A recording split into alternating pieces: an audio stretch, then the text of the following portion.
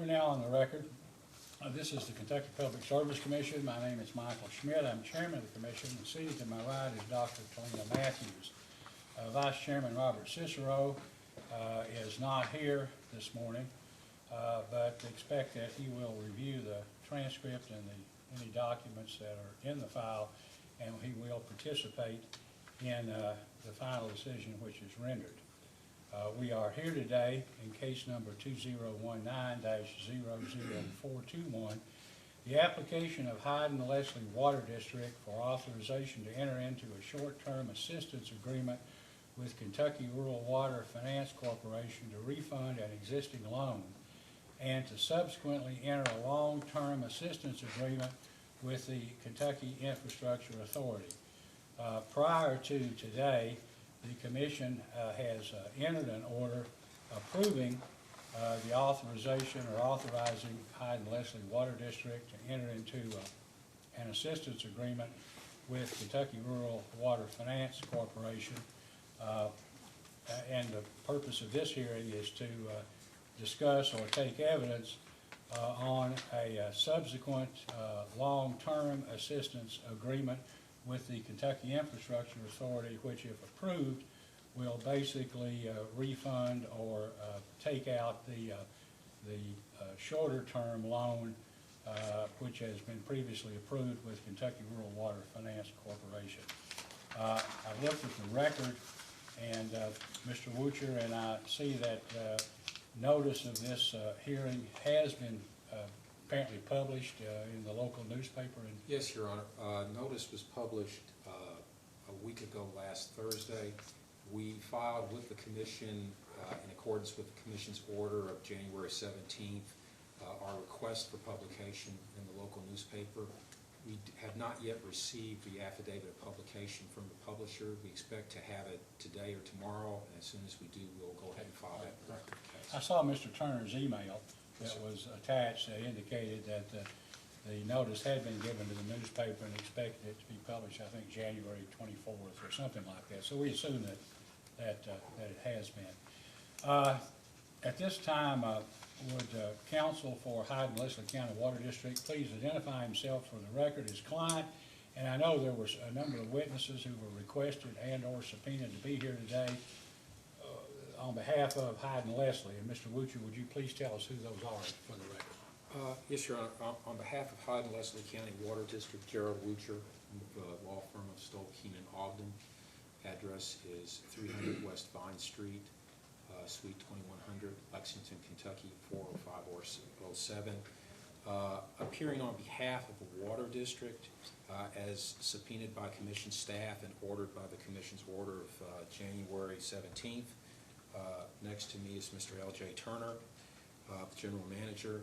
The Commissioners from the Water District, Mr. Augustus Roberts, the Chairman, Mr. Timothy Helton, the Vice Chair of the Water District, Mr. William Todd Horton, the Secretary-Treasurer, and Mr. Ronnie Gay, one of the remaining Commissioners. There was a fifth Commissioner who was ordered to appear, Mr. Wooten, and he requested, and his request for excusal was granted by the Commission because of medical reasons. Also appearing is Mr. Mike Maggard, who's with the firm of Sisler Maggard Engineering, who his firm provides engineering services for the Water District. As to the remaining witnesses, I'm not sure I would characterize them as witnesses for the Water District, but I believe there is Ms. Linda Bridwell is here as a representative of the Kentucky Infrastructure Authority, as a representative of the Kentucky Rural Water Finance Corporation, Ms. Kristen Millard, and I think representatives for the Rural Development State Office, Mr. Anthony Hollingsworth and Mr. Greg Pridemore. Thank you.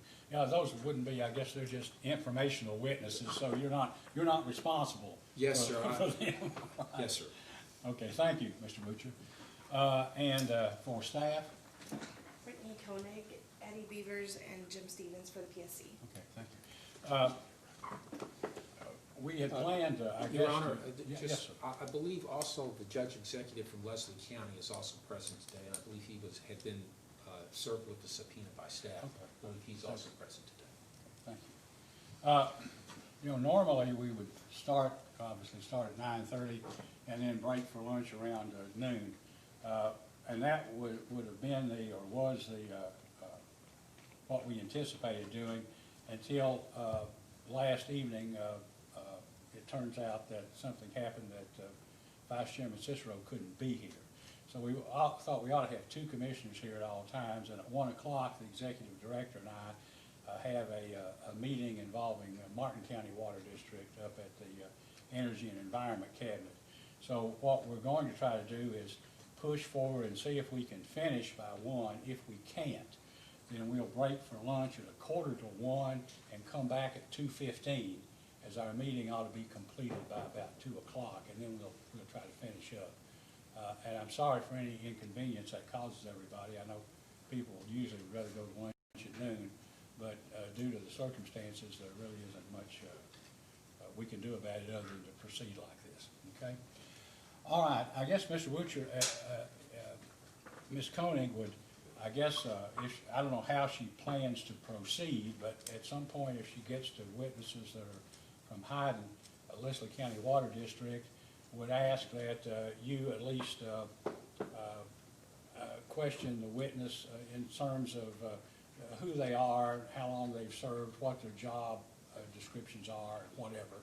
And then Ms. Koenig will be able to examine, and then you'll have a chance to follow up when that's completed. For other witnesses, Ms. Koenig will, I guess, qualify them or get the initial information herself.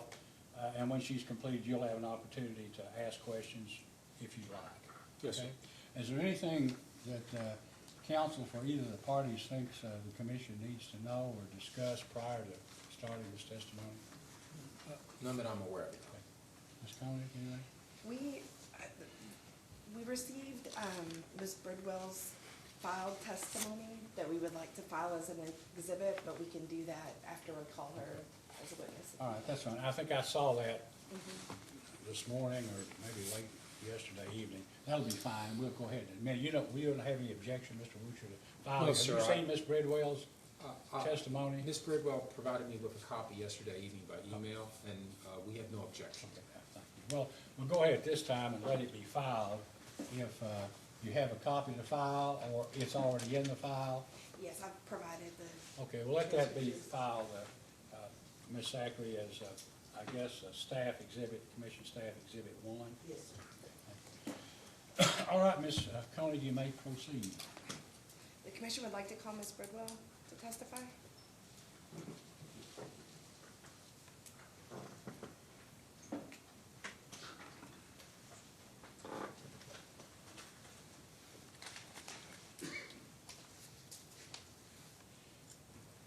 Please raise your right hand. Do you solemnly swear or affirm that the testimony you're about to give will be the truth, the whole truth, and nothing but the truth? I do. Then please be seated. Ms. Koenig, you may ask. Thank you. Good morning. Good morning. And as we just stated, you've provided some written testimony to be filed into the record as PSD Exhibit 1. And I appreciate that very much. It's very helpful to explain the processes, but I'd like to just go ahead and review it for purposes of the audience here. And if you could state your name and address and your position. Yes, my name is Linda Bridwell. My address is 100 Airport Road, 3rd floor, Frankfort, Kentucky, 40601, and I am the Deputy Executive Director of the Kentucky Infrastructure Authority. Thank you. You also go ahead and state that you have testified before the PSC previously, and you give a rundown of your educational background. Would you like to just give the highlights of those qualifications? Yes, ma'am. I have been with the Kentucky Infrastructure Authority for just at a year now. Prior to that, I was with Kentucky American Water for about 29 years in various functions in engineering and rates. I have a bachelor's degree from the University of Kentucky in civil engineering, a master's degree also from UK in civil engineering, and an MBA from Xavier University. Thank you. So part of the duties that you list as Deputy Executive Director at KIA, you list that the financial staff of KIA reviews loan applications, prepares credit analysis for each loan application and recommends loans for approval to the Board of Directors. And you're here because of doing this with Hyden-Leslie Water District, is that correct? Yes, ma'am. My responsibilities at the Kentucky Infrastructure Authority include supervising the staff that does those credit analysis, working with them and any borrowers on the analysis, and then helping to present to the board for approval any of the credit analysis or the financial analysis done by the Kentucky Infrastructure Authority. Okay, thank you. Can you go on and explain the purpose of KIA and some of the loan programs that are available at KIA? But you go on to state that Hyden-Leslie does not have any current active loans with KIA right now, is that correct? That's correct, other than the pending loan request, which is moving forward at this point. I wanted to make that clear that we didn't have a current loan that they were making payments on. Okay. And so then we get to page 5, if you're following on. You say that the loan that we're talking about here at issue for this case was, the letter of intent was received on January 3rd, 2019. Yes, ma'am. Okay. And that maybe there had been conversations previous to that with the water district, with other members of KIA, but. It's not uncommon. Ms. McNeil is not with the Kentucky Infrastructure Authority anymore, and I believe there may have been some conversations, but a lot of utilities will call to see if there's any funds available or that there might be funds available before we actually receive the letter of intent. Okay, but the first instance for you to have interaction about this loan and this project was around January 2019, is that correct? That was the first time that the KIA received documentation of the letter of intent. Okay, and then KIA sent an invitation to Hyden-Leslie to apply for the loan? Yes, ma'am. So once we receive a letter of intent and we look at whether we have funds available and walk through that bit depending on the timing, then we will send a formal invitation to apply for the loan. We recognize that that takes a little bit of effort for utilities, so we want to make sure that we kind of take the step that there's some possibility there before we send the formal invitation to fill out the application and go through the process. Okay. And so the letter of intent doesn't include any financial analysis, and that stage, we're not there yet, is that correct? No, it's just simply one page. This is the money that we need, this is the amount that we need it for, and this is about the time that we'll need it for. Okay. And so then you went on to file some testimony about the credit analysis that KIA undertook, and it was done by 2 different analysts at the Kentucky Infrastructure Authority, is that correct? Yes, ma'am. Okay. But ultimately, the credit analysis recommendation was to approve the loan, is that? Yes, ma'am.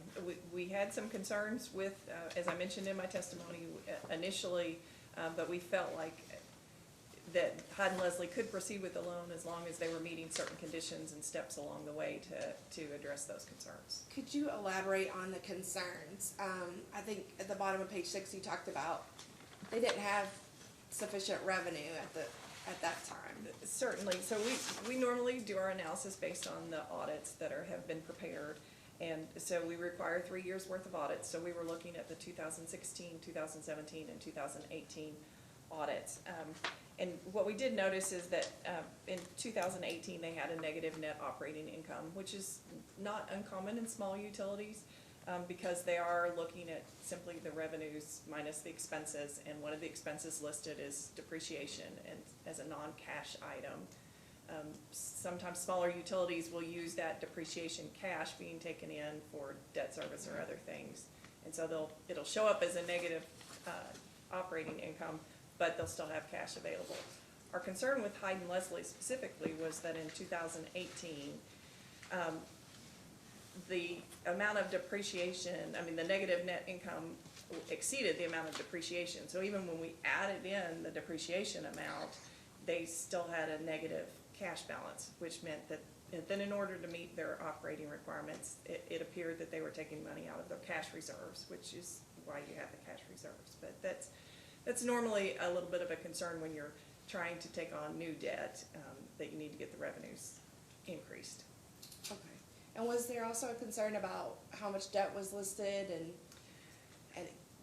Yes, and that was the other, that was the second concern that we had, was that during the work, we understood then that there was also a debt, a project being pursued with debt being sought from the Rural Development, or RD, and that I think our initial analysis did not have the RD debt service that would be out in the future in the financial information, because we were looking at the past. But we certainly didn't want to recommend to Hyden-Leslie that they needed to increase their revenues to the level just to meet our loan, knowing that they had another loan that was also being processed. When we talked to RD, it was our understanding that they, and I know they can talk to it a little bit more, that they may not have had all of the information about our loan being pursued and had all the information in there. So that was just our concern. I don't think it was deliberate. It's just when you're asking for specifically historical information, but we're making projections based on that, we want to have all the information in the projection as well. okay, and who from Hyden-Leslie did KIA interact with? Was it, I believe all of our conversations were with Mr. Turner. okay. And so you said that you were basing your decision on 3 years of audits and any other, and that you discovered the extra loans and stuff like that, so that was considered into the analysis as well, is that Yes. all Yes, of the debt service? Was there any discussion about, that they would need a base rate increase in addition to what type of an increase in revenue would be needed to serve the loan? Yes, it is my understanding, and again, I know Mr. Dant talked to Mr. Turner quite a bit more than I specifically did. But it was my understanding that Mr. Turner expressed that they were aware they needed to do an increase in rates, and that it was really just a matter of how much was going to be required based on the projects and the loans, and how much grant money may be available that would not need to be repaid in addition to that. Okay, and so you do mention grant money. Does KIA bring grant opportunities to the water districts it serves as well? Well, we have two programs, the Fund A and the Fund F, have what the federal government calls additional subsidization. They don't call it grants, but it's essentially a loan, a principal forgiveness for a portion of the loan, which functions like a grant. Unfortunately, because of the timing of the way that we were asking this, the Hyden-Leslie Water District they were not eligible for either the A or the F, the federal programs.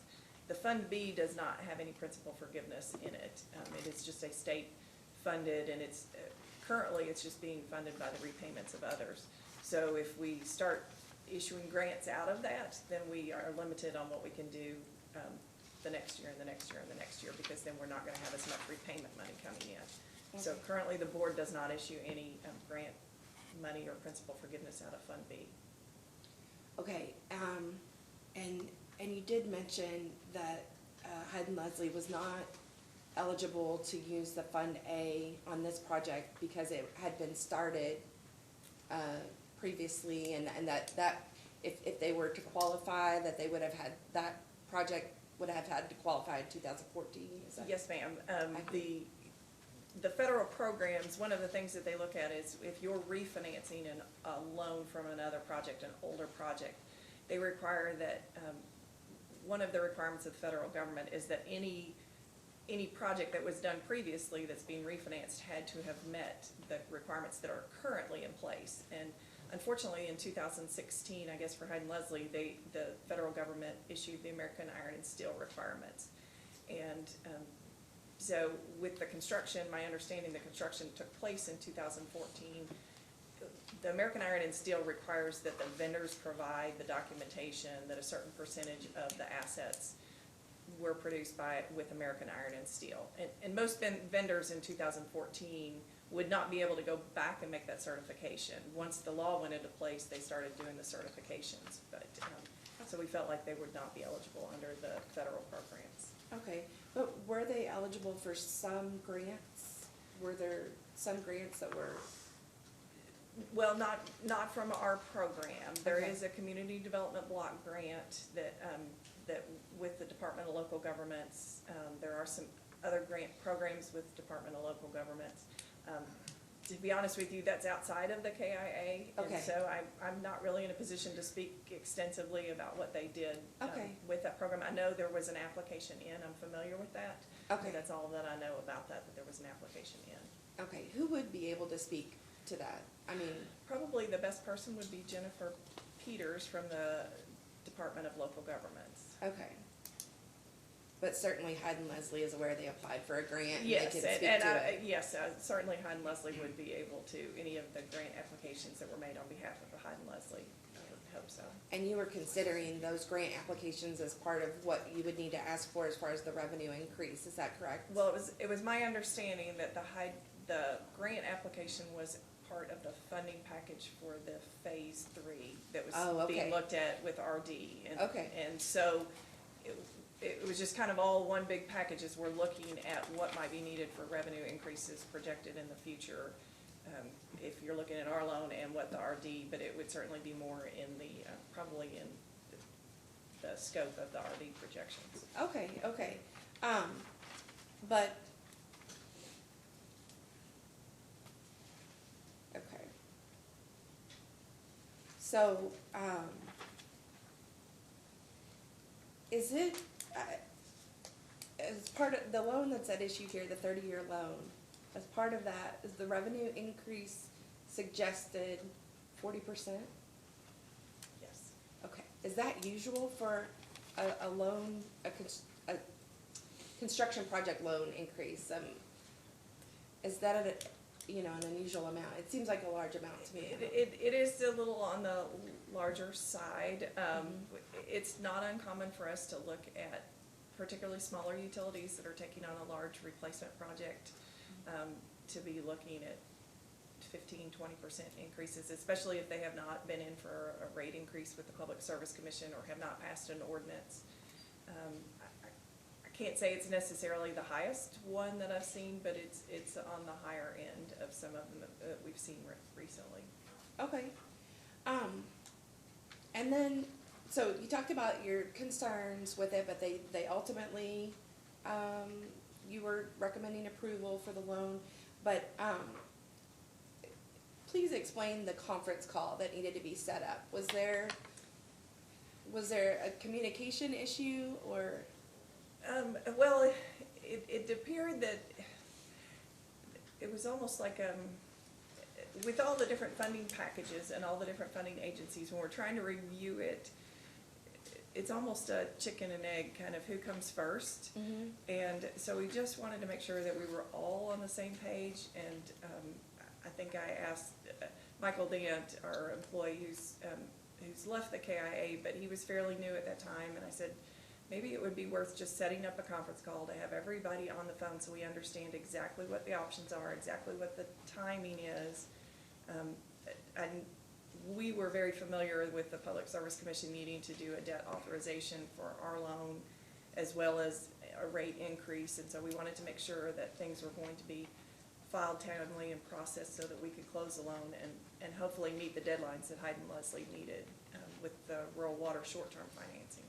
Okay, and I'm not sure, like, what time period the conference calls were exactly taking place, but were the funding agencies aware of the investigative case 2019-41 that Hyden-Leslie was a part of and gave testimony this summer in hearings? Honestly, I don't recall that we specifically discussed the investigative case of the summer. This was all, I think the first conversation that I had with Mr. Turner was maybe late July, early August, and so then we targeted having the conference calls beginning in September.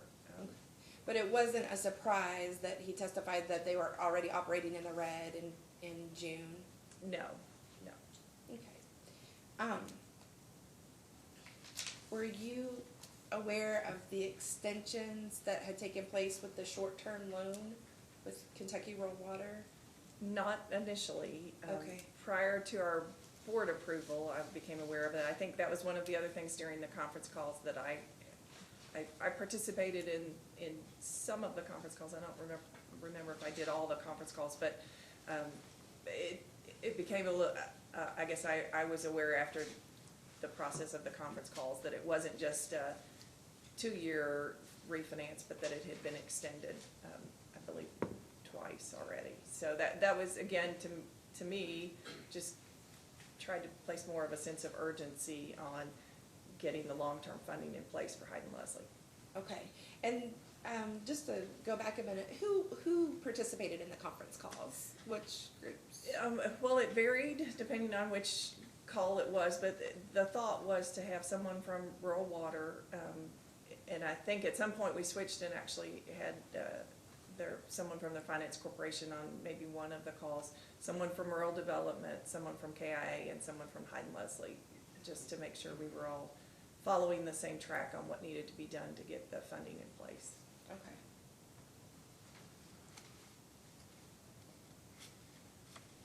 Okay, you did mention that you knew that the PSC needed to do loan authorization, but after the investigative report was issued in November, and were you aware of the investigative report and the order that Hyden-Leslie was under in November 2019? Are you referring to the investigative report for all of the water loss, or was 2019 41 case, there was an order and the report was part of the order? Yes. I was aware of the order. I had not read it in detail at that time, so I wasn't fully aware of any restrictions or items that were being placed on Hyden-Leslie. Okay, and was there any discussion with Hyden-Leslie to that effect, or did they mention anything about consideration of a rate case at that point, or? I don't remember that specifically based on the order that they talked about a rate case, because the conversations with Mr. Turner had been all along that they understood that they needed a rate case, and were really trying to figure out the right timing and how much, and that they had the investigation going on, and that there had been quite a bit of back and forth during the investigation on their water loss and their operations. Okay. Do you know why they weren't filed? I mean, you said it was timing, but were there any other complications as far as like concerns with their operations or the way they were keeping records, or do you know why they didn't meet their extensions? Or I'm sorry, that they needed the extensions because they weren't meeting deadlines? No, I was not aware of any discussion. I believe it was mentioned at least on one phone call that there was perhaps some concerns within the community about raising rates and what it would require. But we really weren't trying to explore too deeply into that conversation. I mean, that's no one likes rate increases, and so we understand that, and so we were just trying to make sure that we were following the process to get done what needed to be done for Hyden-Leslie. Okay. Okay, that kind of answers my second question as to why they weren't filing the rate case as well. You don't know any more of I was not aware of any, there was no other reason given, and I don't know that I specifically asked at any point, was there a reason given why they hadn't filed a rate case specifically? Okay, and as far as the sense of urgency that you talked about, you started working with Hyden-Leslie in January 2019, and then it progressed and including all the other funding agencies, but they were extending deadlines, and then eventually KIA granted this last extension that they needed because they hadn't met the conditions for the KIA loan, and it extended their deadline to June 1st, 2020. Is that correct? Yes. Okay. I have no further questions. Thank you very much. Mr. Woocher, it might be, I guess, easier for everybody, including you, if the commissioners had questions and we asked, and then you could follow up I and clear assumed up that any- was going to be the commission's procedure. That's fine. Commissioner Matthews, any questions? I don't have any. I have just a few. Mr. Bridwell, the proposed loan from Kentucky Infrastructure Authority to Hyden-Leslie Water District would be for how much money? Need to double check it. I believe it's 2,700,000 and 735,000 is what has been authorized by the board. So if there's any money above that, then it would need to be increased by the board of directors. And what conditions, if any, that KIA required of Hyden-Leslie have not been met as of this time? The one condition that was specifically placed by the board of directors was that the district would need to satisfy all of the concerns from the RD letter on the Phase 3 project. And it's my understanding that those conditions have to be met for that project to be moving forward and that financing to be moving forward. So if both projects were gonna need funding to move forward, then we wanted to make sure that they were satisfying those conditions and moving that project forward on a timely basis as well. Does the Kentucky Infrastructure Authority require Hyden-Leslie or other rural water districts approval of the loan by Public Service Commission? It's normally not a condition placed specifically by the board because it's required as part of the execution of the assistance agreement. It's part of the terms of the assistance agreement say that the borrower has all of the approvals that they need required to execute the agreement. So normally we don't place it as a specific agreement or a specific condition for approval because it's just kind of understood that if they need PSC approval that they'll go get it before they Do execute. you think they need PSC approval?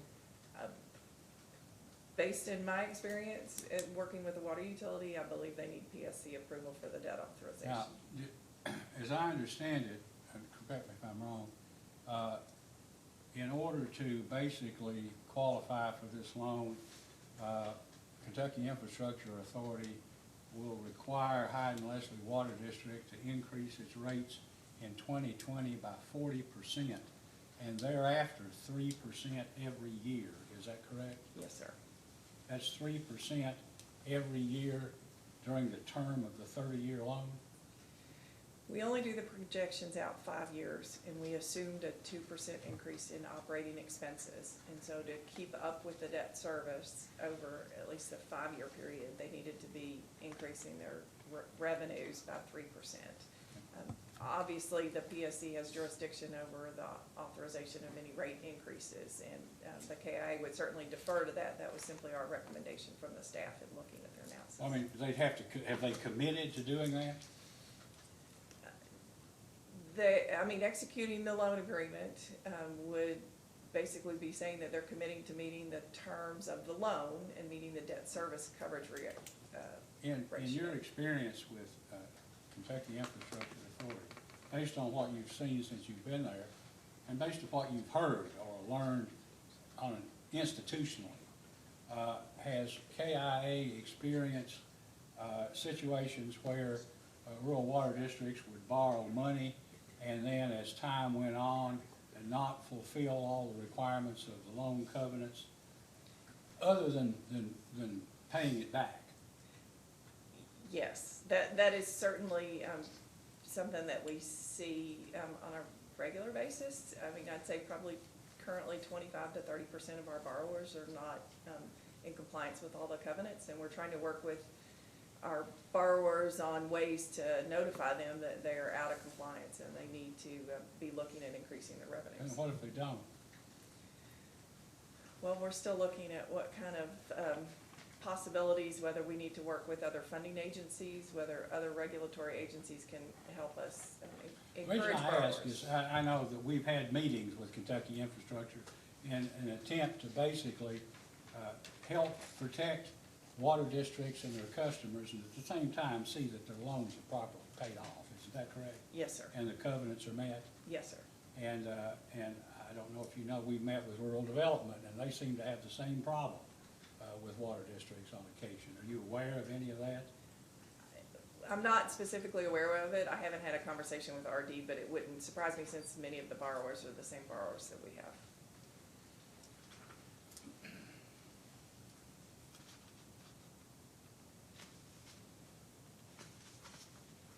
Now, are you aware of, apparently, Hyden-Leslie Water District has obtained an extension of time from rural development to meet the conditions necessary to obtain an RD loan.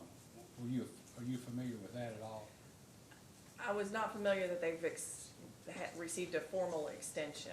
I was simply, Mr. Witcher contacted me and requested that we extend the condition of the loan that they needed to meet the RD requirements. I don't know the RD process well enough to know whether they have to ask for an extension or if they simply just notify them that it will take a few more months to get the work done. So you're not familiar with what conditions that RD placed on Hyden-Leslie that they have been unable to meet as of this time, is that correct? I have seen the letter and read through it, but I would not, I certainly wouldn't want to testify as a expert on the RD process or whether those conditions have been met or have not been met. I'm just asking, do you know what those conditions were? Only just looking at the loan, I think there were some, on the documentation that they had received from RD, that what the conditions needed to be done, some additional engineering work and information that needed to be provided. You indicated that there was apparently, at least not directly through what you do at KIA, but there were was a community block grant that may or may not have been available to Hyden-Leslie Water District that you understood Hyden-Leslie had applied for. Is that correct? Yes, sir. And are you familiar with whether or not that application for the block grant was approved? It's my understanding that the Department of Local Government and the Community Development Block Grant Administrator was waiting on a document back from, I believe it was the Leslie County Judge, and that it needed to be signed and returned, and that they had attempted to communicate that grant could not move forward until that document had been returned, and that was not returned, and so the block grant was, I don't know if the term was whether it just simply expired or whether that was removed. I don't know. It wasn't awarded, is that correct? That's my understanding. Now, the block grant, is a block grant money that the water district would receive for which it was not required to make any payment back? That's correct. The county would actually receive it on behalf of the district, and then, but it wouldn't need to be repaid. So the county would receive the money under the block grant, but the money would go to the water district to meet its needs or for infrastructure or whatever. Well, again, the Community Development Block Grant is a federal program that gets audited pretty closely, and so when the county receives the money, the money has to be used for what the application states that it is. So if it's been applied for on behalf of a water district for an infrastructure project, it has to be used for that. But the county wouldn't be required to pay the money back. Correct. The county would not be required. But it's your understanding that the county never approved the block grant and never provided the documentation that would have permitted the water district to receive the money. Is that correct? That was my understanding from the conversations with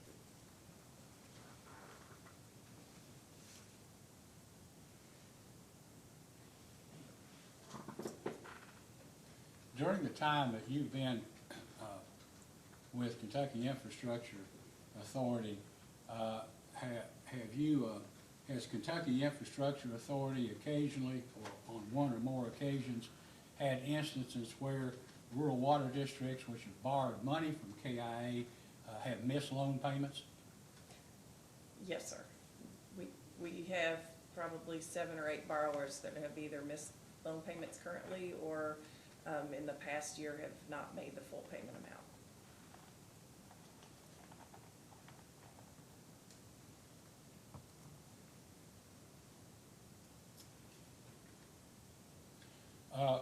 Until today, or within the last month, were you aware of the fact that Hyden-Leslie Water District has not been before the Public Service Commission for a base rate increase since it was formed in 1968? I don't think that I was aware of that until I had a conversation with the Public Service Commission. I think I went back and looked at their last filing that resulted in a rate increase and realized that it was not a base rate case. But that was all that I had really done any research on my own. I have no further questions, so, Mr. Butcher? Thank you, Your Honor. Good morning, Ms. Bridwell. Good morning. It's almost like old times, isn't it? It is. Let me go ahead, I guess, let's start back just with the time schedule. You would agree that based on how Hyden-Leslie framed this application to KIA, it's become very complex, and it had a number of players in it, and it required a number of actions to be done in order for everything to work out for Hyden-Leslie to meet the requirements of the KIA loan. Yes, absolutely. And timing became extremely important given the fact that it had a short-term loan with the Kentucky Rural Water Finance Corporation, which was going to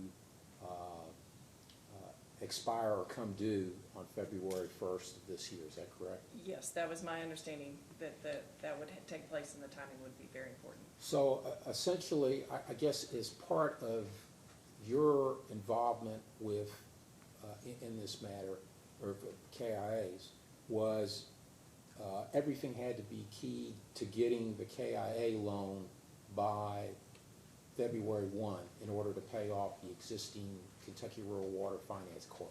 note. Is that correct? That was my understanding, and we certainly wanted to assist Hyden-Leslie in making sure that could happen if we could. And if that didn't happen, then the district would have some problems. Would you agree with that? Well, it's my understanding that they did not have authorization to extend that financing. They would have to issue a new note, and that note, unlike other two-year notes, because they had turned this over for a period of more than 6 years, it would require PSC approval. Yes, that was correct? my understanding, and certainly, we have enough conversations with Rural Water that we wanted to make sure that they also had what they needed as part of So financing. let's go back a little bit. Would you agree that, or do your records show that Hyden-Leslie contacted KIA sometime in November, about November 29th, 2018, to inquire about the possibility of a Fund B loan? I believe there was some conversations and some contacts. I don't know that I've seen that contact information. in Okay. November. If I represented to you that Mr. Turner called Ms. McNeil on or about November 29th, you'd have no reason to disagree with it. No, I wouldn't have any reason to disagree with that. And if I told you that the minutes of the November 29th board meeting, November 29th, 2018 board meeting of Hyden-Leslie's County Water District show that Mr. Turner had relayed that conversation to his board members, you'd have no reason to disagree with that either? No, not at all. Okay.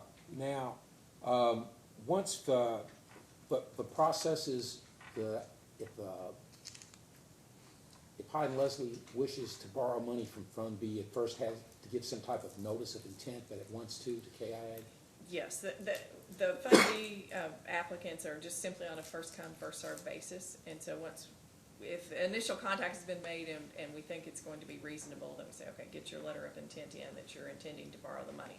If we never see that, then the money may go to someone else. And your records show that the letter of intent was not actually received by KIA until January 2nd, 2019? That was what our documentation was showing. Okay, and then following that, there was a invitation to apply on January 4th that was sent to Hyden-Leslie? Yes. Okay. The application itself, how difficult is that to prepare? I think it depends on your experience with working with the applications. There is a bit of financial information that has to be pulled together as part of the, I have personally never filled out an application before, so I don't know. It's not uncommon to see them take a couple months to pull Okay, so them the together. application itself was filed with KIA, I think on March 1, is that correct? That was my understanding, that there was something that came in March 1st and then a signed copy that was dated in our system March 12th, but the application itself was dated March 1st. Okay, so that time period in is not you would not consider that to be delay. That would be normal for the process, especially for a small water district like Hyden-Leslie Yes, County. that would be a normal.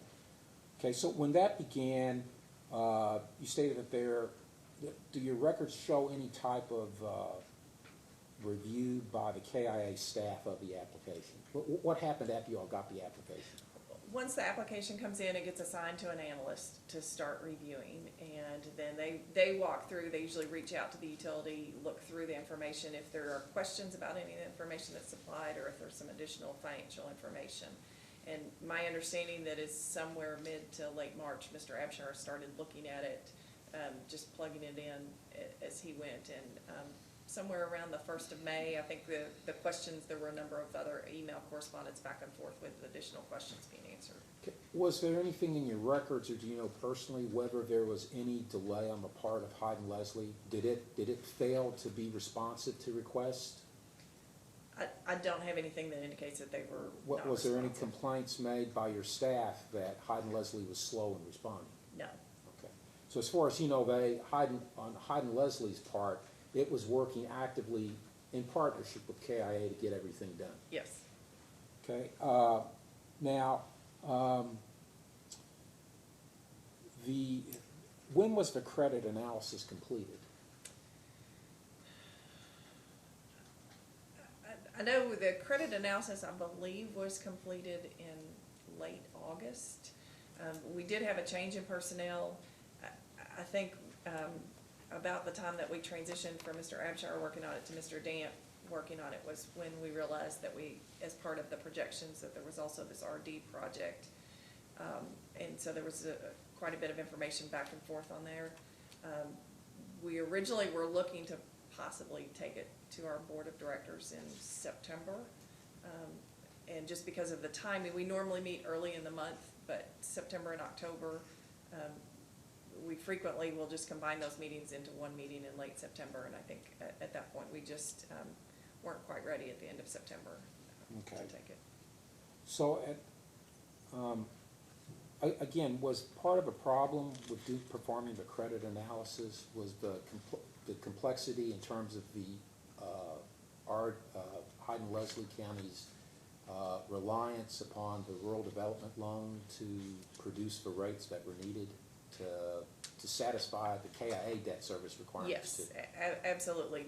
We knew that just, and again, this is more from my personal experience, that it would be difficult for the district to get a loan or rate increase in place before February 1st, which would make it difficult for us to try and, I guess, execute the loan and pay off the rural water loan before February 1st. So one of the suggestions was if you're pursuing this RD process and we can get that moving in such a time frame because let me back up. One of the approvals that our loans still have to go through is we have to go to the Capital Projects and Bond Oversight Committee of the legislature, and they are looking primarily before they approve, are the rates in place that will pay for the loan, the funding of the loan, or are there, if not, they will conditionally approve them sometimes if there's something moving forward. But we were really looking on a timing issue there. Well, let me ask about that. The KIA board issues the approval. Yes. And that kind of starts the process, but then you also still have to get the approval of the capital. It's the Capital Projects and Bond Oversight Committee of the General Assembly. And normally, how long does that take after the KIA board has issued its approval, voted on? They meet monthly, and it's usually the third week of the month. So just depending on the timing, if we get our board approval and then get it on their docket, about 40 to 5 days is about as fast as we can get that approval back and execute the loan.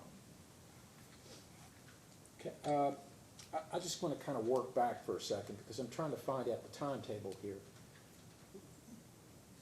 Let's say our drop dead date is February 1, 2020, so that the KIA loan can replace the existing short-term note of Kentucky Rural Water Finance Corp. It requires PSC approval before KIA will go ahead and execute the agreement and I guess tender the monies to Hyden-Leslie or to the outstanding lenders that have the existing note. Is that correct? Yes, So 60 days would mean an application would have to be filed with the PSC no later than December 1. Is that correct? yes, And that's cutting it extremely close. Yes. And I think the PSC has already said, has warned many water districts, and I think Hyden-Leslie also, don't cut it to the last minute. So December 1 would be cutting it to the last minute. that's my So- understanding, yes. So at that point, if we take it back, you needed to have at least some type of approval from KIA to have met all the conditions on the loan no later than December 1. Is that correct? That's correct. Now, just so I understand, because it was a little bit unclear to me, when the loan was approved by the KIA board, it attached 2 conditions other than the normal conditions to the loan. Is that correct? Actually 3, but yes. Okay, I'm trying to remember what those were. I know one was to file an application with the Public Service Commission no later than November 30th, asking for approval of both the KIA loan and authorization to go ahead and enter into a short-term note with Kentucky Rural Finance Corp. Is that correct? Yes, And then a second was some evidence from the Board of Commissioners of Hyden-Leslie County Water District that they intended to seek whatever rate adjustments were necessary to maintain the appropriate debt service coverage, not only for the KIA loan, but for any other loans that they had or were later to acquire. Is that yes, correct? yes.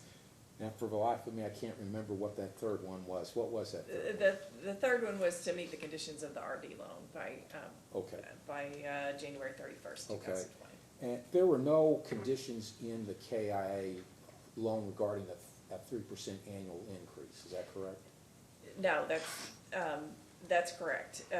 To the extent that there was a concern by KIA staff, the resolution and guarantee, I guess, by the Board of Commissioners that they were gonna take the steps to increase their rates when their debt service coverage got below the minimum requirements of both the assistance agreement and other debts, would satisfy, at least in part, the concern that KI staff had. Is that correct? Yes, I mean, we certainly are very cognizant that the rates of the district are authorized by the PSC. And so we can recommend, we can do the analysis, but to actually put a condition on the loan, since it will take PSC approval, we would certainly defer to what the PSC was looking at. But the idea was KIA board was sending a message to the water district, we're watching you and you're gonna have to have rate adjustments to keep it, to meet our debt service requirements. Yes, And just so I understand, I believe Hyden-Leslie currently has some loans with rural development. And those loans, do they have a debt service coverage of 1.2? I don't know the details of those Well, loans. what's the debt service coverage requirement for the KIA loan? The KIA is a 1.1. Is there a requirement that if the applicant has other loans outstanding, they also have to meet the debt service requirements for the other loan? Yes, absolutely. So if rural development has a 1.2 debt service coverage requirement, effectively KIA has that too, in the sense that everybody, it's got to have rates to meet everybody's requirements. Yes. Okay. Gonna move back now. I guess what I'm trying to find out from you all, or from you, is in the timeline. We know that December 1 was the date an application would have to be filed. And then even before that, the district would have to have in place rates that would meet KIA's requirements and its other debt service requirements by December 1 in order to make an application to the PSC, in order that you had committed fully that they could get the monies. I'm trying to think, we did not, not to make the application to the PSC, but before we could close the loan and actually give them any hard cash, that the rates would need to be in place that would meet the debt coverage ratio. And so that was what we were trying to do with the timing, is to allow the authorization of the PSC to go forward at the same time, and all of our loan process and the steps that are required there to go forward. Let's step back for a second. If the district had not relied upon the rural development first of all, is it common for water districts and water associations, when they're looking at raising rates, and they come to you, they say that they're gonna do it as part of a package, or try and get rates through a rural development loan process, as opposed to filing a general rate adjustment to PSC under what I would call the normal process? It's a mixed bag. I think a lot of it just depends on the timing. I believe going through the rural development process and then filing that application with or that authorization with the PSC moves a little faster, at least with the perception of most water utilities, is that seems to move faster than filing a general rate increase Well, with the Public Service Commission. let's talk So about that for a second, because you have experience with setting, with making rate applications. Is that I right? have a little bit of experience with rate Okay. applications. And while recognizing that Kentucky American is much, much larger than Hyden-Leslie, you would agree that if an application is filed with the Public Service Commission under the normal procedures, under KRS 278-180, it generally takes about 6 months from the filing of the application to get a final order of the commission. On a normal general rate increase, I think the process under the alternative rate filing is a little bit faster, but Okay. that's my understanding. Okay, so 6 months is the outer, and the suspension period that's found in, for the larger utilities is you file and then you have a suspension for 5 months unless you're using a future test period, and then you might use 6 months. Yes. And you are aware that that's basically, the suspension period is the same under the alternative rate filing process. No, I guess I was thinking that this, well, yes, I guess I mean, I think said no, technically but I there's think because no- it's a historical, the suspension period No, on that. and I understand, goes to 5 but we months. can agree that it would take 4 to 6 months to get a rate adjustment through the PSC under normal circumstances. Yes. So if the district were going to go ahead and do that, and if it was looking to file a rate application based on what we have, we'd have to move back at least another 4 or 5 months from that December 1 filing. We need to have rates in place in order to go ahead and go forward, to go ahead and get the loan with that's been proposed with KA to refinance the debt. Right, so in order to, I guess, close on the loan and have it readily available so that the cash would be available by February 1st, we would have to move back and have the rate increase. So we're looking at something, they would have had to have filed something by August.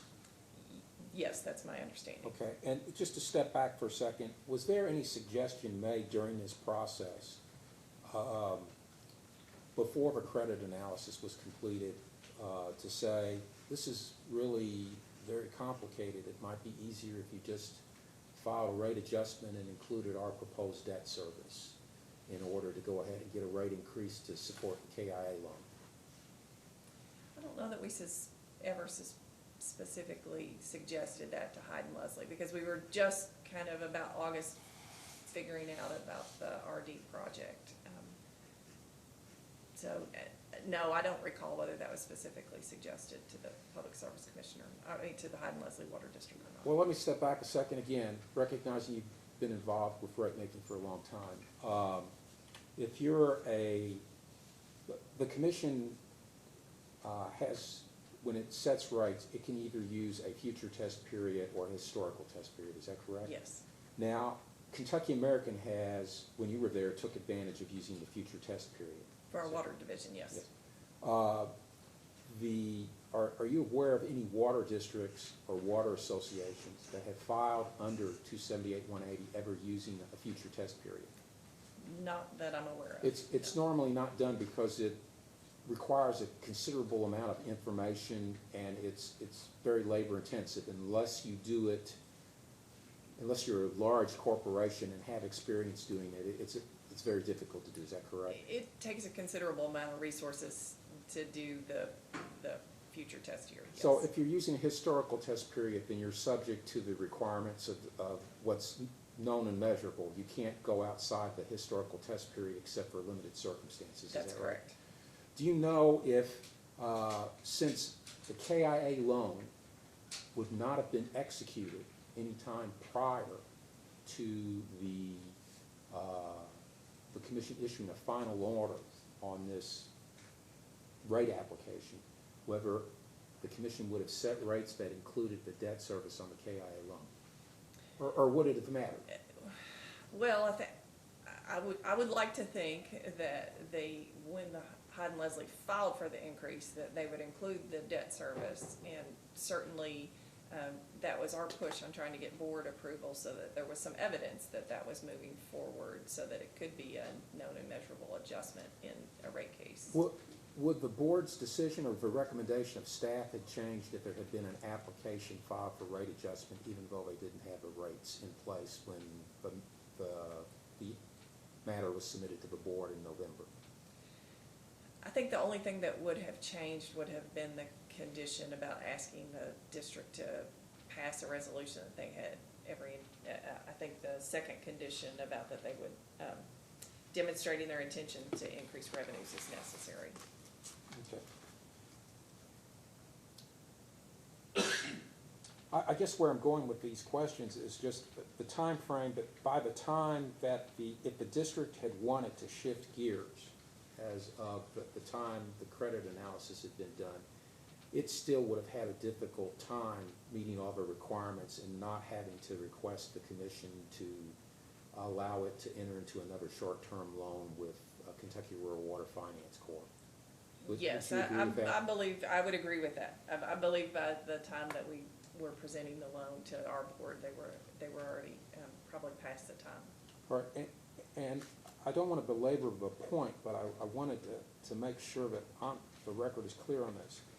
In your mind, as somebody who has been involved both on the investor-owned utility side and now working with government-owned utilities that are regulated by the PSC, there are some valid reasons why a utility might want to use the method for rate adjustment that's provided by KRS 278023 and using rural development financing. Yes. And you said one of those is the speed at which you can go through.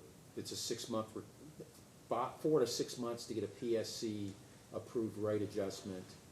It's only a month after filing under the 023 statute. Is that correct? It's correct in the strict sense that the process at the Public Service Commission is faster, but I don't know that the overall process to go through the RD filing and then go to the Public Service Commission is faster than the rate application. Part of the issue there is how far along you've got with your project in meeting the RD requirements. Yes, absolutely. If you're still waiting for them, it might be faster to use the normal process. Yes. If you have completed the process or are close to completion, it might be more advantageous, more speedy to go ahead and use the 023 process. It Is that could, right? yes. And would you agree that when RD sets rates, while it uses a different methodology, it also looks at projected expenses rather than historical expenses? That's my understanding as well, that they're looking at projections. And I guess your staff looks at them as well. You're projecting out to see what the expenses are in terms of trying to think of what rates should be. Yes.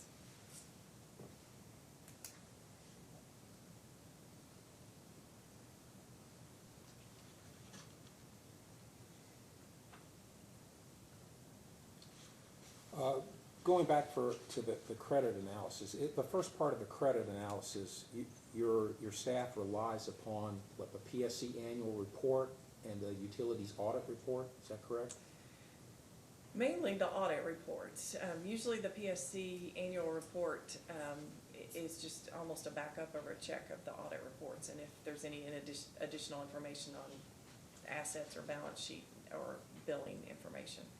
Now, is the utility or the applicant, if it's a PSC regulated entity, is it required to provide the annual report, or does your staff just simply go to the PSC website or to the special purpose governmental entity portal and download a copy? We just go to the PSC website and download it.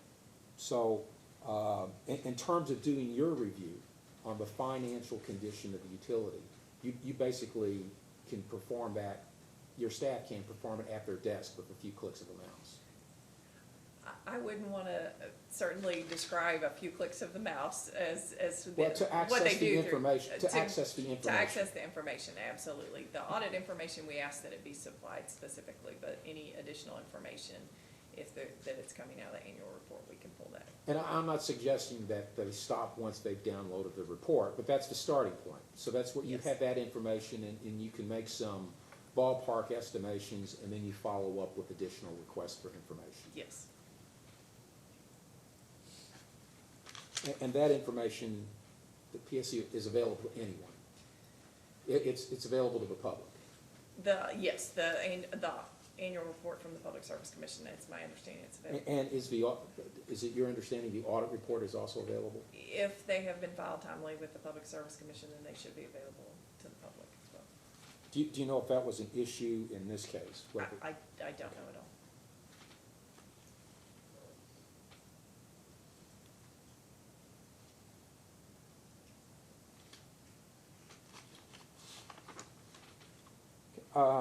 Regarding the CDBG grant, just want to clarify for the record. Now, the grant itself, the applicant for the grant is county government. It's not the water district, is that correct? That's my understanding, it's Leslie County, yes.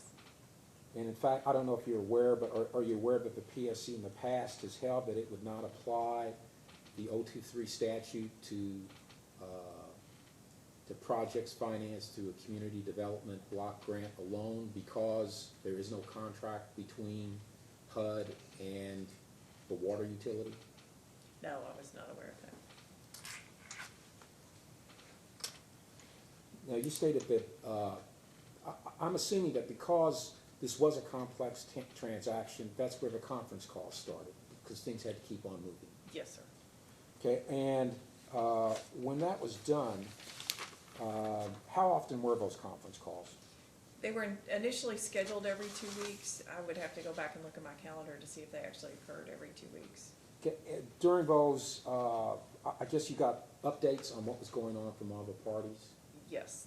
During that process, was there any indication to you that Hyden-Leslie was dragging their feet or in any way trying to delay the process? No. Did you get any indication that Hyden-Leslie, I take it during this, Hyden-Leslie was still relying upon the RD rates and using the KRS 278023 to get the rates it needed to support both the RD loan and the KIA loan? Yes. And was there any suggestion at that time that the utility wanted to avoid PSC review, or was it a reason just simply the time constraints involved? There certainly wasn't any discussion that they were looking to avoid. In fact, we talked about, because they were under the investigation case, that there was already quite a bit of information that had come to the Public Service Commission as part of that investigation case on the operations.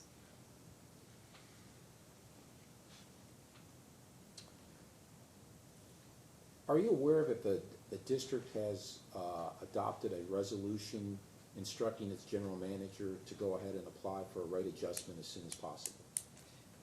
I'm aware of the resolution that has been submitted as part of the condition Okay. being met. And are you aware that arrangements have been made with the Kentucky Rural Water Association to go ahead and have a rate study done and an application prepared?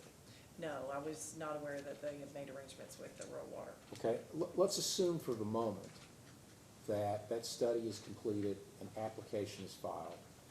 What impact, and that study is looking solely at the district's existing financial condition and the potential KIA loan to refinance the existing debt.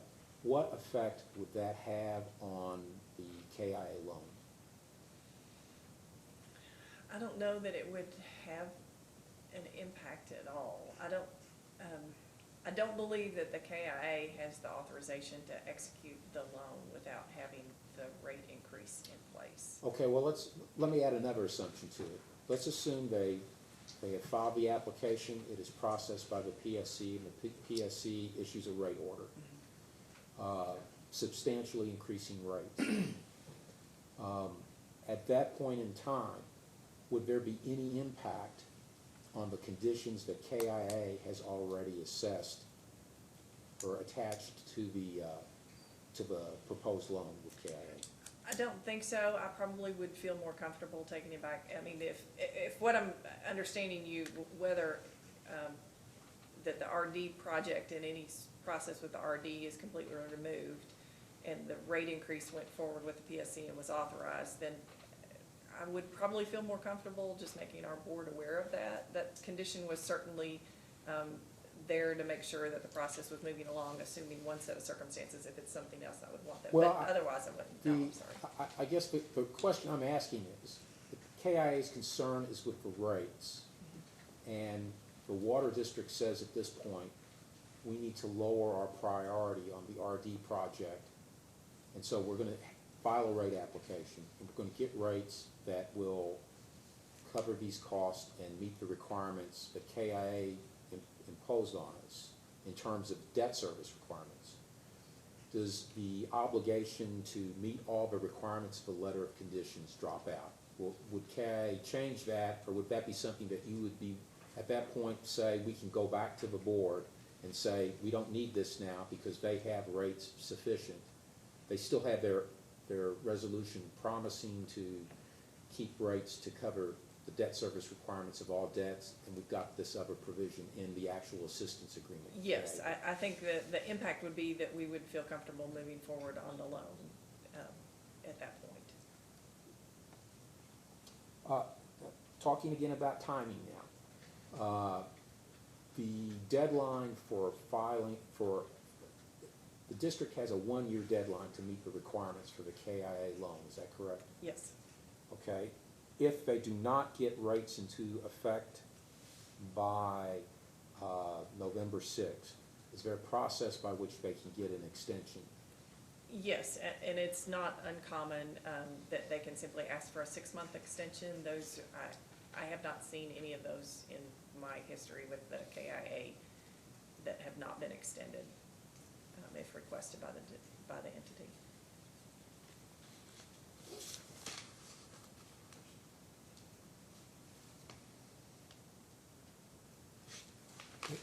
During this period while you were having the conference calls, did KIA have any discussions with the Public Service Commission or officials from the Public Service Commission regarding Hyden-Leslie's condition?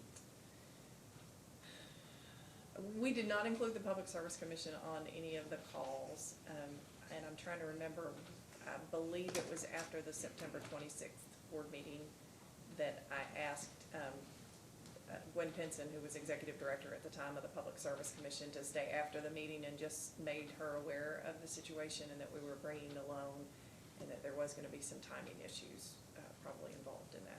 Okay, and she was present at the November 7th meeting when the matter was presented to the KIA board? Yes, I believe she was. I might have to double check the minutes to make sure she was. And I assume she followed the historical practice of abstaining on anything that involved PSC regulated utilities? Yes. Okay. Were there any discussions with the PSC after that, that board vote regarding Hyden-Leslie and its loan and its current financial condition? I don't think there were any specific conversations until a couple of weeks ago when I had a conversation with the commissioners and some of the staff members about the current proceeding, the debt authorization proceeding. When was that conversation? Maybe 2 weeks ago. Okay. And the PSC commissioners were present? Yes. And the PSC staff were? Yes. Is that including the staff that's here today? Some of the staff members, yes.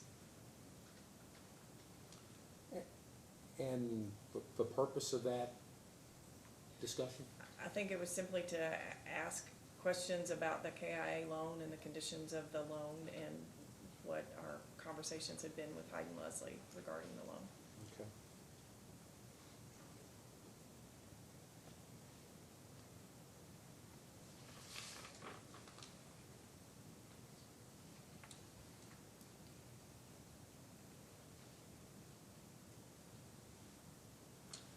Just a couple more, just to, I guess to reiterate. During your impression of the discussions with Hyden-Leslie, Did Hyden-Leslie ever suggest that PSC authorization would not be required either for the KIA loan or for any type of refinancing of the Kentucky Rural Water Finance note? No. And your recollection, did Mr. Turner or anyone else from KIA at any point suggest that the district was trying to avoid a review of its rates by the PSC? No.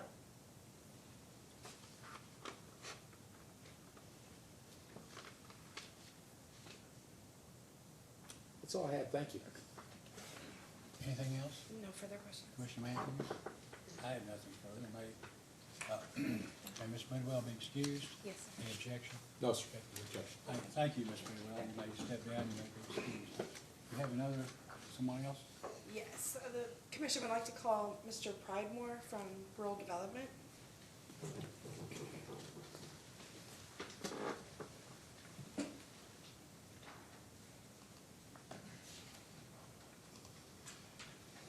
Please raise your right hand. You solemnly swear or affirm under penalty of perjury that the testimony you're about to give will be the truth, the whole truth, and nothing but the truth. Please be seated. Thank Ms. you. Conley? Thank you. Good morning, Mr. Pridemore. Good morning. Hi. Could you please state your name and business address for the record?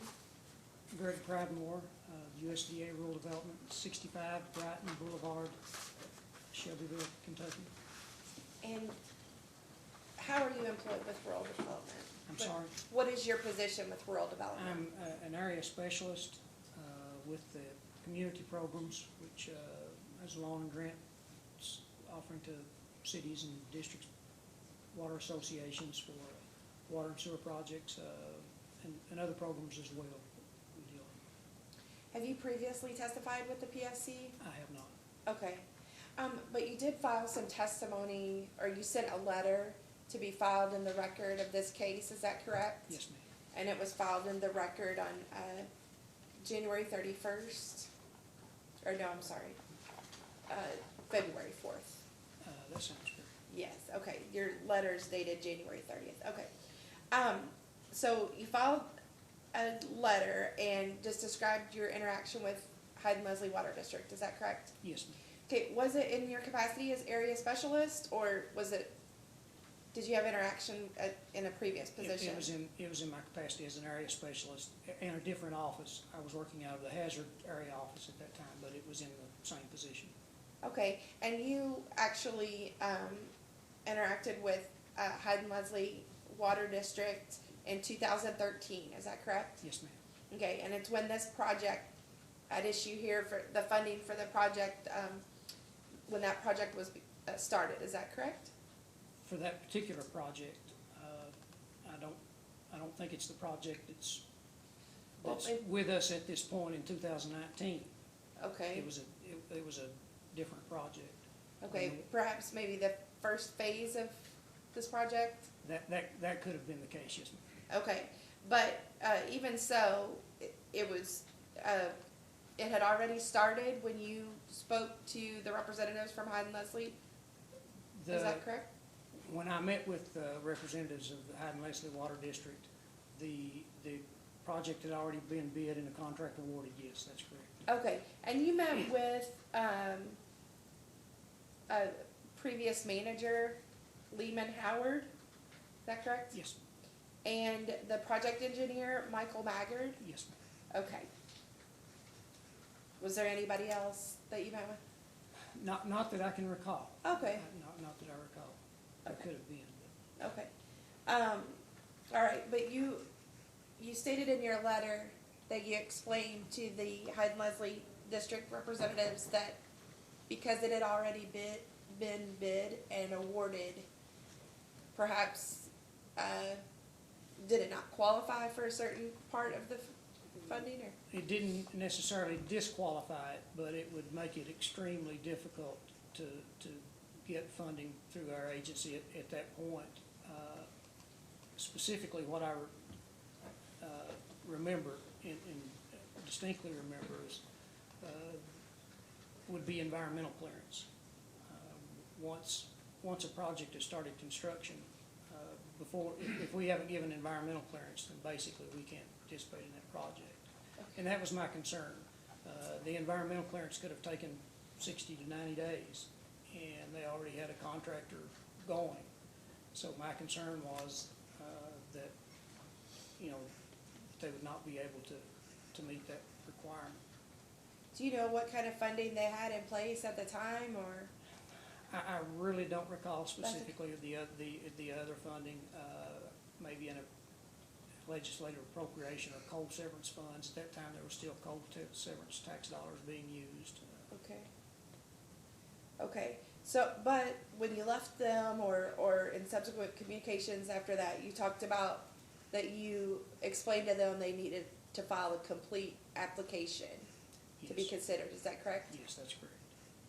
Okay, and did they file a complete application? I did not get a complete application. Okay, and you don't know, you said you made them fully aware of the urgency to provide the application, if they wanted to be considered for the RD funding, is that correct? That's correct. Okay, and so then, did you move jobs after that, or, so did you not have any other contact with Hyden-Leslie after this one interaction? Nothing in that detail.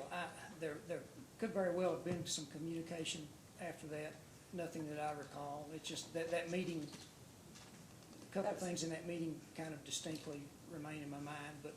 Okay, and you don't know if another area specialist or something took over dealings with Hyden-Leslie, or do you?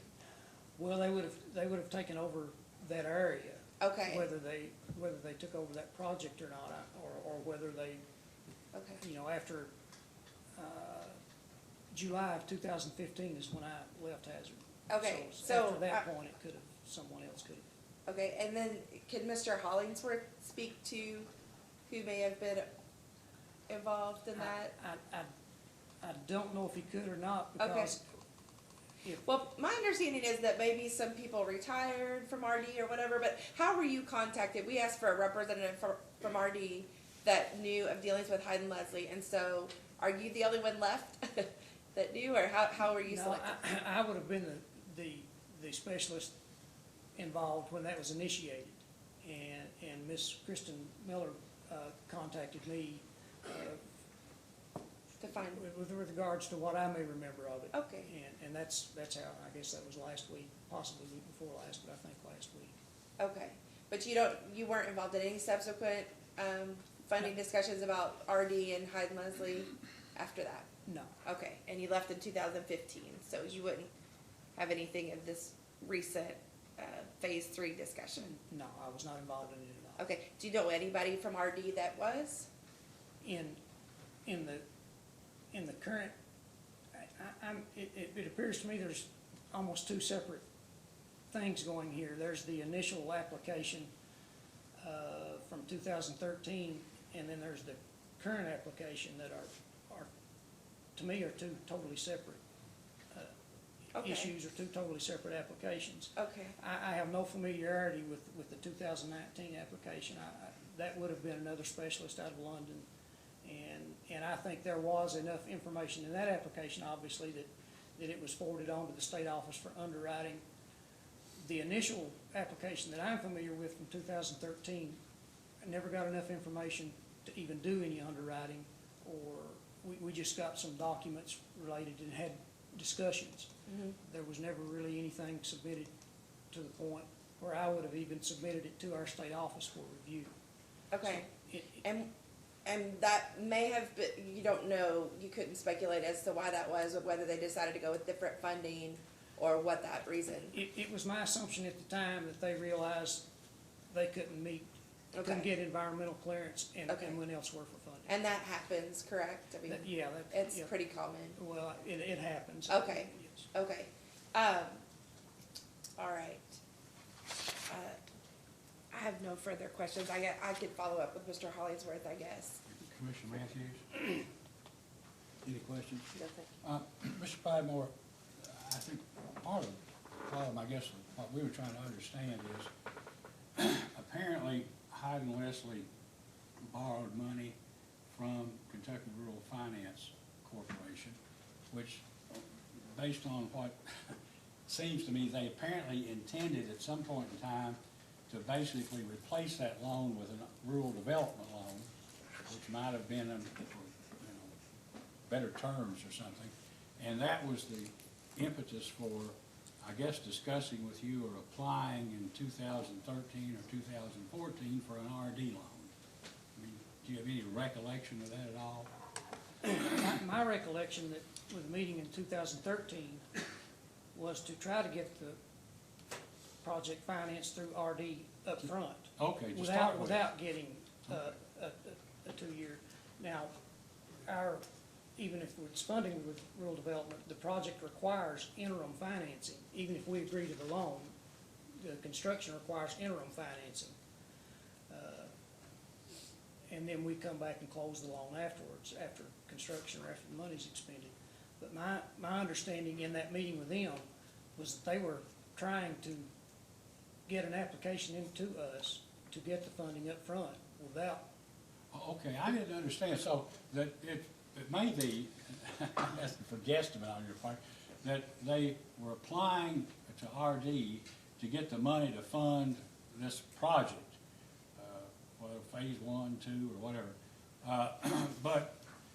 And even if that had been able to go forward, they would have needed some kind of interim financing, such as through Kentucky Rural Water Finance Corporation, to basically, like a bridge loan, something to get the money, and then ultimately, when RD loan was approved, it would provide the money and pay off whatever Hyden-Leslie would have owed to Kentucky Rural Water Finance Corporation. Is that something like that? Yeah, it's sort of like a construction loan or interim. We don't do monthly draws when we do the bond purchase, and of course the contractor's going to come monthly so there has to be the bridge loan, construction loan. We refer to it as interim financing, and that can be done through Kentucky Rural Water or local banks. We don't have a specific requirement on that, but at that point in time in 2013, we were trying to do the traditional loan with RD, and my assumption was that after the meeting and discussion with where they were at in the process and what it would take, that they realized they couldn't get the information we needed in time to do that, so they went with different financing with the hopes of maybe coming back to us with a refi later on. Okay. And that leads into, I guess, the whole point of much of this inquiry was apparently the loan or assistance agreement with Kentucky Rural Water Finance Corporation may have been for a couple of years, and then when about time for it to expire in 2000, maybe 16, do you know if they came back to rural development at that time to try to obtain financing then to basically take over or pay off this Kentucky Rural Finance Corporation, Rural Water Finance Corporation loan? I do not know. But in 2016, I would have been in the Shelbyville office, so they would have come back to either the Hazard or London area office for that. Well, I was just assuming, we assumed that occurred in 16 and then again in 2018. Well, and then so I don't know, but that was the question, and that was some of the, obviously you weren't there, that we were trying to understand is what happened, that they couldn't get these loans from rural development in 2016, 2018. Well, if they had come back to us for refinancing, we can do some refinancing, but it can only be for up to like 50% of a project. So if they'd come back to it, they could not have come back to us strictly with a refi of that loan. It would have had to have been part of another project. Say if they needed to refinance $2.5 million, they would have had to have come back to us with a project that also included at least $2.5 million of new construction. So that we can't refinance 100% of a loan. So had they come back, it would have had to have been part of a bigger project. Okay. All right. Well, I don't know. I'm sure Mr. Turner or somebody at Hyden-Leslie can explain it, but that was the issue and why you're here. And I'm sorry if we caused you to travel maybe when you didn't otherwise might not have been necessary. Mr. Lucher? I have a few questions. Mr. Pridemore, I didn't follow completely. Your current position with RD is what? It's area specialist. It's sometimes referred to as a lawn specialist, but we just, and sometimes a field specialist, but. So, but the scope of your work is you're still working with water utilities regarding loans and grants? I am still doing the same thing now that I was doing while I was in Hazard. I'm working Okay. with loans and grants. Let me step back a second. Let's go back to 2013 in your letter. You stated that you met with Hyden-Leslie's manager and project engineer in 2013. Do you recall specifically when that was? I really don't. And the conversation from that, and it could have even carried on into 2014. I'm not sure. Let me ask the next question. It was, you clearly remember that the project construction had already started? Clearly. Okay. Well, no, that the contractor had started mobilization and was bringing in equipment and supplies.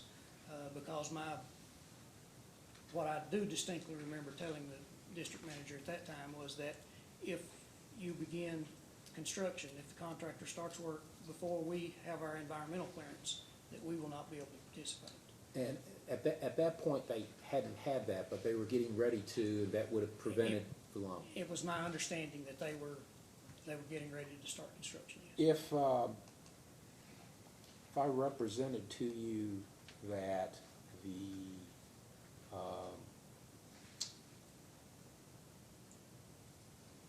that there was at least a pre-construction conference held in July of 2013, and that the Division of Water had not issued a permit for the project until September of 2013, would that lead you to conclude that this conversation happened sometime during that time period, during the summer of 2013? What was the Division of Water had? Division of Water did not issue a permit for the project until September 25th of 2013. Then that would lead me to believe that it was probably after that. The meeting would have been after that. The contractor would not have been mobilizing if the Division of Water had not, under normal conditions, that would lead me to think that it probably. If the contractor had been mobilized and had drawn or had completed 55% of the project by October, then we're pretty certain that it happened before or during October, or when? You're saying that if the contractor were 55% Yes. complete in October? Yes. Then it would have been somewhat well prior to that we met, or he was already under construction and I didn't know it. Okay, now the project that staff and Commissioner Schmidt is referring to had some coal severance money involved with it. As far as RD is concerned, when it would be looking at that project, it would be looking at it, the whole project, even if there was coal severance money dedicated to a particular part of the project. Is that correct? Yes, Okay. I think I would, yes. And you mentioned the traditional method of financing. I just want to make sure I understand. Normally, if a water district or water association, at least in this state, and based on your dealings, they will come in and ask for a loan. They will get a letter of conditions. Once they've satisfied those, they will start construction, but they'll get a bridge loan first. And you'll pay off, shouldn't say you, but rural development will buy the bonds, execute whatever bond issuance is needed, and pay off after the bridge loan has been, after all the funds in the bridge loan have been exhausted and you're ready to go ahead and make a final payment, essentially. Is that correct? That's correct. Okay. Now, are you familiar with any, I guess I'd call it non-traditional methods? Are there any method where you go out and well, let me step back. Under the traditional method, the normal process is you have all your ducks in a row before you start construction, and you've got RD on the line with at least a letter of conditions saying you can go ahead. Is that correct? Yes. And I assume that if it's an RD project, you also have to review the bids first, is that correct? That's correct. So if the bids have already been taken and they've already been accepted by the utility before RD concurrence, does that pose a problem? It could pose a potential problem, yes. And you don't recall that being the case in what you were told? We had never reviewed the bid documents. the contract Okay, now documents. I'm going to ask, because it's in the case record of the prior case, and you may not recall it, and if so, that's fine. It's been a long time. It's been 6 years. But there is an email message in the case record of case number 2013-388 from Vernon Brown to commission staff. And I'll just note for the record, because at the time I was employed with the commission, and the email message is to me. But you were copied on that email message. And the commission staff had inquired of Mr. Brown as to whether there was any type of assistance agreement or application by Hyden-Leslie regarding this project. And I think the exact question was, please advise whether rural development has received any preliminary application or final application from Hyden-Leslie District for such permanent financing, and whether RD has made any commitment to Hyden-Leslie to lend the water district $2.455 million. Do you recall that email message at all? It's been a long time. I really don't. What do you recall Mr. Brown ever, and Mr. Brown was for lack of a better term, was the state director or the senior non-political person for the state office. He was the director of this program. And so, do you recall any inquiry from him to you asking what's going on? I don't recall it, but I'm sure based on that email, we had that conversation. Okay. But I really don't recall. Since you're familiar, since you're continuing to do what you did when you were down at the hazard office, you're very familiar with the RD regulations. So you had mentioned before about refinancing, and I just wanted to kind of get that. If the district, after having taken out a short-term note to finance the project and had completed construction, it could go ahead and go back to RD later on and try to roll in the cost of refinancing this project into another project. Is that correct? Could be doable. But there's a restriction on that, and that is, as I understand it, the refinancing has to be secondary to the proposed project. Correct. Okay, and I'm going to refer to you.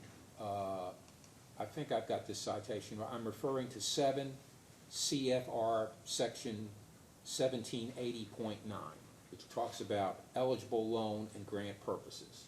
Are you familiar with it, or does it at least sound close? Sounds close. I mean, Okay, the term secondary is in there regarding refinancing. Is that correct? Secondary, yes. Okay, now, the secondary, and you mentioned a 50% figure. So does that mean that unless 50% of the cost of a total project, it has the refinance, excuse me, let me start over again. Does that mean that to be secondary, the refinancing has to be less than 50% of the cost of the total project, loans and grants, or just 50% of the total loan that's being requested? I'd probably defer that to Mr. To Mr. Hollingsworth? Yes. Okay. The 50% rule that we're talking about, was that in effect back in 2013? To the extent, or the interpretation of secondary being 50% or less than 50%? To the extent that I know, I don't remember that. I don't remember that conversation coming up at that time. But to the extent that I know, that I'm not sure when that law was implemented. Okay. How common is it to take an earlier project and refinance that cost with another project?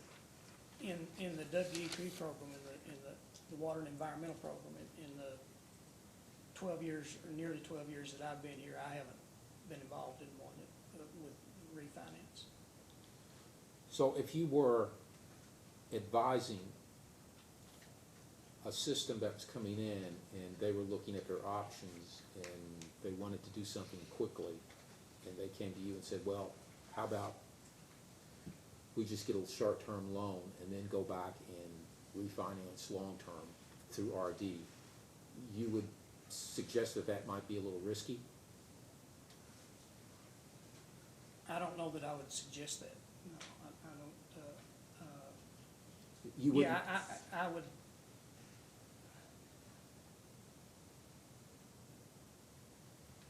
Yeah, I think that's the term, I think I would let them know that they'd be doing that at their own risk, but I couldn't promise them a year or two down the road that we could go back and refinance, so I think that, you know, I would have to let them know that that would be at their own risk. Even if it fits our program now and everything works now, a year down the road, that may not be the case, or a year down the road, we may have budget issues that we don't have funding to even, you know, I would. The secondary rule of interpretation of secondary is less than 50%. Would that be something that would be known by persons outside of rural development that are working in the funding area? For example, people with the ad district, or engineering firms that are constantly working on RD projects? Yeah, I would think that's something that could be, yeah. Okay, it's not something that is, you're not aware of any changes in that interpretation. This isn't a recent interpretation change, is it? Not that I'm aware of. Okay. And my using the 50%, you know, that's my terminology as well, but, you know, it probably should use less than 50%.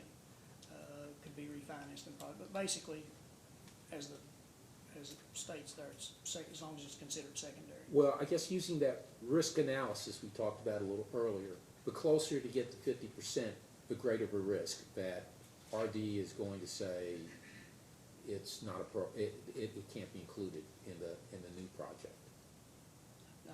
Are there any other requirements besides the secondary requirement? In regards to what? To doing the refinancing? Is there a requirement, for example, that RD has to be a creditor of last resort?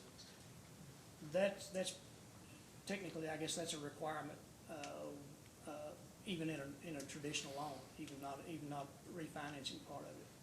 Part of the application process is to certify that you can't meet the rates and terms of our loan at commercial banks. So does that then pose a problem? For example, in Kentucky, we've got the Kentucky Rural Water Finance Corp. So they're out there as, I don't want to say they're a competitor of rural development, but they're a supplement rural development. Does that mean that because they exist out there and can supply somewhat low interest loans, maybe not as low as RD, does that mean that it's more difficult for someone who wants to refinance to come back to RD? That you'll instead show them, but not show them the door, but say you need to go to, you can get this loan or refinancing from Kentucky Rural Water Finance Corp. I don't know if the refinancing portion of that would be any different than a construction loan. You know, I'm not sure that we would differentiate between those. Again, having not been involved in one of those personally in 12 years, that I may not be the expert on that. So. And one final question: If Mr. Hollingsworth is called to the stand, would you suggest I ask him those questions also, that he might have a different interpretation? At least I don't know about different but I think he may have, yes. Have more experience in it. Yes. That would Okay. probably. Thank you, sir. That's all I have. Thank you. Anything further, No further questions. Mr. Matthews? May this witness be excused? Yes, sir. You may step down. Thank you, Mr. Clydesdale. Thank you. And you're excused. Do you have another witness? I do. I'd like to call Mr. Hollingsworth to the stand, but could I request a I'm sorry. 5-minute or 10-minute break? Oh, okay.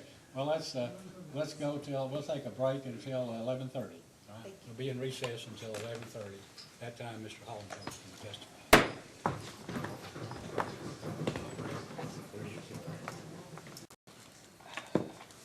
Okay, we're back on the record. I think it was your, sorry, Mr. Hollingsworth.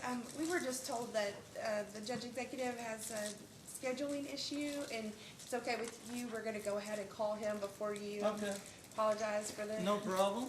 We're gonna, and so, Chairman, we'd like to call, Judge Executive Lewis.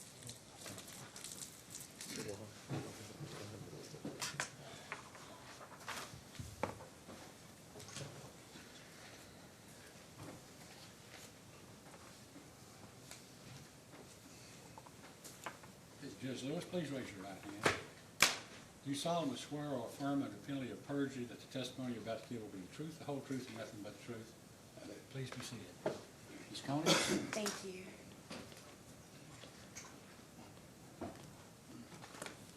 Good morning, Judge Lewis. Morning. Thank you for being here today. Could you please state your name and business address for the record? William Lewis, business address is P.O. Box 965, Hyden, Kentucky. And your position is county judge executive for Leslie County? It's true, yeah. Okay. And what, previous positions have you held, or what is your professional experience? I was a magistrate from, I think, about 1980 or 81 to 97, I think, and been self-employed in business myself since I left as a magistrate. And then I become judge January of 2019. Okay. And what's your educational background? Do I? What is your educational background? High school. And what is your interaction with Hyden-Leslie Water District? What has that been? Well, it's been very little. I've only been there a year, and I've not really been involved with them that much. I've had a little conversations, and most of my conversations have been with L.J. Turner, the Okay. director. Okay. Do you attend the water board meetings?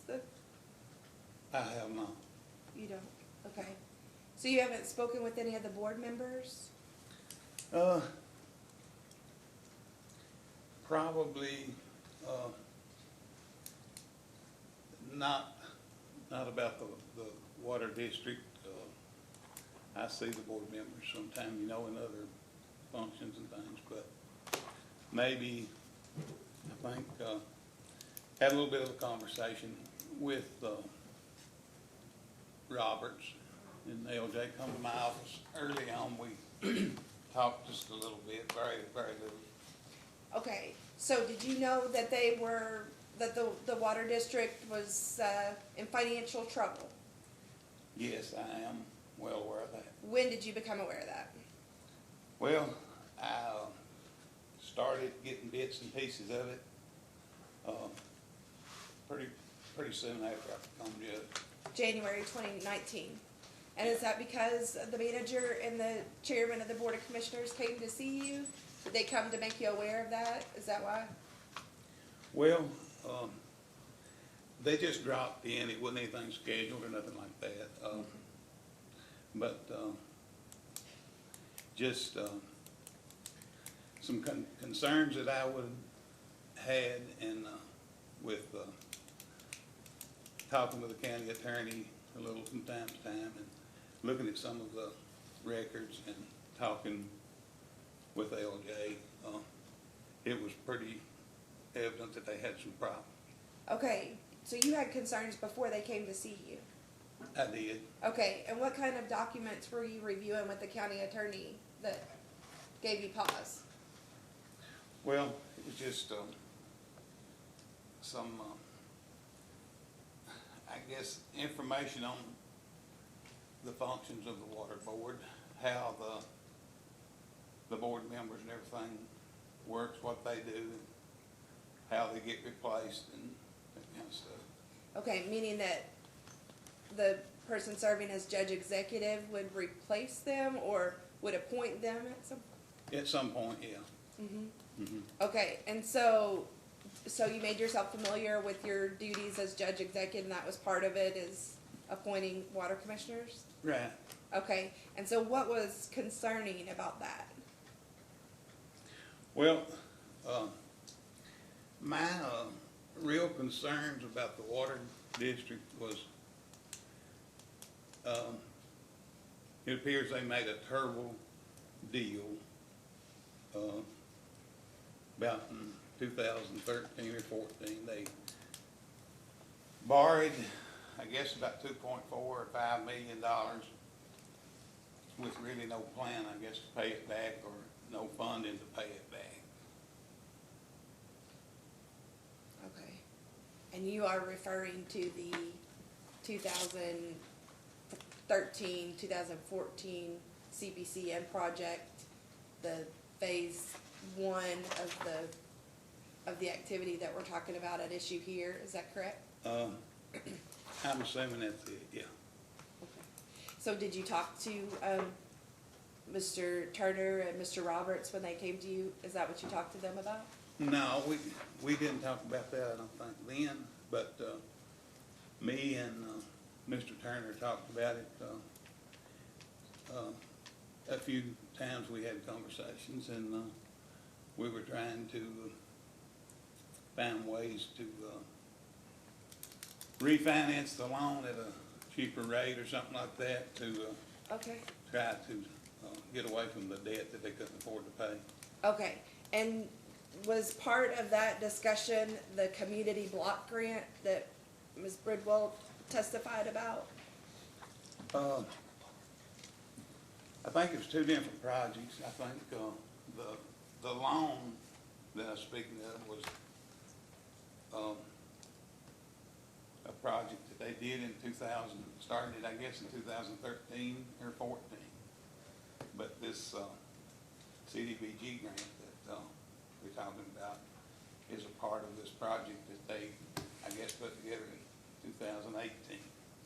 Right, okay, so you're saying that the block grant was to pay for something different than the 2014 construction, is that what you're trying to say? Yeah, it didn't have anything to do with the debt that they had on the loan they took out in 2014, I guess. Okay, and this community block grant was for the county? Right. Is that correct? I'm trying to understand. It was. Okay, and that was under your authorization? If you would have signed, so did you put together the application for the block grant, or did the water district? No, I guess the water district had it, the application in for it. Okay, and do you know how much that block grant was for? As best I know, my understanding about it, it was just a piece of the project that this last project they're working on. It was to dredge behind the dam, I think. Was it for $1 million? Was that the amount? No, not quite. I think maybe 900 or something like that, 900,000. Okay, but, all right, and so, somebody else put the application together, is that correct? You didn't? I didn't. No, and then when it came to you, or did it come to you for approval? I guess they probably done the application in 2019 or 18, 2018, before I actually become judge. Then they did, maybe I signed a little paperwork along on it, and it was, like I said, it was part of the phase 3 or whatever they call this last project they're working on. Uh-huh, And it was just one piece of the project. I understand. And they did talk to me about it, and we discussed it a little bit. And a problem, you know, I had a problem with, the loans that they already had and the loans that they were taking along with this CDBG grant. But we, every conversation that I ever had about that, my concern and question was, is there any chance that we could lose this money? Or is there any chance that, that something might happen, that there's any deadlines or anything that we have to meet? And everybody would always say, no, you're good, you don't have to worry about that. And actually, me and LJ, he set up a meeting and we met with the KIA and the DLG, and that was the last question I asked them before we left that meeting, is there any way we could lose this? Are we, you know, about to get in any trouble with it? Is there a deadline that I need to know about? And I was told no. So you would have signed it, but you missed the deadline, is that what you're trying to say? And Well- you didn't know there was a deadline, or? But you said you had trouble with the loans and you had trouble with the grant. Even though the grant is, they wouldn't have had to pay back, correct? Right. Okay, but you hadn't signed it and you left the meeting thinking that you didn't have a deadline to sign it? Is that what you're saying? Right, yeah. But also my concern about it was, the debt that they, in this project that the CDBG grant was part of, was to borrow another, I think, $1.5 million. So if you're already sitting with 2.4 million that has, with interest of almost up to 3 million, and you can't pay a penny on it in 6 years, and you keep refinancing it, how are you gonna pay for another $1.5 million? Okay. So I was wanting to get it refinanced, and my understanding was when we had the meeting, KIA, with them and DLG, they agreed they would pretty much refinance it and set it down from 4% on, I think, 40 years to about less than 1%, which I thought that would be a good deal. Get that done and to see if there was any other grant monies, or to see if there was a possibility that they might alter that phase 3 to take out the loans and take some of the extension, like I think it's very few customers that was gonna get added on. And I just couldn't see anywhere that they was gonna have the revenue to pay the first loan and then to pay the second loan in this project. Did you suggest that they come in for a rate case to increase their revenue? Well, I mean, I didn't really suggest it. I'm assuming they knew how that works, and they didn't need me to tell them to do that. Did you give them any opinion on rate increases, or?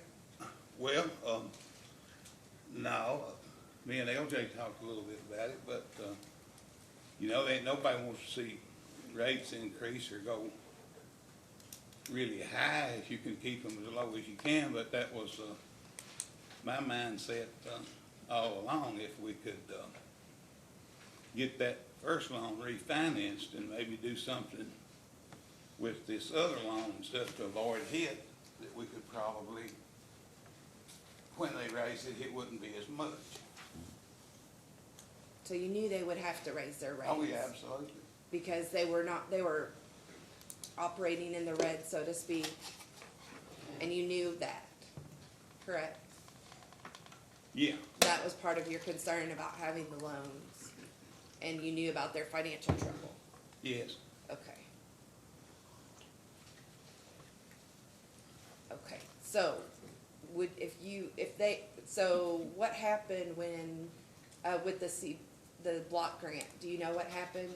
You said that you weren't aware there was a deadline, but they've pulled back that invitation, or they don't have those funds anymore? Is that what happened?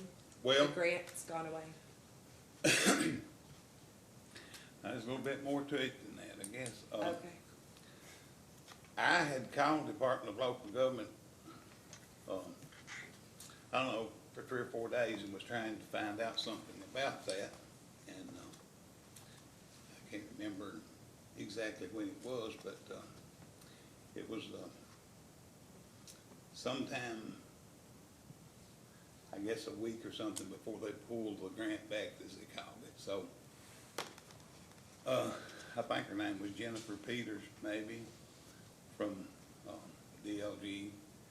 And I had been trying to talk to Sandy Donahue, the commissioner, and I never could get to talk to her, so I finally did get to talk to Jennifer, who was in the meeting when me and LJ and us was there to try to see if there was any money available through DLG, or see if they could refinance with KIA and that kind of stuff. And she informed me then that they had pulled the grant back, and said I would be getting an email, so I guess I did get it into there too. And she told me not to worry about it, that it wasn't a problem, that the district didn't have everything exactly ready and in order to, on their end, to get the money anyway, and that there would be plenty of money in March, I think she said, to reapply, and just reapply for the whole $1 million or whatever it was needed, and then you could probably get it all, that it wasn't a problem. So that's kind of what that is.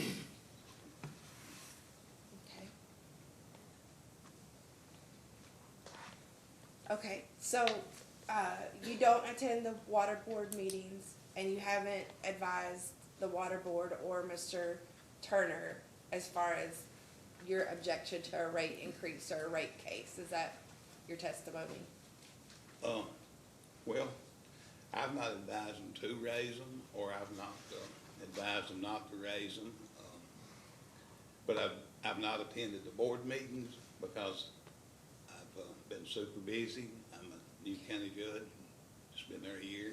But What, they've not asked me to attend or anything like that, but if they had, I would have. Yeah. I understand, I'm not implying that you should have, and your only role as far as the water board commissioners are to appoint when there's a vacancy, is that correct? That's my understanding, that that's, or to help with getting grants and that Okay, kind of stuff. through the, as you're, in your capacity as judge executive. Yeah. But you haven't implied to the board or anything that they might be removed or anything like that if they would apply for a rate increase, is that my understanding? Because, No, I've not did that. okay, At all. okay. Thank you for being here, I have no further questions. Commissioner Matthews? Judge, just a few questions. You took office when, January 2019, correct? Yes. And before that, you were on the fiscal court up through when, sometime in the late 90s? Might not be exact, but I served 17 years, and I think I went around 80 or 81, and I stayed there till, I'm thinking about 97. It was 17 years I So spent. you had a gap there from the Yeah, time you and left the fiscal court to the time you became county judge, correct? Mhm, Yeah, exactly. what did you do in the interim? Was in business, done a lot of logging and mining, surface mining. I hate to ask, because he's always a friend of mine, but are you related in any way to Philip Lewis? I take that back. Is there a resemblance, or you No, just? no, I don't mean there's a resemblance, but, Yes, I am. He's my brother. oh, okay, well, I've known Philip for, God, 40 years or better, I guess. Is he still practicing, or is he retired? He's still with. Still going? Is Philip, he used to be the county attorney. Is he the county attorney now? No, he was there for probably 20-some years. He was county attorney pretty much most of the time I was a magistrate. And then, my son is the county attorney now. Oh, okay. Well, I'm from Paintsville. I practice law over there Yeah. years and years and years. Yeah, I've seen you around. I'm trying to understand the issue. I guess when you became county judge, you had some concerns about the stability of the water district. Would that be fair to say? Yes. And I'm guessing here, so correct me if I'm wrong, but based on what you said, there was you had a feeling that maybe they had extended themselves with a loan in 2013 or something, maybe the project was, shouldn't have been done, or it was, they couldn't get the loan replaced. They had this loan with Kentucky Rural Water Finance Corporation, and over a period of 6 years or so, they hadn't been able to replace that with a rural development loan. Yeah. You knew that, right? Right. Okay. And the initial project that the money was borrowed for, phase one or whatever, 1 or 2, I'm not sure. Were you for that project? Was that one that you think was needed or not needed? The first project? The first one, yes, sir. Well, I'm just gonna tell you a little bit of what I think happened about that project. Okay, I and wish what you went would. on with it. Cause I don't wanna, I'm not throwing nothing at these board members or anything like that, and I feel like if I don't tell it like I see it and what I think really happened, then we're not gonna know, cause I don't know if they're gonna tell you or you're gonna know or not. Okay, sure. But here is what I think happened. I think that the previous county judge before me, he had tons of coal service money to work with. This board and the engineer, whoever, they had put that project together, which was probably, the project itself was probably good and was well needed. But the judge had another project or two he was working on, I think. Well, when it come right down to it, he got running out of time and money because there was an election coming up probably. So he all of a sudden started putting pressure on board members because he didn't want to use the coal service money to do their project, which, like I say, was probably a good project, and they had the money for it. They had been told, we're gonna do this. They went out and promised people water, done all this. Then the judge got the upper hand over the money, and he probably says, no, I'm not gonna use that in this water project, you're gonna have to borrow it. So he used the coal service money someplace else. Then there they sat looking foolish with no money to carry out the project. They told all these people, the customers, and in a little small town, everybody knows everybody. A lot of it's probably their friends, neighbors, or whatever, and that kind of stuff. And they was left in a bad situation, the board members. So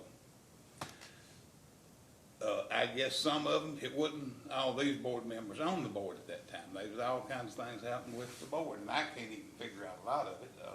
I mean, it's just, but anyway, I think the county judge, and I mean, I'm saying I think because based on what some previous board members and some different things has told me, this is the way it looks. They was asked to vote to borrow this money to replace the coal service money that he had decided not to let them have. Some of the board members says, no, I'm not doing it, it's a bad deal, and I'm not doing that. So he had his own system, his own policy, and he just sent them letters and said, don't need you no more. So they resigned and quit, I guess, went home. So we put new members on. Well, at the time, I guess 3 of them left the board, and then I guess 2 of these guys here was there. So I'm thinking they're sitting there saying to themselves, we've promised all this stuff. If we leave this board with the other 3, what's going to happen? It's going to be chaos. All 5 board members replaced. Everybody knew it, the district. So they had guts to stay, I think, through all that and to try to make it work and come out somewhere. Now I'm saying that's what I think. So I guess they stayed, and then he put, I guess, a couple or 3 new ones back in and replaced them. And then they did borrow the money. They took the loan for whatever, like somewhere around $2.4, $2.5 million, which no plan to pay it back, as the record shows. It didn't appear like they did. But if he was going to do that, he should have put the rate increase on when he borrowed the money. And I can excuse why anybody would loan that kind of money without some kind of plan to pay it back. And they should have raised the rates then, but I'm sure the judge was telling me, if you raise the rates, I'll replace you. I figured that, I don't know that, but I'm just assuming that, so that's probably the reason they didn't raise them then. Well, as things progressed and the election turned around, he won the election, so he's looking down the road, I guess, probably tell them, if you raise rates, I'll replace you. They was trying to get the project done, that kind of stuff, I guess. And, so, whenever it, was all said and done, he lost the election. So I'm assuming that out of respect to me, these board members probably felt like, we need to wait and give him a chance to get in and get a handle on things and see what's going to go on before we start doing stuff. So we had, discussed this CDBG grant and that kind of stuff, but never had we discussed rates other than the fact that me and Mr. Turner discussed them, and we knew that there were going to be a rate increase. It had to be, and it had to refinance that first loan. But we were just hoping to get it refinanced with a lower rate and to maybe possibly get some more grants or something like that, so it would be as cheap a increase as, or a lot smaller increase as possibly it could. And so we talked 2 or 3 times, and he set the meeting up, like I said earlier, and we attended it, and we left away from that feeling pretty good about the refinance and all that, in which I reckon it did work its way through and get approved, but it's still something hold up on it that it's not been done, but I think that's going to happen.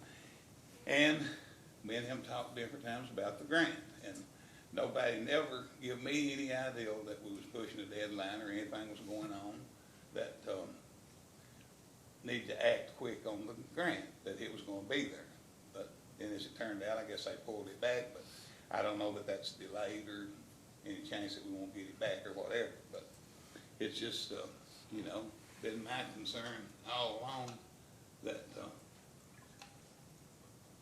what the problem is, and the problem is when you've got all this debt, no way to pay it, plus this new project that the CDBG grant, was part of, don't do anything to solve the problem from 1968 or 70 since the system has been built, and with all of the water loss and everything that they've got.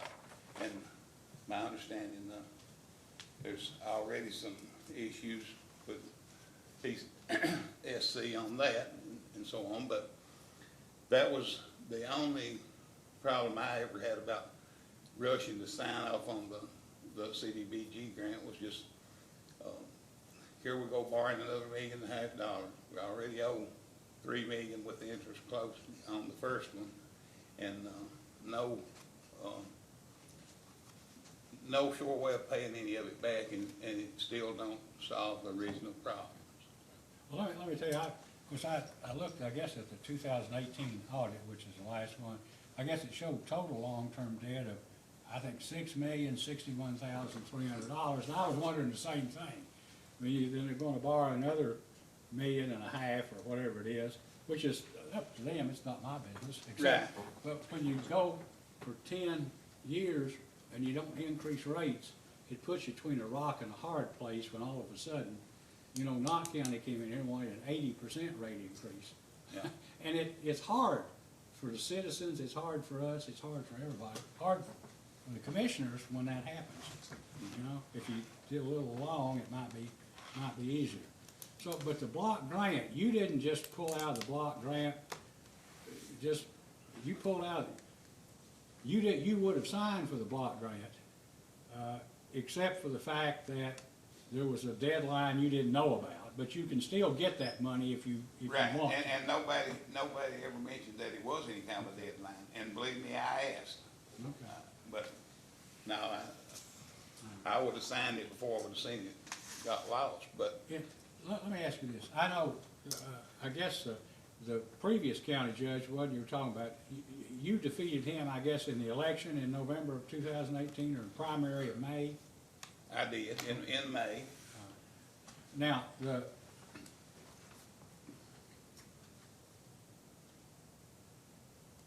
I think you said, and I could ask, I guess, Mr. Turner and maybe some of the board members, apparently at some time during the 2013, 2014 time period, some of the board members resigned or something, you think under duress, or, They, from what I've been told, just under pressure and the letter that they received, that they weren't needed anymore because they wouldn't go along with what was going on. I mean, that's my understanding, but again, you only have one county judge at a time. He was the judge then, and he made the decision. And like I say, I still think the two board members that hung on to keep chaos, if you'd replaced all five of them, I think they had guts to do that.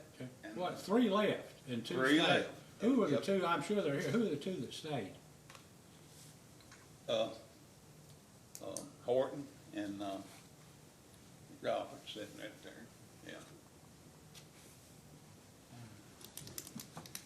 But, I mean, in their defense, and like I said, we're a small town, everybody knows everybody, and they had the project together, and they had promised this. And the reason I know a lot of this is because I get calls all the time from people, you know, about their water, and some people had their deposits paid for years and everything, still ain't got water and so on, and I guess that is part of this last phase that they're working on.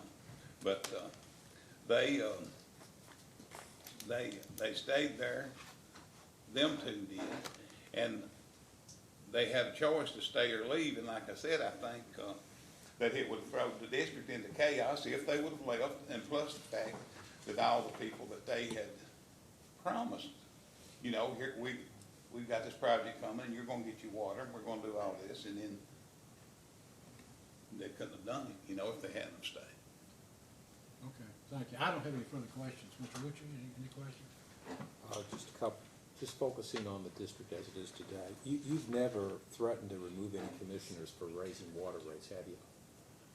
Well, to be honest with you and just tell you the truth about it, I think only Jesus knows when their terms is up to when you would remove them by the way that the previous judge done. I mean, Okay.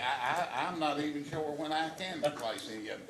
But here's my thought on that, as they come up to be replaced, I'm gonna look at it and I'm gonna review them, and if they can convince me they've done a good job and want to stay on and doing a good job, okay, nothing to do about water rates, that's up to them, I don't have any, Okay. And that's you're, totally their. you would agree with the statement that the water district should charge rates that are sufficient to cover its expenses and its debt service and meet its bond covenant requirements?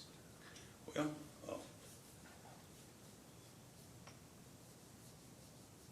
Assuming those expenses are reasonable expenses.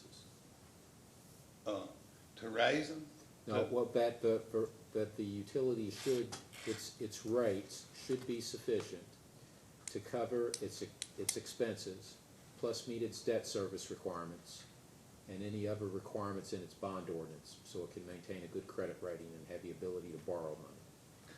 well, absolutely, I mean, you know, the water plant has to support itself, and it has to operate and keep clean water and keep people, you know, Okay. customers. And that was one of my problems with the way this has been wired together is, the people that's been customers for years, who has low pressure sometimes, no pressure, water outages a whole lot, bad water, that kind of stuff. This project don't take care of all that, and where's the money coming from? And once you borrow yourself to the max, and you get in the bind then and have emergency things that need money, where you gonna get it at then? That's down the road, I'm saying. Okay, following up on my last question, if the district doesn't have rates that generate enough money to cover its existing expenses and debt service requirements, you would agree the district should raise its rates to the appropriate level? Well, sure, Okay. absolutely. I mean, I never had a problem with raising it. It's just the fact that, I don't know how much you could raise to offset this debt that's growing fast as it is, the 2.45 million is almost up to 3 million. And it on 40 years, and it didn't get KIA to refinance that or something, how much would you have to raise it to pay it? That's my question. That's my concern, is how do we get away from that? Okay, and then the district still has before the commission a request to be authorized, asking for authorization to go ahead and enter into this low-interest loan with KIA. You don't have any objections to that, is that correct? No, I have no problem at all with that. I actually met with them in hopes they would do it. Okay.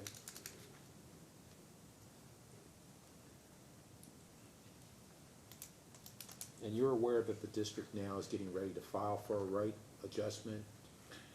Well, nobody has exactly told me that or said, here's what we're gonna do, but I mean, anybody can just assume they have to. I mean, they're backed in a corner, they have to. Okay, you're aware the commission has ordered them to file a rate case within 6 months of the end of this case? Well, not really, but I No, mean, you it are don't now. surprise me for sure. It don't Okay. surprise me. I mean, One final question, are you aware of any government official in Leslie County pressuring the water district not to raise rates? In other words, telling them or threatening them in any sense to not raise rates?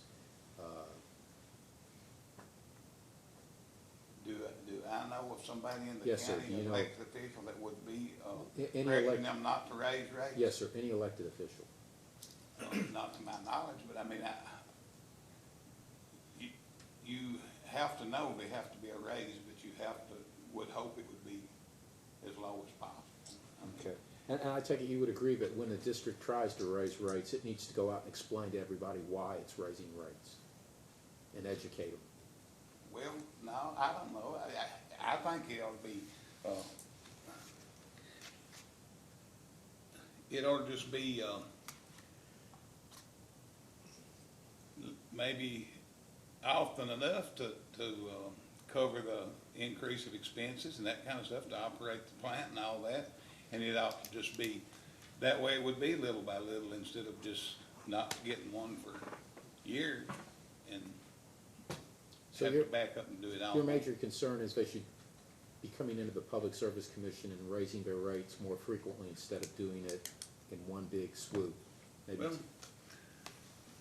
Well,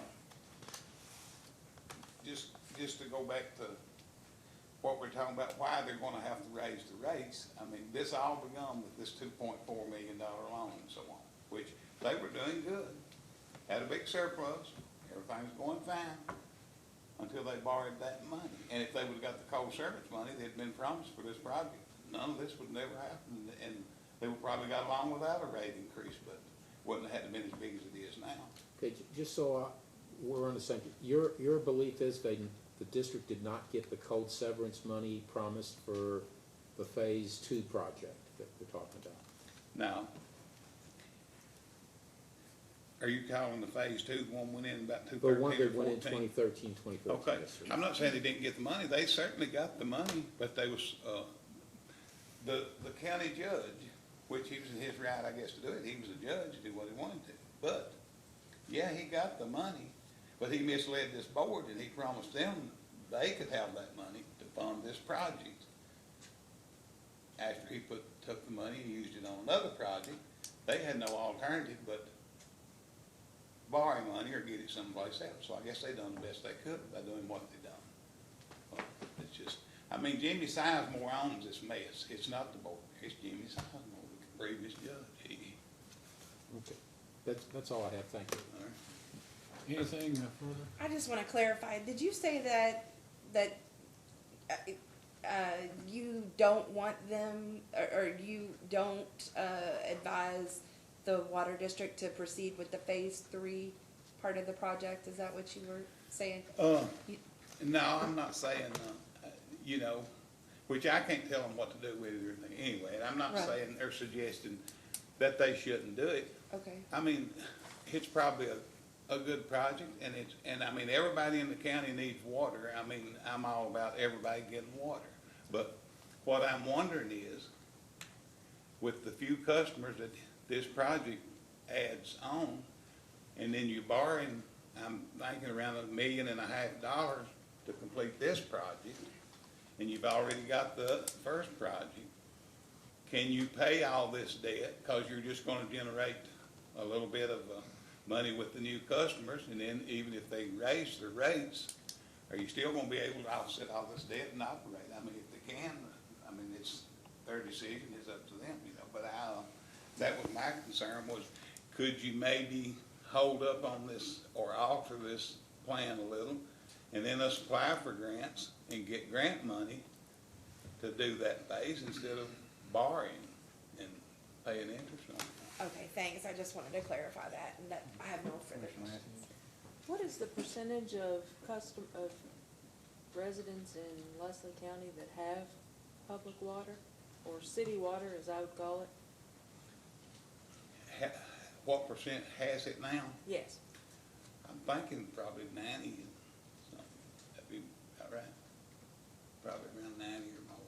And so the 10% that's left is probably not the easy 10% to serve. No, it's probably all the way out at the end of the roads and the hollers and areas where it's just a house here and yonder. Okay. Yeah, and just to your point, of course, I got somebody else's business decision, but spending money on new projects, all the time and rates, you've gotta be able to keep fixed what's broken on all the systems that you've had for years. Right. Yeah, and even back from when I was a magistrate, every county judge and everybody, they always do water projects, and they keep adding on little and little, instead of doing anything on the part that's already in place, they just keep adding on, and then with over time, they've got a lot of problems with what was laid in the 60s and 70s and so on, and this don't really have any monies in it for that kind of stuff, I don't think. Thank you. Anything, Mr. Butcher? No, sir. May Judge Lewis be excused? Yes, sir. Thank you, Judge Lewis. Thank you. Appreciate you being here. You may step down, you're excused. Appreciate it. Okay, maybe we can get another one here. before- Yes, can we call Mr. Hollingsworth again, I'm sorry.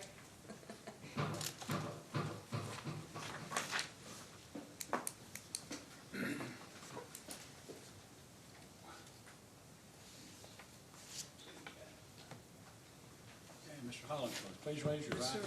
Do you solemnly swear or affirm under penalty of perjury that the testimony you're about to give will be the truth, the whole truth, and nothing but the truth? Yes, sir. Please be seated. Hello, Mr. Hollingsworth. Hello. Thank you for being here today. Could you please state your name and your business address? Yes, ma'am. My name is Anthony Hollingsworth. I'm the Program Director of Rural Development. Our office is at 771 Corporate Drive, Lexington, Kentucky. Okay, could you explain what being a program director at Rural Development, what your job duties entail? Yes, ma'am. I am the Program Director over our Water and Environmental Program and our Community Facilities Program. The Water and Environmental Program is the program at issue here. Water and Environmental is where we provide loans and grants to rural communities, rural water districts, rural cities to develop, improve, and modernize their water system. Okay. And you, your educational background is, My educational background, I have a BS and an MBA from Western Kentucky University. okay, thank you. And you were in the hearing room when Mr. Pridemore was testifying, is that correct? Yes, ma'am. Okay, do you, so Mr. Pridemore left in July 2015 from the area where Hyden-Leslie district, the area that RD served for that district. So do you have knowledge about this loan or any applications to RD after that?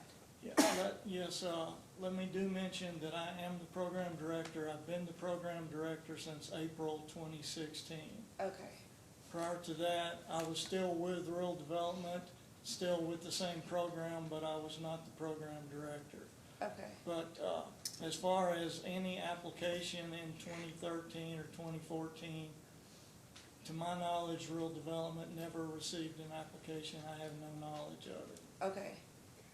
And then do you have knowledge, we just needed some clarification on, was there an application that was partly filed, or was there something that, Mr. Pridemore said he didn't have enough to even send to his underwriters, but alluded to the fact that later on, there Yeah, was, the way our program is set up, I am the program director. I'm in the state office in Lexington. We do all the underwriting, the financial analysis. But we have area offices throughout the state. Mr. Pridemore was in the hazard office at that time. The area offices gather the applications. The area offices communicate with the water districts and the cities. They've received the applications, get the packets complete, submit them to us in Lexington so that we can review them and determine if we can approve the loan, make the loan, and do the underwriting. Again, in 2013, Mr. Pridemore, to my knowledge, never received an application. We never had one in Lexington to review or to underwrite. We did not have an application in 2013 to Okay. consider. okay. And so then moving on to phase 3. Okay. So was there somebody else maybe that was a specialist, a field specialist, that was dealing with Hyden-Leslie that? Yeah, just to bridge the gap, after Mr. Pridemore left in 2015, the area specialist in charge of that area at that time was Tom Parton. Tom Parton also retired, I believe, in 17, and Mr. Parton is also now gone. Right now, the gentleman that is in the London office that is handling that area is Clay McKnight. But as far as in reference to this 2018 application that we are referencing, we did receive that application. We did have that application. That application was submitted to Mr. McKnight. It was completed and forwarded to us in Lexington. We did do the underwriting on that package and that project, and that one was, a letter of conditions was issued that was funded. The money has not been released to the water district, but the money was funded and the money was reserved in, I think it was December of 2018. Okay, and the money has not been released to the water district because they haven't fulfilled the letter of conditions, is that correct? Yes, ma'am. Yes, ma'am. And I think you were in, I'm not sure if it was Mr. Pridemore or Ms. Bridwell, but do you know what conditions the water district does not fulfill for rural development? Yeah, when we approve a project up front, they provide us with the plans, the engineer's estimates, and the plans, the proposed number of users, the proposed expenses and so forth. We go through and evaluate it. We will review that loan, determine that repayment ability is there, that the revenue is sufficient, and that all the expenses can be covered, all the debt service covered, and we approve the loan. Once we approve the loan and issue that letter of conditions, then at that point they have to finalize their plans. They have to get all of their state approvals on their plans, their indebtedness, and so forth. They have to get, all of those approvals are complete. Once all that's done, all the title work is done, they have all their right-of-ways, all of their certifications complete. They get all of that to us. They certify to us that their financial condition is unchanged. We review everything, make sure everything is in place as it was when we approved it. At that point, we will authorize them to advertise the project for bids. And then once they advertise it for bids, if it comes in within cost, then we will move on.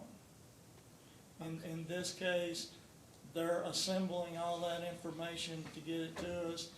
One of the situations we had when we approved this loan in 2018, just to get to the heart of what the discussion has been, when we were looking at this in 2018, based upon the audit that we had, the debts the water system had were composed of 3 debts to rural development that we knew about. There was that one debt that was shown on the audit to rural water finance, and it was something like 2.5, 2.6 million at the time. It did show that it matured shortly, I think it matured in 2020, it was not a long-term debt.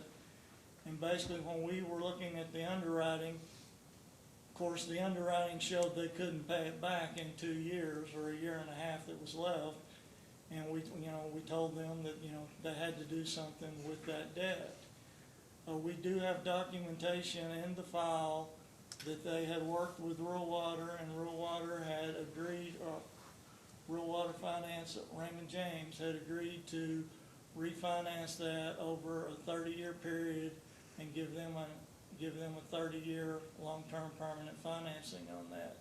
It was that long-term permanent financing that was used in our cash flow and our analysis to determine that the loan was sustainable, that the loan was feasible. So, when you were talking about the analysis that you perform, when they apply, and that you said that they're going through gathering all of the rest of the information, but does anybody at RD do a separate analysis of the district's rates?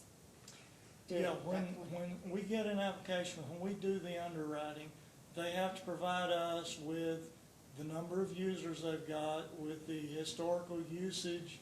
They provide us, of course, with their historical expenses and so forth. We also get proposed expenses for the new project based upon the changes that are being made. But we look at the revenue stream from the audits. We have historical from the audits. We look at what that revenue stream was. We look at how many users they have, what the proposed rate structure is that the engineer in the district has proposed to generate the revenue. We calculate all that, calculate so many users, so many gallons a month at a rate structure, till we determine what the rates, what the revenue should be from that system. Then we take that revenue has to be sufficient to cover the operating expenses, cover general routine maintenance, what we call short-lived assets, which is replacement of items that will have to be replaced within the next 15 to 20 years.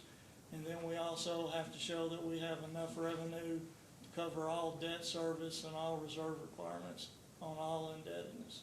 Okay, and so when you were talking about short-lived assets, I think in discussions about the investigation case this summer, the PSD and RD met and kind of compared our analysis, that what RD does when they have a loan, like such that we approve through an 023 case, that your analysis is different because of the requirements that you have per the federal regulations that you operate under.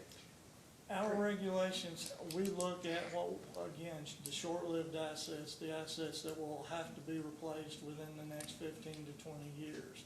And we build into the expenses, we build into the revenue and the expenses, what that cost will be for the district to put that amount of money aside annually in order to have access to the cash to replace those assets. We do not figure in our analysis full depreciation, Okay. which is what the discussion was this summer. Right, and meaning that in a PSC traditional rate case or ARF case, we do figure in full depreciation. Is that correct? Yes, that's. And that would be the difference in someone in a utility raising their rates through only 023 cases, if such as Hyden-Leslie hasn't been in for a rate case for 40 years, and they've only used 023s to raise their rates. Is that your understanding? And so it wouldn't necessarily equate for full depreciation. Well, I guess what I'm saying, and as Ms. Birdwell said before, the depreciation is actually not a cash expense, so to speak. And when we're looking at the cash flow, the revenue in versus the expenses, the cash out, we do not plan or we do not count for the long-term depreciation like on real estate and buildings and so forth. We do not look at that. Okay, and so have you dealt with Hyden-Leslie Water District in the situation that that you're talking about, the 2018, have you been involved in those discussions or conference calls or anything like that, or is that? I Mr. was McKnight? not involved in the conference calls. I know from a general Okay, statement, I have underwriters that work under me, the financial analysis that actually are doing this. The underwriter that was involved in underwriting and processing this 2018 project was Robert Dunn. okay, And Robert Dunn retired January 3rd, so Robert is not with us now. What okay, I know about this case is from Robert's notes, from Okay. the file, and from what discussions I did have with Robert after those monthly calls that was mentioned. okay. And the only red flags that RD had was, what you mentioned before as far as not being able to cover debt service. But has anything of their operations or their, management or engineering, has that presented a red flag to you? Have they been able to meet deadlines or get the materials? You said they're in the middle of gathering, so, Historically, we do, on an annual basis, try to get a copy of the audit and review the audits. Historically, Hyden-Leslie has always been a district that has been tight. That, they've always been one that has not been, they've not been raking in the money, so to speak. They've always been tight. But they have always made the payments to us, and they are in good standing. As far as one other thing I will say, to get back to what we were just mentioning with the judge, while they're getting all this stuff together before we give them authorization to bid, one thing they have to provide to us before we give them authorization to bid is they have to document to us that all the other financing sources are in place. Just let me grab my notes if I could for a second. When we did this loan, when we underwrote this loan in 2018, it was a $4.6 million project. They were only asking for just a little over 2.8 from us. The rest of it, about 1.74, was coming from other grant funds. They had an ARC grant involved, the CDBG grant that was mentioned. They had abandoned mines grant, AML grant, and then there was 2 small coal severance grants involved. Before we would allow this project to go forward, they would have to document to us that 1.7 million in other grant financing was in place, because without that other money, we wouldn't let our loan go forward, because we've got a 1.7 loan and a 1.1 grant. Our $2.7 million won't complete the project by itself. So without that other funding in place, that has to be in place also before we move forward. Also, I will say, when we worked this loan, as I mentioned, part of the deal when we wrote this loan, when we underwrote this loan, was that the rural water debt was going to be turned down on permanent financing over 30 years. That cash flow was developed into our underwriting also, and they will have to provide us with evidence that that has been done or is in process and will be done before closing. okay. And the fact that their revenue wasn't meeting their needs, that was never a red flag because they were gonna? This project, and again, I did not underwrite this project, so part of what I'm saying is based upon my assumption and what I understand, but this project did involve a rate increase that would generate some additional income. This project also did involve new customers that would generate new revenue. Okay, thank you. I have no further questions. Mr. Matthews, do you know how many new customers there were? I was thinking 66. but I could be wrong. 66 is the number I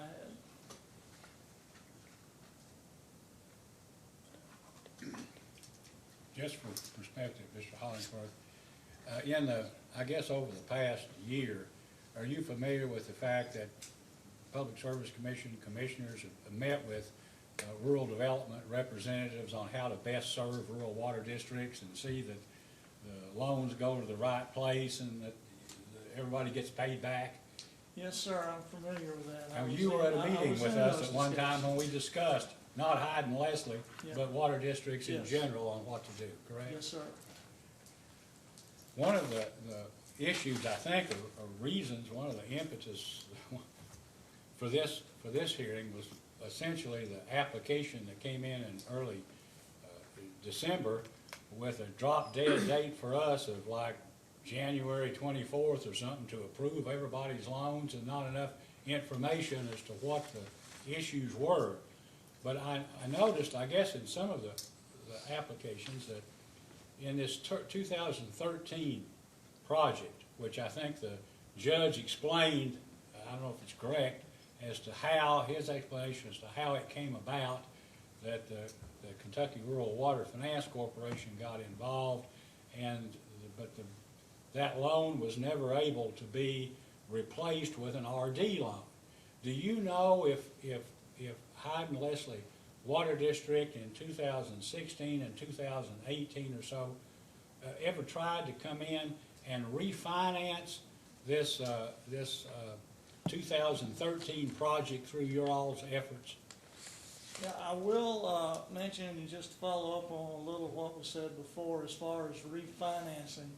Our regs will allow refinancing in certain aspects, and as Mr. Pridemore said, refinancing has to be a secondary part, which is, you know, interpreted to mean a minor part, less than 50%. But the refinance, we can only refinance with loan money. We cannot refinance with grant money at all. And the way the regs are written, any refinancing we do has to be less than 50% of the loan amount that we're dealing with. You know, as far as in the 13 project, the 13 situation, I know nothing about an application, and I don't think one was ever received. Know nothing about anything in 16. I have no information of any application in 16. This application that was received in 18, I do know, and this was Mr. McKnight, Clay McKnight, that is handling Hyden-Leslie now out of our London office. I do know when the application was first being developed, refinancing was discussed with him.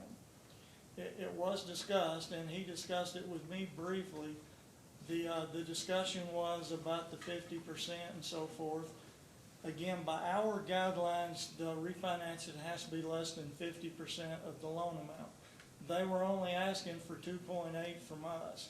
What was discussed at that time, if we're only doing 2.8 and they're needing to refinance 2.7, the only way we could look at that is the new 2.8 would have to be total loan.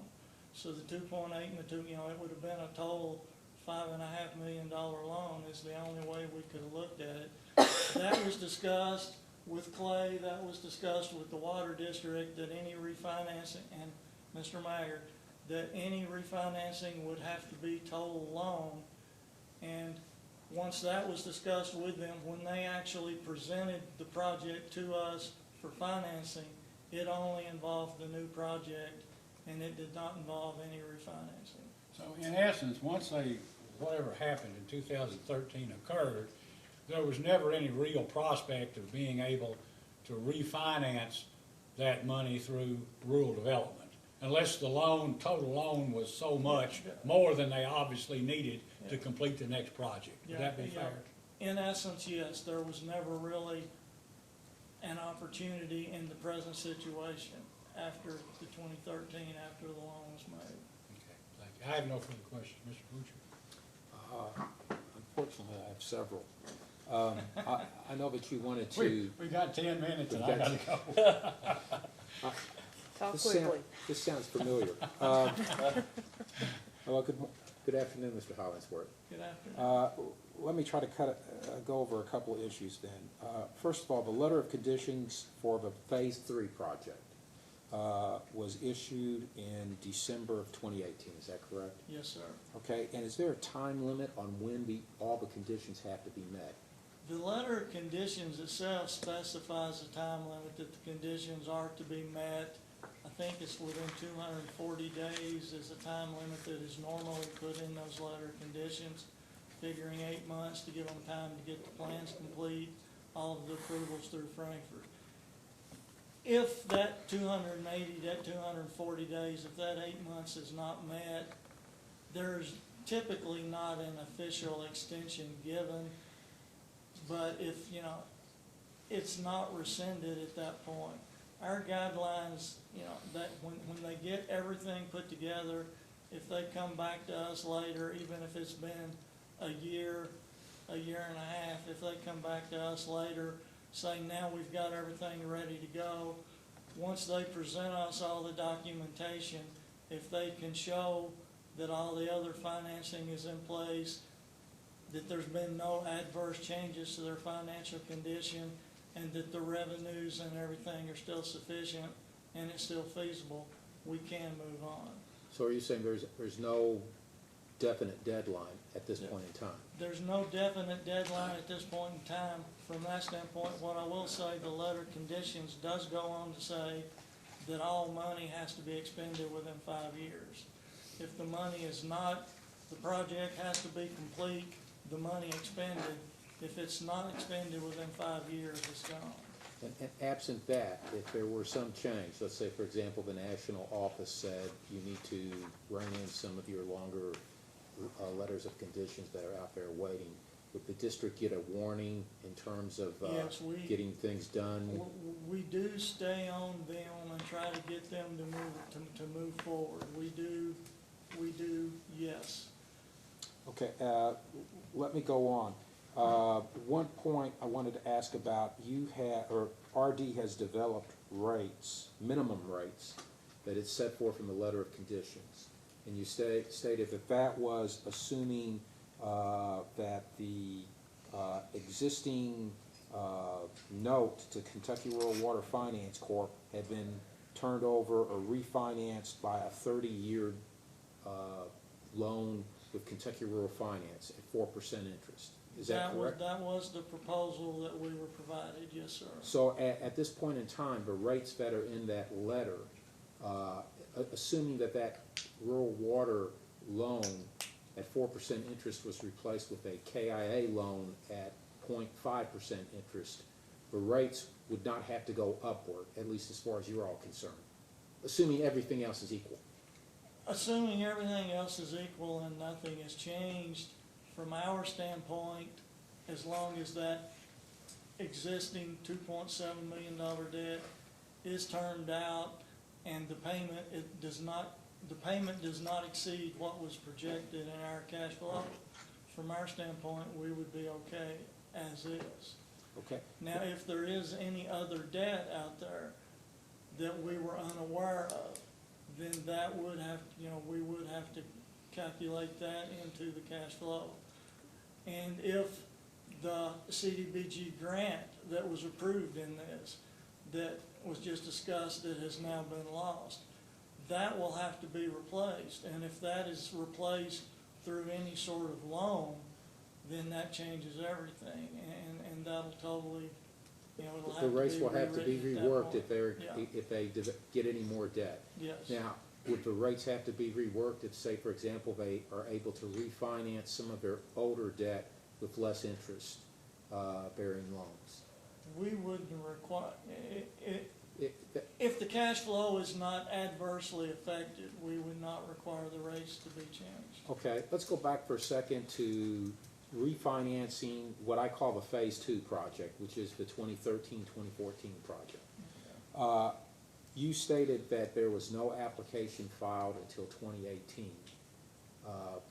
Now, would it be correct to say that various documents and attempts to apply for a loan for the Phase 3 project had been submitted earlier, but the application actually expired? I can't say that documents were actually submitted. Again, any application would be submitted through our area office. I know from talking to Mr. Pridemore that he said he did speak to the water district and to the management. Okay, and let me kind of cut to the chase, because I have a copy of a letter that was written by Mr. Barry Turner. And I think Mr. Barry Turner is the area director for your, I guess, for your London For the office. London office, yes, sir. And it's styled application for federal assistance, and in parentheses, incomplete. Okay, And so he goes back, and this letter is addressed to Augustus Roberts, the chairman of the Okay. Hyden-Leslie County Water District. And he states, and I apologize, I only have an electronic copy of this letter, and I will, once we get to the break, I'll try to have copies Oh, made. that'd be fine, yeah. But he states that the project had been, various components had been submitted at various times to rural development since 2013. okay, And then he goes on to list what's been submitted over a period of time, including an application for federal assistance form dated July 13, 2016. So recognizing your testimony, you have not seen this I letter. have not seen that. Okay, so would you agree, since we don't have time to produce it in the next 5 minutes, but if you saw that letter, would you be willing to state that there might be other documents out there that would suggest an earlier filing that is not in part of the records that you've been able to review? Yes, I would state that, but I would further state, based upon what you read, that he stated that it was an incomplete application and he needed additional information to consider it. Okay, and just so we're on the same sheet of music, when you say application, you're referring to an application that meets all the requirements so it can be considered accepted. Yes, Now, if they submit something in part or in parcel that doesn't meet those requirements, even though they've tendered it to rural development, you would not consider that to be an application. that is correct. So it might be a, I don't want to call it a working document, but for lack of a better, it might be a working document that the district is working on. It's tendered to rural development. Your London office or your Hazard office might be looking at it, maybe providing assistance, but they don't consider it an application yet. No, by our guidelines, there is a list of items we have to have in order to be considered a complete application. So- Until we get those items, we can't review it. So at this point, there could be a process going on as early as 2013 up until 2014, 2015, 2016, where Hyden-Leslie is having this communication with rural development. Your district office is aware of this, they're providing assistance, but you don't deem it to be an application. And it's not considered an application until they meet all the deadlines. That is correct. Okay, if, as part of those discussions, would it be, if I submitted to you that, at least as part of those materials coming back and forth, a proposal was made as part of that Phase 3 project to refinance the debt from the Phase 2 project was tendered, would you agree that could be possible in terms of that they at least made that proposal to RD? Well, again, our refinancing guidelines specify what the situation has to be in order for us to refinance. If they had an existing debt in place with rural water and they came to us and said, we just want to refinance this, we would not be able to do that. Now, if they did it as part of the Phase 3 package where they've got other improvements, it might be considered as part of that package, is that correct? Provided it was secondary. Provided it was secondary to the loan amount, we could look at the refinancing, just as I mentioned on the, And that's where the 50% rule comes into effect. yes. I'm trying to beat our deadline. I know, And I've got 2 minutes left. I've got 2 minutes, 2 minutes. So if I told you that officials at the, I guess, London office, Clay McKnight and Barry Turner, actually contacted Hyden-Leslie in, I'm trying to see exactly when it was, in, that one right there? Okay, in December of 2017, and said, you cannot do the refinancing because it is not secondary, it's beyond the 50%. That would be consistent with RD policy, Yes, sir. okay? Well, let me change the date then to April of 2018. Okay, Okay. So it is possible that the district at least was trying to refinance, but it didn't, it wasn't part of the application that you subsequently got, that RD got that it accepted and then processed. Yes, as I testified before, there were some initial discussions, just like what you're talking about. When that 2018 application was developed, there was some initial discussions about, can we refinance?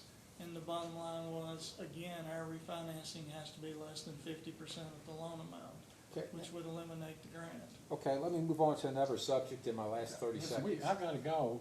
I mean, he can come back, I guess, at 2:15, unless you just got one more question. Well, I do have a few more, if. Well, we don't really have a choice about it. Yes, sir. So, we'll be in recess until 2:15. Thank you. Okay, thank you. Mr. Hollings, please have a seat. Before we start, I wanna say this first. I'm sorry I'm late, but the Secretary for the Energy and Environment Cabinet has a workforce group dedicated to trying to solve Martin County Water District's problems, and it's appropriate that, I think I say this, so you can hear it. You know, I've said publicly, been quoted a number of times as saying it's the worst water district in the state. There are a lot of others that are not too far from basically sliding into that same category. And so in any event, there must have been 30 people, and they're still going on the meeting. I had to leave after what I had to say. But the engineers, when we started Martin County's investigation, Greg Heitzman or somebody concluded that it would take about $13.4 million to fix Martin County. Martin County's received $8 million in federal and state funds. The engineers now estimate that in addition to that 8, it will take at least $50 million to bring that district up to speed. So all I can say is that managing your district and keeping your infrastructure modernized and replaced on time is worth a lot more money than you know, because the time is coming. I mean, for Martin, there's no money there, you know. So, in any event, so much for that. Mr. Woocher, would you like to resume your examination of the witness? Yes, sir, and let me apologize to Mr. Hollingsworth in advance. I was hoping to get finished with you before lunch, so you wouldn't have to come back. And No problem, sir. I have, Your Honor, I've gone ahead and distributed the letter that I had referenced before in my questioning of Mr. Hollingsworth, and I had tendered a copy to the court reporter and asked that it be labeled as applicant's. The December 27th? Yes, sir. You'd like to admit that? Well, after I've Okay, got a few sure. questions for Mr. Hollingsworth. Mr. Hollingsworth, first of all, good afternoon. Good afternoon. Have you had a chance to look at this letter? I have looked over it since you handed it to me, sir. Okay, and I realize I just handed it to you about 5 or 10 minutes ago, but I just wanted to go ahead and point out a few things, ask you a few questions. First of all, if you turn to page 2, it's signed or for Barry Turner. And I think you identified before that he is the area director for London District. Yes, sir. Okay, and in the letter, he makes reference to a Clay McKnight. Yes, Is sir. Mr. McKnight the person you had referenced earlier that was actually handling the Phase 3 project at the London office? Yes, sir. Clay McKnight is the area specialist now handling this case. Okay, and the letter itself goes through and lists a number, and I believe you're copied on this. So Yes. I guess a copy was sent to the state Yes. office. Yes, sir. Mr. Turner goes through and lists a number of problems with what had been tendered by the district to RD. Yes, sir. And you would agree with that. Yes, sir. But would you also agree that he states that there had been components, at least, of the documents filed, at least as of 2013?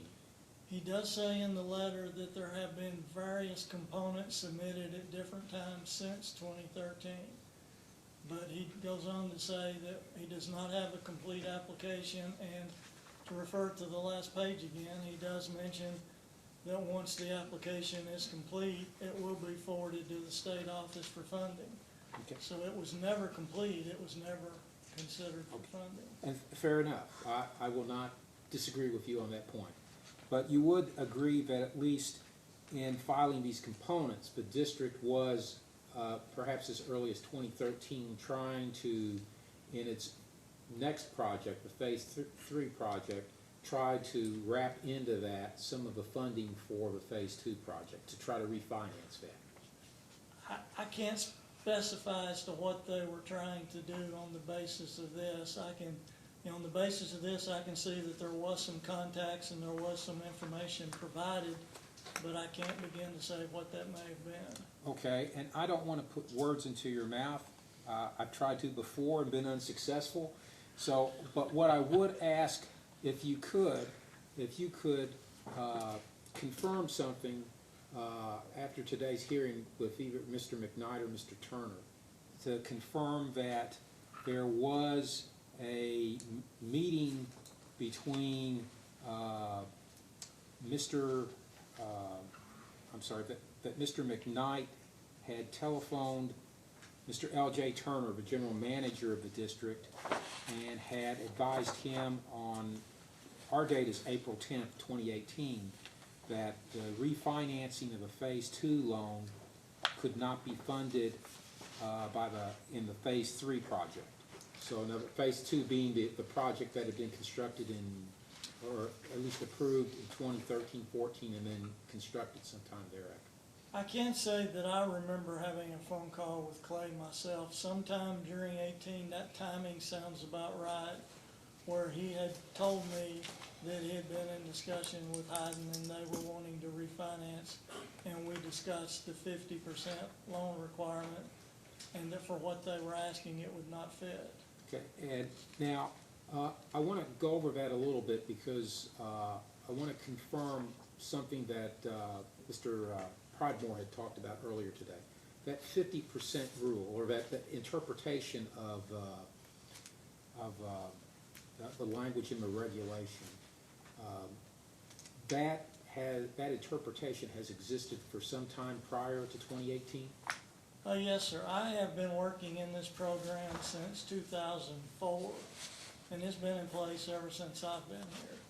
The regulations that specify that, although I don't have a date on those regulations, the page after that section is dated 1999. So, yes, that reg has been in place for many years.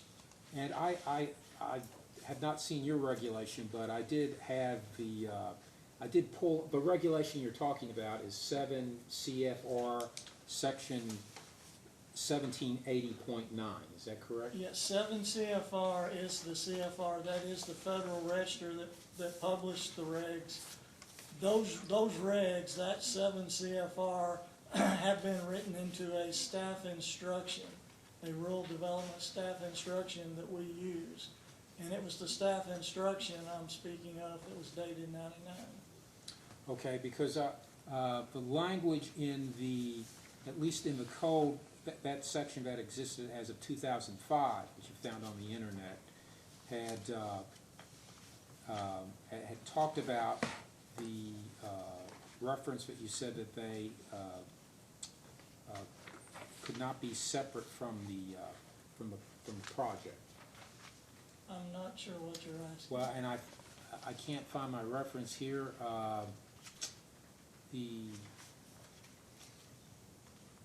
I'm sorry, what I should have said was the requirement that the debts being refinanced are a secondary part of the total loan. Yes, That's sir. the language you're referring to. Yes, sir. And that language was in the 2005 version of the statute, so that in the regulation. So it's been around for at least 15 years. To my knowledge, yes, sir. Okay. Would that interpretation that RD has on the term secondary, would that have been known throughout the water industry, at least in Kentucky, the people that are dealing with RD? As far as what the outside people would know, I couldn't answer, but our regs, if anybody asked us for something and we search our regs, that should have been our response. Okay. I don't know that it was publicly known. Okay. In terms of your experience, you kind of can see the entire statewide rural development financing.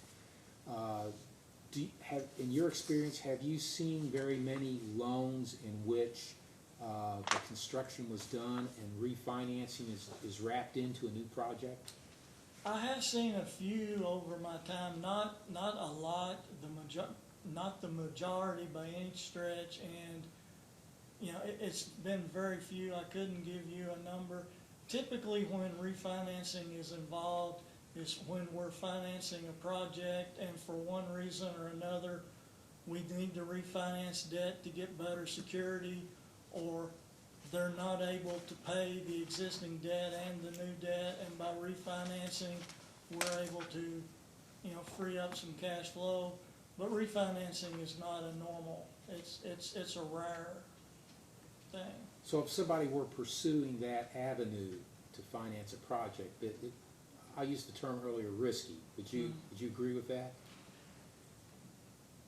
I wouldn't say it's risky to ask, but I'd say it would be risky to expect us to be able to do it, because they would have to fall into the, you know, into the certain criteria in order to be eligible for us to refinance. Okay.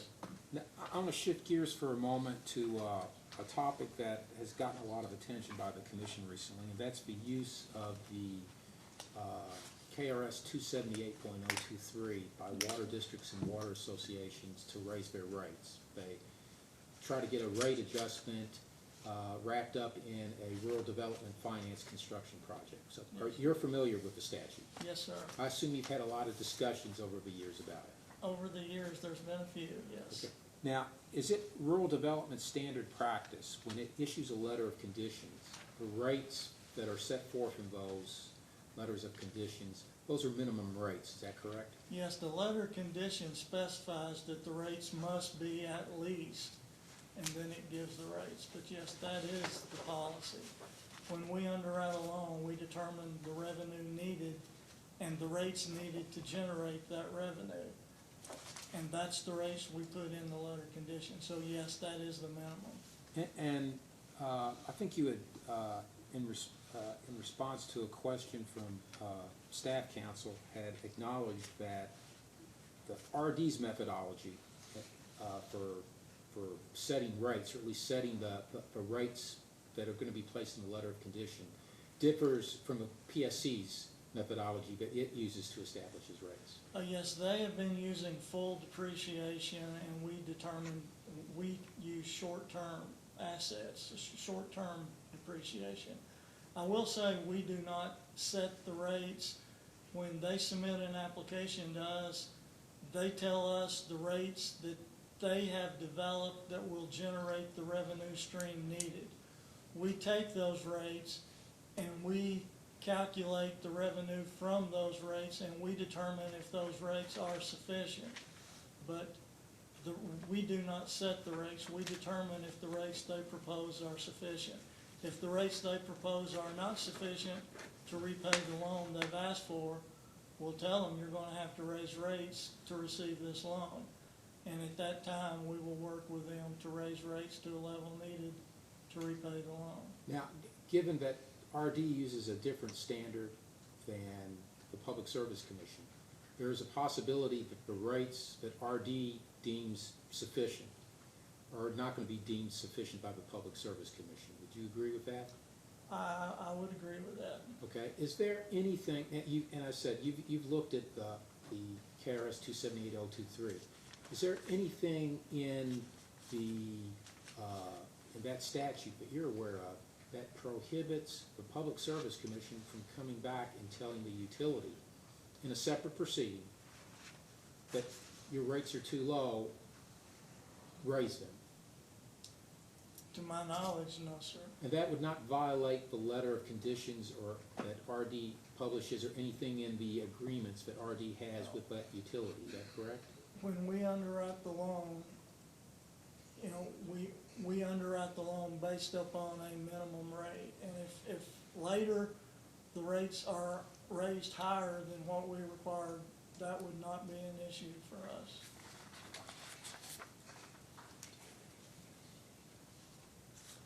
Well, I think that's all I have. Again, I apologize for making you have to stay during lunch, but thank you. No problem, sir. Your Honor, at this time, I would like to ask that applicant's exhibit number 1 be made a part of the record of the proceeding. Any objection, Mr. Sustained? May this witness be excused? Yes.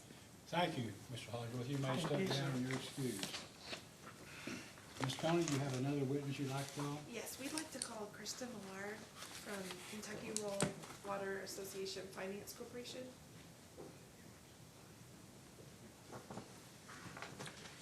Please raise your right hand. Do you solemnly swear or affirm under penalty of perjury that the testimony you're about to give will be the truth, the whole truth, and nothing but the truth? I do. Okay, please be seated. Ms. Coney? Thank you. Good afternoon. Okay. Hi.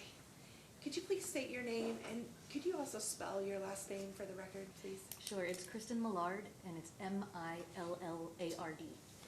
Thank you. And could you state your business address? And It's 489 East Main Street in Lexington. Okay. And could you explain where you work and your role? I work at Raymond James, and I am, the title is Senior Vice President, I'm a financial advisor. Okay. And what is your role with Kentucky Rural Water Finance Corporation? I'm one of their financial advisors. I work to manage their long-term lending program. It's called the Flexible Term Finance Program. Okay. And how did you come to interact with Hyden-Leslie Water District? In 2013, we were contacted by their engineer that they needed short-term financing, that they had already taken bids on a project, but that they were progressing with rural development for a long-term loan. The reason that we were looked at to pursue short-term financing is because they had already taken bids and they didn't have the time to get through the letter of conditions process. The application process for RD can be extensive, and so we were approached to do a short-term loan. The assumption at that point in time, if we were to do a short-term loan, is that the engineer and the water district work hand in hand with RD to make sure all the processes are correct and everything is followed through. That might have been a naive assumption, but that was our assumption, that they would work hand in hand to get the process done. We corresponded with the engineer and with Mr. Howard that I have correspondence that they did file a draft 424, which is the preliminary application for RD, and that the environmental process had been underway, which is one of the more time-consuming aspects of an RD application. And I also have correspondence with Mr. Pridemore that to confirm that. Now, the application that had been filed was very preliminary, and it would by no means make it up to the state level at that point in time. But we progressed with the assumption and with the good faith belief that things were progressing for an RD loan. Okay. So you've been in the hearing room this morning and you've heard testimony, the first given by Mr. Pridemore about this window that you're talking about when you were contacted for short-term financing. And your belief was that the engineer and the water district were working on long-term lending with RD. Yes. But since Mr. Pridemore's testimony and Mr. Hollingsworth's testimony, does it seem like that was, they should have already known that was not going to be a possibility? I mean, Mr. Pridemore mentioned that there would need to be interim lending anyway, but then Mr. Wucher has talked about this 50% rule for refinancing, and that refinancing is so rare and things like that. So was that already basically doomed from the start? It wasn't. No, No. we Okay. didn't anticipate refinancing at the beginning. We've done several notes like this where someone has gotten an order from the Department of Water that they needed to get something fixed quickly, and we've come in and done a note so that they can get their project started. In this case also so that they could get a rate increase implemented. And we do have correspondence with Mr. Howard and with Mr. Maggard that they first needed a certificate of necessity, and they also needed to have a rate increase implemented by the maturity of the note. Obviously, we know that never happened. But no, so refinancing wasn't our first thought. But we have done this before. What rural development basically says is that before you get your letter of conditions, it's at your own risk. You could be 99% through the application, but it's always at your own risk until they've issued the letter of conditions, locked in a rate, and ordered money from Treasury. It's to be set aside at the state level. So just because they don't have their letter of conditions, that's not our standard. It's definitely not something that we like to pursue, but there are cases where sometimes it's necessary to obtain short-term financing to allow that application to be processed. So we're talking about two different things with the interim financing. Okay, So in this case, the letter of conditions was not yet issued. okay. That's not our preferred, I guess, route. The other side is that once the letter of condition is issued, the borrower has to completely construct their project, and the project has to be deemed substantially complete by RD before funds are released. So the borrower, even with the letter of conditions, is required to go out and get interim financing until that project is complete to fund the project. So in this case, we didn't have a letter of conditions, so we had to issue a short-term note under a different route. Okay. So we have a few different 2-year agreements, right? And you were involved from 2013 forward. So what was happening, that you had to get these extensions and you had to extend? Is that normal to extend No. the short term? No, and we have done quite a few notes in this case. Our general goal is to provide the short-term financing to allow the borrower to go forward. Well, we also do long-term financing, but in the case of a note, Okay. to allow the borrower to go forward, to implement a rate increase, to get through the RD process, et cetera. The goal is to eventually obtain long-term financing, whether that be through KIA, through RD, even through the Flex Term Finance Program. All three programs require debt service coverage. And so where we were hamstrung to an extent is we did this first note, stipulating that a rate increase had to be implemented, time to apply, get the rate case done, et cetera. It wasn't done by that point in time. By the maturity of the note, there are basically three things that can happen. One, we have long-term financing in place through any funding source. Two, we have to roll over the note, or the least preferable option is that we default. Default is definitely not really an option, certainly not one we would want to pursue. So in the absence of basically another possibility for long-term financing, we had to roll it over. In that instance, we spoke with the engineer and we spoke with the water district, basically saying you need to get your rate increase in place. We need to move this forward. We need to do long-term financing. At some point in time, I said, okay, if RD isn't the option, we can take you out and do a 20 or 30-year loan through Kentucky Rural Water. However, you have to be able to meet debt service coverage of 120. And so without that rate increase that was likely going to happen at some point in time, we had really the only one option that was viable is to roll over. Okay. Do you know why they didn't seek a rate increase? I don't. Okay. And in your interactions with Hyden-Leslie, were there any indications that there was not good communication between the manager and the board, or the board and the engineer, or vice versa? Or were you getting any indications that there was a breakdown? I don't know. I don't necessarily, and honestly, this was a while back. I don't have correspondence as to where I could look at that and say, I don't think there was a communication problem or a breakdown. I did continually get, we are still pursuing RD. Then we're pursuing the RD refinancing. I said, okay, to me, take your cheapest option for your long-term financing, whether that be RD or KIA. Given that they're federally subsidized programs, generally those are the cheaper options. So basically, each communication was, we need to get long-term financing in place. Everyone's going to require a rate increase. Everyone's going to require coverage. So how often were you communicating with them? And like, it's not just when the agreement's up, right? You are continually communicating with the water district while you have this agreement? I would get back in touch about 6 months prior. Okay.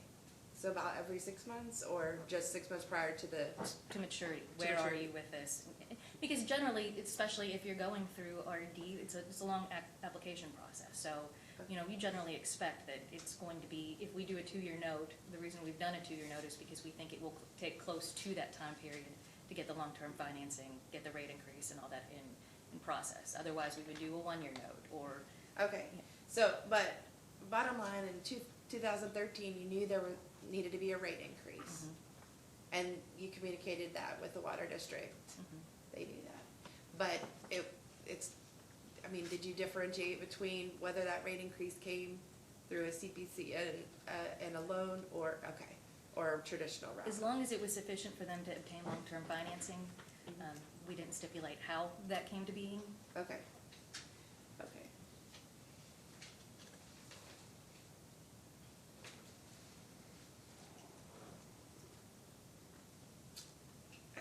you aware that the water district was involved in the investigation case this summer? Not until recently. Okay. So, and you weren't, they didn't discuss with you afterwards any type of order that they were under, No. what they need to do? Okay, thank you, I have no further questions. Commissioner Matthews? Let me see if I understand this correctly. Initially, around 2013, Kentucky Rural Water Finance Corporation loaned money to Hyden-Leslie Water District, and with the understanding or the belief that this was a short-term note, that ultimately the project would be funded by a rural development loan, which would come in and pay off what you thought at the time would be a bridge loan. Yes. A temporary loan. Yes. And that didn't happen. No. Okay. Now, obviously, at some point in time, you realized that this RD loan wasn't coming to fruition, wasn't going to be made.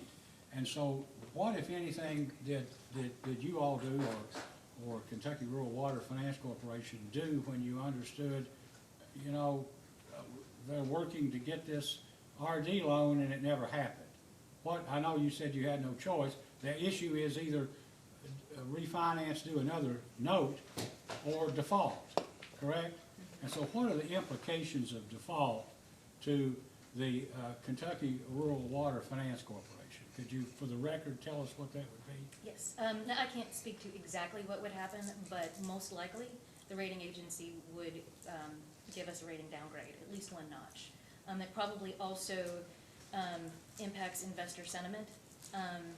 What we would have to do if we defaulted would hit the reserve. And Kentucky Rural Water does have a very significant debt service reserve, but an imperfect example would be like your homeowner's insurance, where you've paid into it for a certain amount of time to be able to access it if you need to, but once you access it, you get dinged. It's an imperfect example because I think the results would be more catastrophic for a lending program.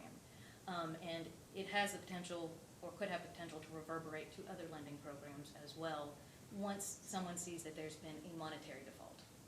And by that, do you mean that the ability to obtain finance, that other water districts' ability to obtain financing might be adversely affected because either A, financing might not be possible for them, or if it was, the interest rate they had to pay would be much higher? A rating downgrade would result in a higher interest rate, for sure. And not only that, I think the lack of confidence from having a default could impact the underwriters that bid on bonds for not only us, but for open market issues throughout the state. Now, at some point then, maybe 2016 or so, these dates are confusing to me, the note comes due, it comes 2 years or up, and so are you expecting at this time that Hyden-Leslie Water District is once again working to try to get refinancing or some kind of a loan through U.S. Department of Agriculture and Rural Development? Yes. Yes, there was the option, or I was told there was the option for refinancing. Now, I did know that the total project was a greater amount than the 50%, but there were grants in there that obviously impact that. Some of it could have been refinanced. Some of the Kentucky Rural Water loan could have been refinanced, just 49% of the total loan amount. But yes, I was told that they were pursuing that or another option, and that they had grants that could be brought into it, that there were other funding sources that had to come together, but that the water district was pursuing other financing. Whatever Hyden-Leslie Water District was required to do to get other financing from any source, Never happened. it never happened. Is that correct? Yes. Now, you indicated that I think that there was a possibility that long-term financing could be arranged through Kentucky Rural Water District Finance Corporation, correct? Yes. Was that option ever explored with Hyden-Leslie Water District? Yes, absolutely. But basically with the stipulation that they would have to have rates sustainable to meet coverage of debt service coverage of 120. as another option. You know, obviously borrowing through rural development or KIA is a cheaper option, but as an option to finally get this out of the revolving short-term note process, we could go ahead and finance long-term, and we do that all throughout the state all the time, but again, we require a debt service coverage ratio of 120. And the coverage ratio of 120 was required so that someone could be assured they could repay this loan. Is that correct? Correct. While continuing to operate in some manner as a viable water district, Correct. correct? Okay. So, 2016, nothing happens. The water district was unable to secure other financing, and so we get to 2018, and what happens then? I'm Same trying thing or something else? No, 2018, and I'm trying to recollect the differences, whether it was 18 or 19. I think it was 19 that LJ and I had a conversation about possibly that we're going to have to go long-term. I think that was 19. That we're going to have to go long-term, and then KIA came into the picture and as a less expensive financing source, and so we went over one more time. 2018 probably very similar to 2016. And I don't know if Kentucky Rural Water Finance Corporation or Raymond James or anybody does any research about any of the water districts that apply for loans. But did you anybody ever check to see when the last time Hyden-Leslie Water District had a rate increase and through what process? It had been, I did not check the process. I knew it had been a long time. We do make sure that coverage can be met, even on the short-term note side, but the coverage doesn't encompass the short-term note because that will be taken out long-term. So they did have solid coverage whenever we looked at this in 13. It's definitely deteriorated since then. But we do check to make sure, you know, much like RD, much like KIA, we do check the audits. We do make sure that they have the ability to make their debt service coverage. The note was done with the assumption to give them the opportunity to have time to implement a rate increase and time to go through RD. So, no. It takes just a little more time than they had, though, right? Yeah. The reason I say this, I think that the last rate increase that I saw Hyden-Leslie had was through an 023 loan in 2010. Our records indicate, we have no record to indicate they were ever in error from the history of the water district forward. And so all of their rate increases were by borrowing money from somebody and what additional amounts were included in the loan to take care of operations. But so ultimately, we get to the thing, I guess, that led to this hearing was the filing by Hyden-Leslie of this application and then later an amended application where they asked that we approve, I guess, a note because it was now going to be beyond 6 years. The statute wouldn't allow them to continue to borrow money per this note on this loan unless we approved, and to approve an RD, to approve that, and then to approve a Kentucky infrastructure loan, and everything had to be done by January 24th. What was the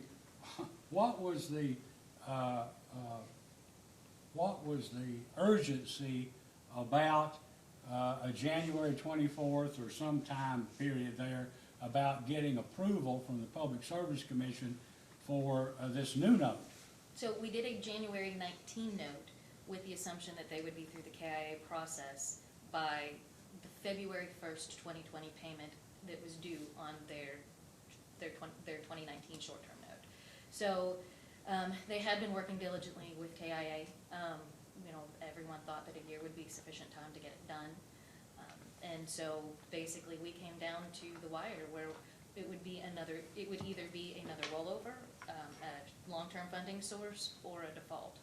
And back to the same conversation about a default being fairly catastrophic for the program and lending sources in general. Okay. And for the record, at the time, apparently we had set this hearing for February 5th, sometime back in January, correct? Mm-hmm. And so just so the record will know, and Mr. Lucha will know, Gary Larimore called me concerned that there would be a default, and he asked if you and bond counsel could come and speak and tell us why we ought to approve this on an emergency basis. Is that correct? Correct. And what did you tell us?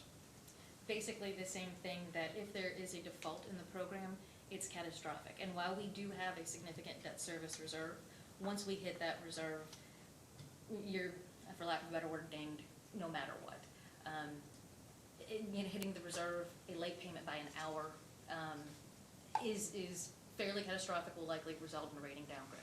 So it's not really like a bank loan where you can offer an extension of a month or so, or even RD, who sometimes can work with a borrower to extend. These are open market notes sold to the public, and they're closed through the depository trust company with multiple bondholders. And so if the payment isn't made prior to, I think it's noon on February 1st, then it's a default, no matter what we do, so what we would do in that case, instead of defaulting, would hit the reserve.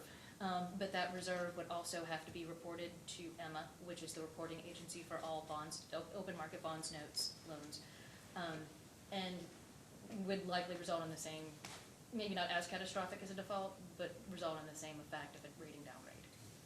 And based upon receipt of that information, the Public Service Commission entered an order before this hearing allowing the refinancing so that a default, Hyden-Leslie would not incur a default, and the Kentucky Rural Water District Finance, Kentucky Rural Water Finance Corporation would not Yes, and incur a thank you. default, correct? Yes. All right. I just wanted to make sure the record was clear on that. So what, I haven't seen, I don't know, ultimately, were bonds sold, was an agreement reached, was the new loan executed and so forth? Yes, notes were sold. The rate was 125 for 1 year. Well, the notes were sold for 2 years, but it's callable within 1 year. And in the assistance agreement, it basically states that they have to have everything resolved with you within a year. We issued the notes for 2 years, just in case. We had a situation, so we didn't have to have an emergency order. If everything is closed within a year, there's no additional interest cost to the water district. Did you, in terms of your profession in dealing with this situation with Hyden-Leslie, did you find it frustrating, Yes. Yes, sir. scary, risky? Yes, sir, and yes, sir. I don't have any further questions. Mr. Wuchett? Just a few, Your Honor. Just for the record, there was a general rate adjustment filed by Hyden-Leslie back in 1978. It was in case number 4442. Well, the reason, let me tell you why we said that. I just relied on counsel. Our records only go back, that we keep, to 1985, and so I was using 1985, but I think Ms. Koenig or somebody couldn't find, or maybe as a result of it in the other case, we couldn't find any evidence they had ever had. So 1970. It's 1978, and Okay. the only way that I could find that, because I don't have access to your index cards anymore since I'm no longer employed here, but the old tariffs indicated that there was a rate change in 1978. So I just wanted, it's still a long time. I appreciate it, because I feel a lot better. It was 52 years, and now it's only 42 years, and I think that does make a difference. Well, that cuts it down 20%. And one other point, and that is just the application that was filed, it did ask for, on a short notice, that the commission approve the issuance of the 2-year note, or originally a 1-year note and a 2-year note to Kentucky Rural Water Finance Corp. But the application made clear that it was not trying to get the commission to review the entire requested relief, which would be the approval of the county. I understand, and I want to say, when we saw all this, and it requested that it be issued without a hearing, and we thought, well, we probably ought to get a hearing. We would have given you a hearing before the end of January, but we didn't have any No, I times when we understand could that, have Your done Honor. it, so I understand. And Yeah. to be quite candid with you, I had expected, once this was filed and after the initial review, that you were going to have a hearing. And it was just, perhaps, I guess on our part, we should have gone ahead and made greater contact to your executive director and said, we know this might be a sensitive matter. And we did try to make some contact with your executive director and general counsel to let them know. So Chairman really likes hearings, so. Well, I can't, you know, anybody who's a lawyer in the room knows, if you have to rely upon data responses for information, you know, you only get about 10%. Every answer raises 5 or 6 more questions, but that's correct. Yeah, I think hearings are essential to obtain information, hopefully for everybody's benefit. But anyway, thank you, Mr. Butcher, I appreciate you telling me that. Thank you. Because we didn't know that there had ever been a rate. Well, as said, it's been a long time ago. Ms. Millard, good afternoon. Couple of basic questions. In these transactions, who exactly are you representing? Are you representing the Kentucky Rural Water Finance Corp. Or Yes, sir. the utility? The Kentucky Rural Water Finance Corporation. Now, I want to go back to the first issuance. First of all, that was a 2-year note, is that correct? I use the term 2-year note, but it's actually an assistance agreement, is that right? Right. The first one, the Yes. 2013, yes. Okay, is there, since 2-year notes are not subject to any type of requirement for PSC authorization, was there a particular reason why commission authorization was sought? For the certificate of necessity, so for the financing, there isn't the requirement on a 2-year note, but we do require, especially on a large project, that the project itself is approved. Okay, so, well, the application asked for approval of the certificate and the financing, and that was granted, but is it the general practice where there's a 2-year note, but normally you don't seek PSC approval because it's not required by the statute? Well, for the financing, Yes. no, but for a project, yes. So in all essence, PSC is looking at it anyway. So you viewed it as, since they were both interlinked, it was better to go ahead and place both before the PSC. And, Actually, let me restate that. I didn't, our attorneys did, our okay. bond counsel. And let me ask on that, because I notice with quite a bit of envy that your bond counsel appears to represent a number of utilities where there's a Kentucky Rural Water Finance Corp. Yes, sir. Issuance involved.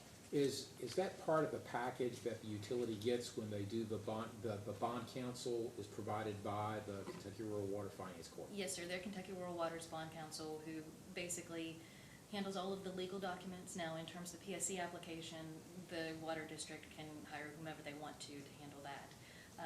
But Kentucky Rural, Rubin and Hayes is Kentucky Rural Water's actual bond counsel. And is that, the PSC aspect of it, is that part of the bond package? I mean, in terms of the cost that which will be wrapped into the issuance, Rubin and Hayes' representation, is that arranged by the Rural Water Finance Corp., or is that something where the utility has a default? They can say, we want somebody else, but primarily they'll just take your all standard attorney. And I don't need to say they're standard, but. I don't think they're standard, but no, there is an additional cost, but Rubin and Hayes does step in if the water district doesn't have really any preference. Okay. You know, and in some cases, they wouldn't know who to turn to either. But they can hire whomever they want. Okay. Now, you stated for the 2013-2014 issuance, you were contacted by the engineer and the water district manager. Is that correct? Yes. Did you have contact with anyone else besides those two individuals from the water district? From the water district, no. Okay, and just so that I understand, was there any representative of either Raymond James or of Kentucky Rural Water Finance that went out and attended one of the board meetings or met with any of the water district commissioners? I'm trying to recall. We do that sometimes if there are questions. You know, I will attend board meetings. I don't recall if I attended that one or not. Okay. Now, you mentioned that there, or at least I interpreted your response to some of the questions, that there was a need for, I guess, quick action in this case, that bids had already been taken. Yes. So do you recall, or do your notes indicate when you were actually approached by Hyden-Leslie for assistance in getting this note? Well, I did go back through our email archives, and I do have correspondence through June of 13, correspondence with Mr. Pridemore in July of 19. Okay. And not 19, I'm sorry, 13. And then I think the notes were issued in December. Okay, and the actual approval of the notes by the PSC, the issuance of the certificate didn't occur until February of 2014, is that correct? I'm not sure. Okay.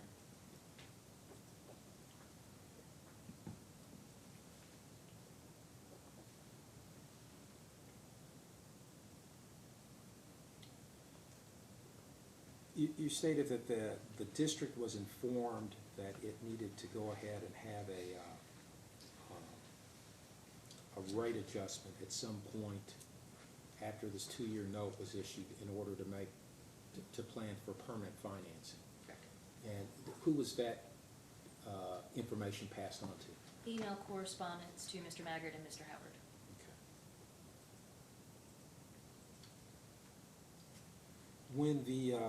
When you had the first rollover in 2016, first of all, at that point in time, was there any consideration going back to the public service to getting approval of the financing? I don't recall. My guess is no, that we just had to go ahead and do the financing. Okay, and again, who did you speak with regarding the rollover? Who approached? Did you approach Hyden-Leslie, or did Hyden-Leslie approach you and say it's coming up? We need to go ahead and make arrangements to refund this note. Generally, I check in with the engineer about 6 months prior. Okay. Where's the financing? Where's the project? Do we need to do a rollover note? Where's your long-term financing? So that correspondence was with Mr. Maggard. Okay. And at that time, was it again emphasized that you needed to have, that the district needed to have a rate increase? That they needed a long-term funding source, and that if the long-term funding source was Kentucky Rural Water, that there would definitely have to be a rate increase. And again, just to go back, other than Mr. Maggard, did you have any other contacts with the water district? I think after the very first note, and that's fairly typical because the engineer is usually the one that is handling a lot of that financing work, and also is a little more versed on the timeline. But after that, it was mostly Mr. Maggard. And then I reached out to Mr. Turner, and Mr. Turner and I corresponded, I think, probably the 18 and 19 issuances. Okay. And I wanted to start to talk about that because obviously after the 16, the note had been rolled over once. So at the end of when it came due in 2018, you had 4 years now on this funding. I assume there was a greater concern on the part of Kentucky Rural Water Finances in terms of what was going on. Did you have any? You stated that you were being told that there was a project that was available. Was there any independent confirmation made by Kentucky Rural Water Finance that there was a project out there, that one was pending before rural development? I did not know about it. Well, no, actually, I take that back. There was a larger project, and this was, gap financing to begin, part of that larger project. I knew that they would be going through another funding source for, their long-term funding on the greater aspect of the project. I mean, and did the district indicate to you that they thought that they were getting close? They might at some point that they were at some point during the next 2-year term they were going to go ahead and roll everything over into an RD loan or some other type of financing? Mr. Maggard did.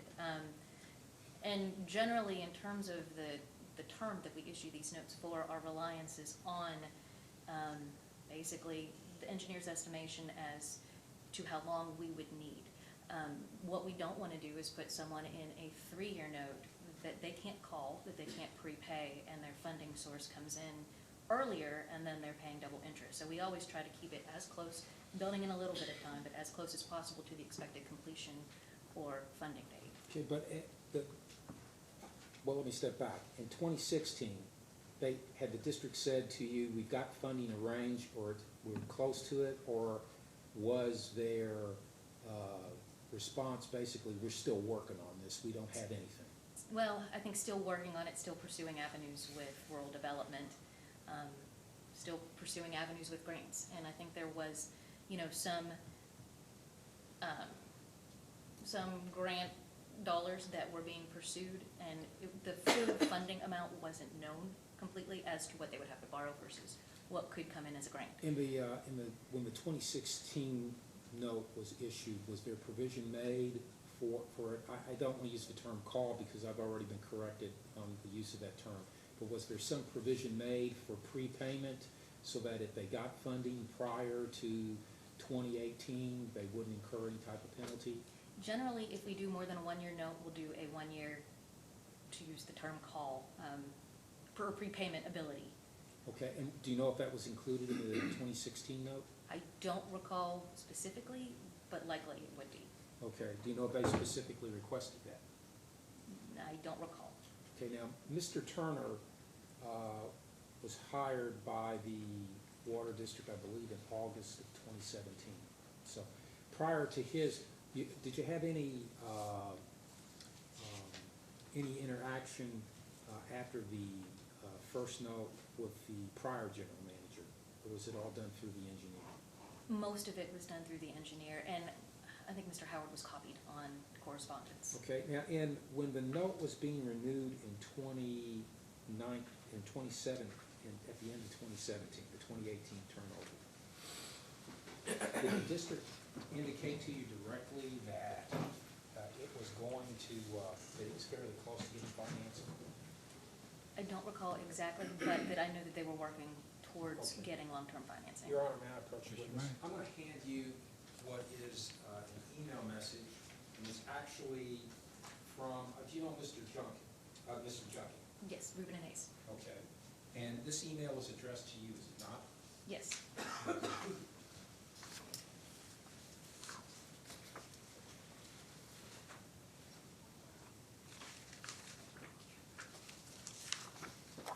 Your Honor, for purposes of identification, could I have this listed or marked as applicant exhibit number 2? Yes, you may. Thank you. Okay. Now, is that, this is, Mr. Junkett is doing some work preparing for the next note, the 2018 note. And in this note, he's talking about some provisions in the note to ensure that it's payable at any time. So would it be safe to conclude from this that the district was at least expressing to you, we're close, we have a good faith effort, we're going to be able to return this over? Oh, absolutely. And at any time, I guess, did you have any type of suspicion or concern that the district was not being honest and upfront with the rural water providers? No, I didn't. My impression was that they were trying to move forward with long-term financing, trying to find the most viable, cost-effective long-term financing.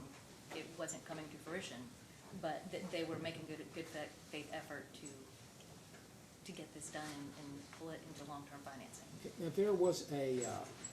there was a case that was brought by the district in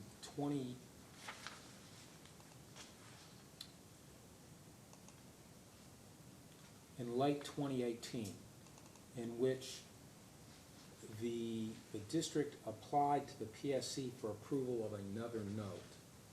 And I guess this was about the time that there was discussion about transferring or rolling all this over into a 30-year loan. Do you recall that? Yes. Okay. And was there, do you recall when the district initially approached Kentucky Rural Water Finance Corp. And said, we can't find it, or that we want to go ahead and roll into a 30-year bond? I don't recall the exact time period. I think basically what it came down to was we need to get this into long-term financing. Whether, if it's not happening with rural development, what are the other options? Kentucky Rural Water have to meet coverage, as I've stated. Okay, and you had mentioned before about coverage, and I guess I need to understand one thing. The request to go ahead and roll over to the 30-year loan would have been about 2019. At that point, is it your understanding they didn't have the 1.2 coverage necessary? With the new debt. With the So new- with the note, we're looking at a 120 coverage to cover their current debt.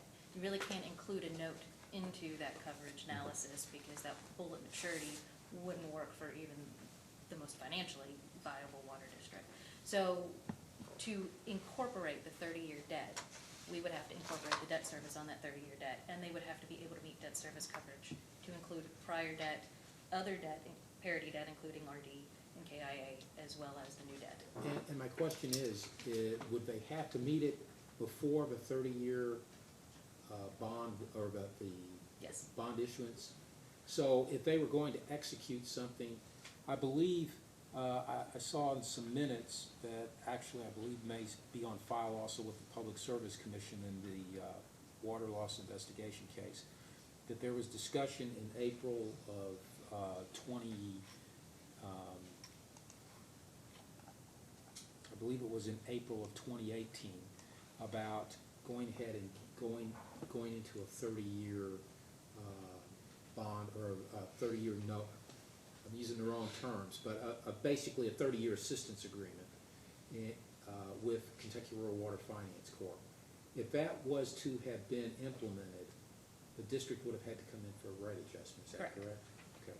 And was that relayed to the district? Correct, yes. Okay, now, would that have been relayed to Mr. Turner, or would it have been relayed to the engineer, or would it have been relayed to the, how would it have been?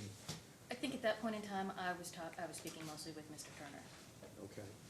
Now, if this occurred back, I think the original note said that in the minutes talked about doing this in April of 2018, which would have been before Mr. Turner actually was on the board. Then it would have been Mr. Howard. Okay.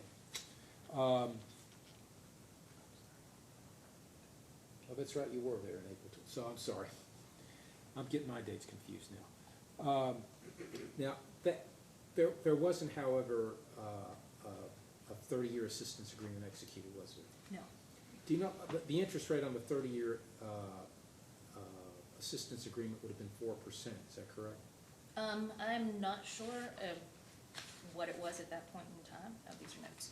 I'm not sure what it was at that point in time. Rates vary depending on where the market is. And I recognize if we were looking at this at a particular moment, you can't really tell until the bonds are actually issued. But would you be able to provide us with what the interest rate was, let's say, around November of 2018, if you had similar bond issuances? Oh, yes, absolutely. I couldn't recall it right at this moment. No, but no, I mean, if you yes. could provide us that, What I typically do anytime we issue a loan or anytime we're speaking with a borrower is, Kentucky Rural Water, both long-term and short-term, price off of the MMD. It's a spread off of the MMD, the municipal market data. So I have a pretty decent estimation as to where something will price on any given day. And that's not guaranteed by any means until we actually sell bonds and those rates are locked in. But within a time period, I've frequently run numbers for water district cities, engineers, to give them an idea of what long-term debt would look like and what long-term debt through the program would look like. So I would have run preliminary numbers for rural development, for the water district, so that they had an idea of what the long-term debt could be. do you know if that, somehow your run was included in the filing that Hyden-Leslie County Water District made when it sought approval of that one-year extension in 2019? The long-term? No, The yes. short-term would be, the long-term likely no, because if we don't have a rough date as to where we're looking at selling bonds, it could vary drastically. And the reason I ask is Hyden-Leslie made a filing with the commission on December 5th, 2018. And it was represented by Rubin and Hayes, and it again involved a Kentucky Rural Water Finance Corp loan. And in the application, there is a net debt service schedule that is for 40 years, running from January of 2019 to December of 2049. And I'm just wondering if that somehow maybe inadvertently got in that application, but represented the what was the note, a 30-year term or a 40-year term for the assistance agreement? What I had been running was 30 years. That might have, I would guess, and I can only guess, that that was inadvertently included, and it might have been, used for projections. And the reason I'm asking is just in terms of what the district could have done had it entered into that loan at the end of 2018, early 19, and what it will have to expend if it's able to get the KIA loan, to do a comparison to see what the actual cost has been to the district in terms of the delay in getting permanent financing. I think over the long term, by far KIA will be the better choice. And, Mr. Turner and I had actually discussed that, and that's why we, kind of went forward with the next note as well, assuming that KIA would be the final takeout. Because it's a subsidized, federally subsidized program, they're able to offer much lower rates. The debt, they'll still need to meet a 120 debt service coverage because they'll have RD loan as well. But KIA, you really can't compete with KIA's rates, with an open market bond issue in any way, shape, or form. So it was quite fortuitous for them to actually get the KIA loan instead of going with Kentucky Rural Water Finance. Yes. You haven't done any type of calculation to determine what the actual total cost would be to the district had these two turnovers and then going with a 30-year assistance agreement as opposed to the final cost they're going to incur taking all those in under the KIA loan, have you? Or do you mean just for the very last one, whenever it was determined it would be KIA? I'm actually thinking, I guess the question I'm wondering, and I believe the commission may be wondering, is how much cost was it to the district as a result of having this process drawn out and having finally gotten the KIA loan, even though it was drawn out, and maybe it was just happenstance, but by getting the KIA loan, the district actually resulted in savings to its ratepayers because it's going to have ultimately the cost of borrowing that money is going to be less than the other turnovers, and then finally using the 30-year assistance agreement. I think without doing the actual analysis or calculation, I can estimate. I think it probably would be a benefit. And even with the rollovers, the yield on the notes were generally rather low, from roughly 1% to, I think 2% was the highest yield. So, if they had gone, say, long-term from day one, they would have been paying a higher interest rate as opposed to short-term. Other costs involved, of course. But I think, without doing the analysis, I cannot say for sure. But I think that it likely would be a cheaper route pursuing the KIA loan.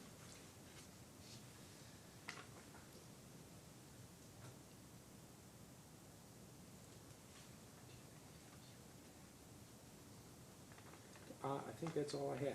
Thanks, Mr. Thank you. Ms. Coney, questions? Mr. Matthews? I just have one, if you could. What did you do, circle? We find people love to get off the stand as quickly as possible. Well, during the, I guess, 6-7 years that you all have had the loan or the series of 2-year notes with Hyden-Leslie Water District, have they made principal payments? They have not paid any on the principal, No, correct? and that's not, in doing the note, it isn't expected that they do until they have their long-term Okay. financing. So, but they have made interest payments. It's capitalized interest, which means they're borrowing the interest, which they would be paying otherwise. But in terms of really investor sentiment and security to the investor on a note project where the final takeout is yet to come, you generally capitalize the interest so that no payment needs to come out of the water district's coffers while that note is in place until they get their long-term financing, and then that's when they start amortizing their principal. So over this 6-7 year period, Hyden-Leslie has not made any payments on either the principal or the interest, correct? Correct. But over that time, the amount of the money they owed to Kentucky Rural Water Finance Corporation has gone up because of the interest payments that were borrowed that otherwise would have been made, correct? Correct. Okay. So what was the, ultimately, between 2013, 14, and today, how much has the loan, how much has the amount of their loan increased as a result of not paying any principal or interest? Well, I can give you those exact principal amounts. But one thing, I guess, in terms of, the principal amount has increased. They would have been paying that interest anyway. So while the principal amount has increased on their long-term debt, I would say net, that it's still that principal and interest would, I'm trying to find a better way to explain it, but net, it would be paid anyway. Even though they've borrowed it, rolled it into a new note, they would have, had it not been capitalized, they would have had to pay it. So, but in terms of, that interest Right. had rolled over, so we were looking at an original amount, I think, construction amount of $2,320,000, and I think that they're at about 2.8 right now. 2,800,000? No, I have no further questions.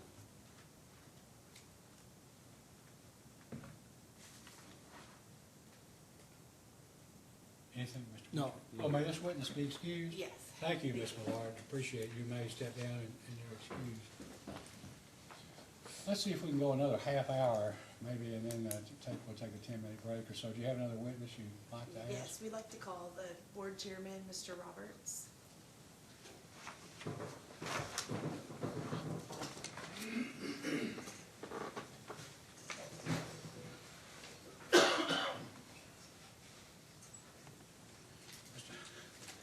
Do you solemnly swear or affirm under penalty of perjury that the testimony you're about to give will be the truth, the whole truth, and nothing but the truth? Thank you, Mr. Roberts. Please be seated. Ms. Koenig, you may ask. Okay, Mr. Woocher, would you like to? Yeah. Oh, I'm sorry. Go ahead. That's fine. Mr. Roberts, would you state your name and business address? Augustus Roberts, P.O. Box 1892, Hyden, Kentucky. And are you a member of the Hyden-Leslie County Board of Commissioners? Yes, sir. And how long have you been a member? I've been a member, I think, since 2005. Been chairman of that since 2013. Okay. And what is your occupation? I'm retired. Okay. Prior to retirement, what was your occupation? I work for Shamrock Coal Company. Okay. And can you briefly describe for us your educational background? I'm a semester of college. Do you have any type of professional certifications?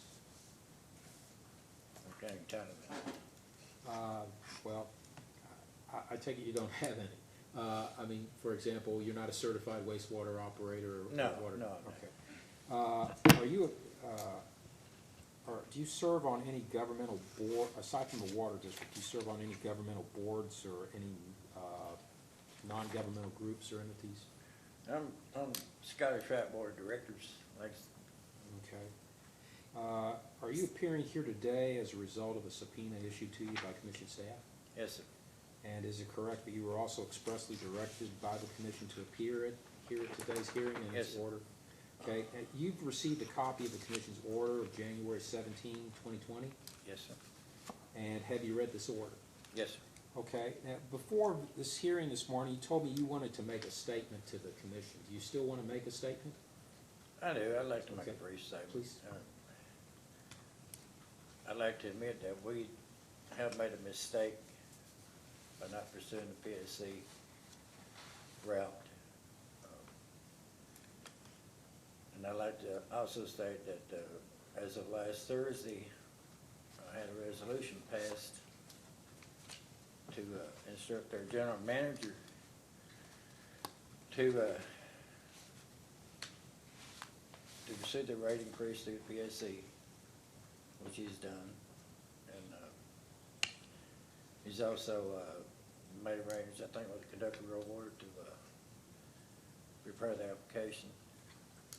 Now, this is supposed to be done before the 30th, I think, so we're working at that.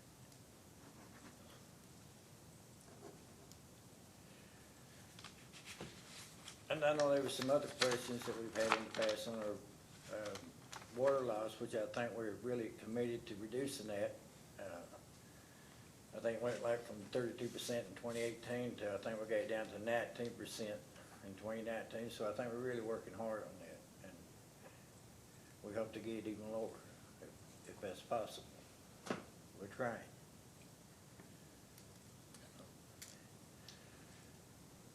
And I hope, you know, that we can rectify our mistakes that we've made by working with our creditors and our, the PSC boards, and hope to move on and do better. And I appreciate the. Well, we appreciate your attitude. Thank you. Sir. Your Honor, before I tender the witness over for examination by staff and the commission, if I can approach the witness, I'd like to go ahead and hand to him, have this document marked as applicant's exhibit 3.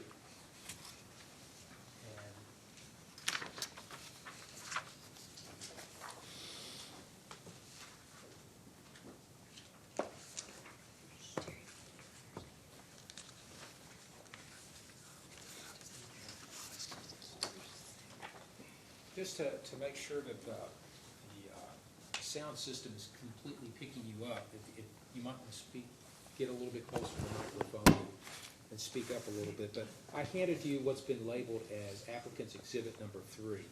You had previously stated in your statement that the board has adopted a resolution to direct the general manager to take all actions that are necessary to have an application for a rate adjustment filed by the PSC by April 30th.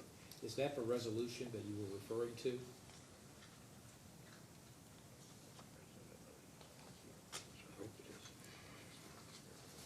That'd be in section 2, right? Yes, sir. Yes. And this was the resolution that was adopted at your last board, last board meeting held on January 30th, 2020. Yes, sir. Last Thursday. Thank you, sir.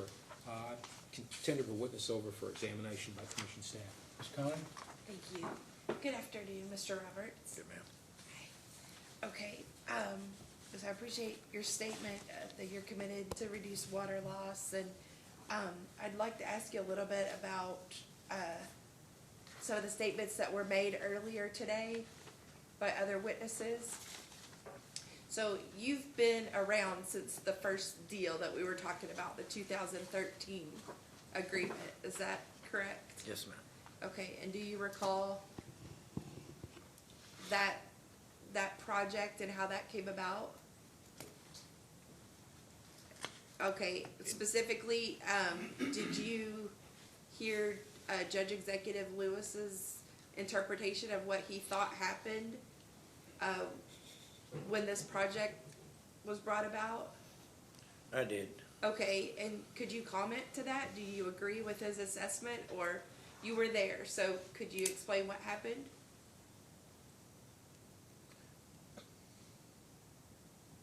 I'll agree in a way I don't. Like I said, I don't recall exactly how it came about. I do know at that time that I became chairman. I think we had 300 customers that we wanted to serve at that time that had been promised water for years and years. Some had even paid their meter rates. And it was important to move on with that project. And that was probably one of my top priorities at the time. I admit that. And to see that those people got served, and I did that. Okay, so, Anything, I don't, I don't want to, I'm not saying it's wrong or right about any of it. I'm just telling you that's what I did. okay, but do you think he was wrong or right about what he said as far as, did the judge offer coal severance money to do it? Is that what it was premised on, or do you recall? I don't really recall that. Okay, so did Mr. Maggart help design this project? I mean, did he bring it to the He water did. district? He did. Okay, you said people were wanting this water, 300 customers needed water, so did they approach the water district and then Mr. Maggart designed the project for it? Or how did that start? It had already been in discussion, like I said, for years. And I don't know, I guess they just, I don't know how to put this. I guess the previous board, didn't feel like, they wanted to do that at the time. Okay, I don't know how else to put it. okay. So when you were brought the project by Mr. Maggard, you all thought you had the funding to do it, or was that discussed, how it was gonna be funded? It was discussed, but like I said, I can't really remember back then. I don't recall how much coal service money we had or any of it. I'd have to really look back. I can't remember that. That's okay, okay. Well, do you think it was, Judge Lewis, stated that it was a bad deal, that you got stuck in a bad deal? Do you agree with that statement? I don't agree with it being a bad deal when it comes to getting clean drinking water to people in the county that really deserve it. I don't look at it as a bad deal. I think as a water company, that's what we need to do. You know, Okay. if we can, if we possibly can. Okay. But did you know at that time that your rates weren't sufficient? I did. Okay. So that's 2013, and there was no, I mean, you've already said you feel like you made a mistake by not coming in for a rate case. Can From you the time I was chairman, yeah. From that point back, I didn't really have much control over it. Okay, Even though rate increase was mentioned back in those days, it just never did come about. I don't know why. okay. But was there a threat to the commissioners? I mean, when Judge Lewis said that 3 commissioners were asked to resign, or 3 resigned, and you and another commissioner stayed, was that over a rate increase, or was it this project? No, it wasn't over a rate increase. What was it about? I can't really answer that. I can assume things, of which I don't want to assume anything. Okay, but you weren't asked to resign. I didn't, excuse me? Were you asked to resign? No. No. Okay, Actually, I was asked to be chairman. okay. So was there a disagreement that 2 of you all agreed with the judge on and 3 didn't? Or I have no idea. you don't know what the issue was? No.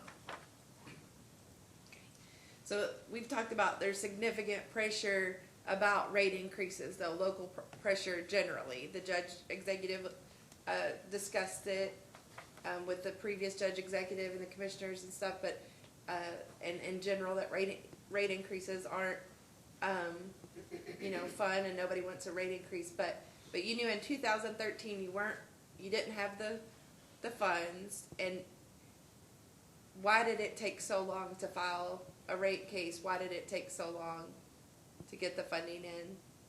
I mean, what was the holdup? I can't really answer that. Like I stated before, in 2013 when we started the project, we should have came to PSC and asked for a rate increase then. We did not. Were you aware of an alternative rate filing or the traditional rate filing? We should have had a rate increase then. And I think we even mentioned it a couple of times. We just never did anything about it. Okay. Did you attend training, commissioner training? I'm just curious with the PSC. Not until I became chairman. Before that, we never did have an opportunity, but we have every year since then. Okay. Thanks to our general manager, he set that up. Okay. We enjoy it. We learn a lot. Okay. So, you knew you needed a rate increase, but on a yearly basis in general, do you do a rate sufficiency analysis? I mean, I guess you knew that you were dipping into your depreciation funds that whole time. And you talked about it at every meeting, or you did? We discussed it quite often, like I said, why we didn't do it. I'll take the blame for that. As chairman, I could have brought it back. I brought it on myself, so I'll take the blame for that. Okay. So at this point in time, do you know how much is left in your depreciation fund, or you're still operating in the red? Is that correct? I'll have to ask the LJ. I don't recall the exact amount. Okay. But you don't have an estimate for how long you would have to operate before you're completely out of funds? No, I'd have to discuss that with him right now. I couldn't answer that question. Okay. I have no further questions. Commissioner Matthews? Mr. Roberts, let me see if I understand. In 2013, the Hyden-Leslie Water District, I guess, formulated, with the help of your engineer, Mr. Maggard, a project to basically expand the system to bring what you said, about 300 people into the system who needed water, correct? Yes, sir. Okay. Now, do you know whether or not, prior to the time that you bid the project out, for instance, had you applied for a loan that would pay for the project?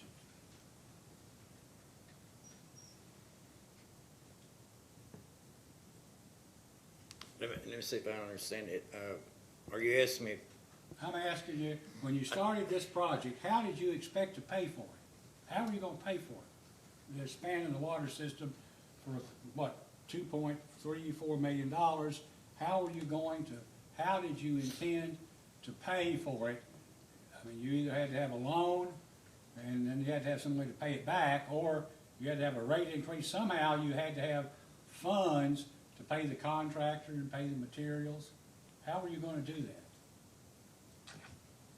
well, I can't recall if we actually applied for R&D back then. I don't remember.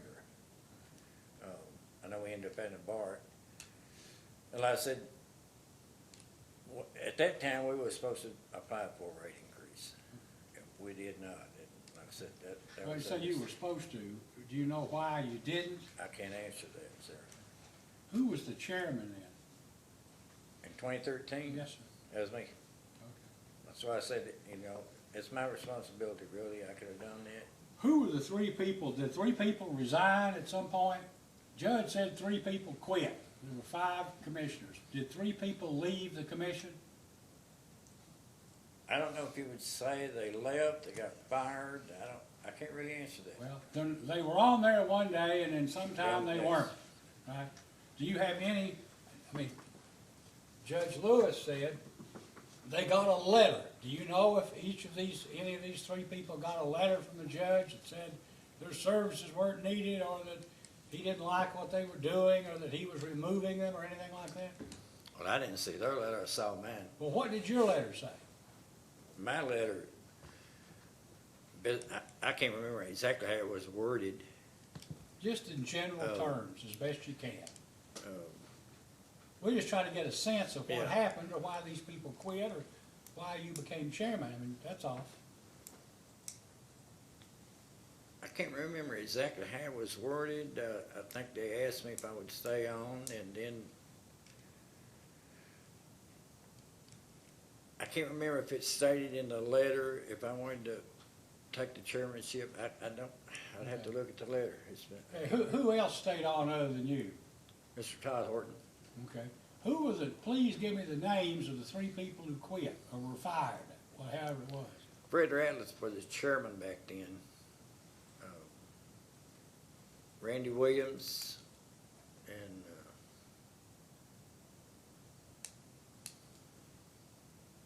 who was the other guy?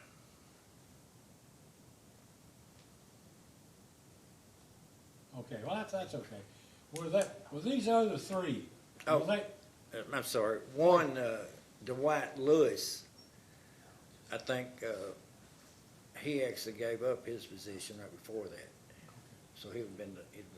the 3 people, Mr. Lewis and the other 2, can you tell me whether or not they were in favor of extending the water lines to these people? I really can't answer that. There wasn't any discussion of it or anything? They was at that time. They were in favor of it. And they left for some reason. I know you don't want to say it. I don't know why, because it doesn't make much difference other than for us to have some idea what happened or how this whole debacle started in the first place. Obviously, you extended water lines and you didn't have any money. So you borrowed money from Kentucky Rural Water Finance Corporation. You either intended to do that in the first place and follow up with some other loan or not. I don't know. Do you have any idea how this financing came about? Or did somebody handle that for you? Well, I think it was the engineer that handled it. Now, your term ends this year, correct? It ends in June or July.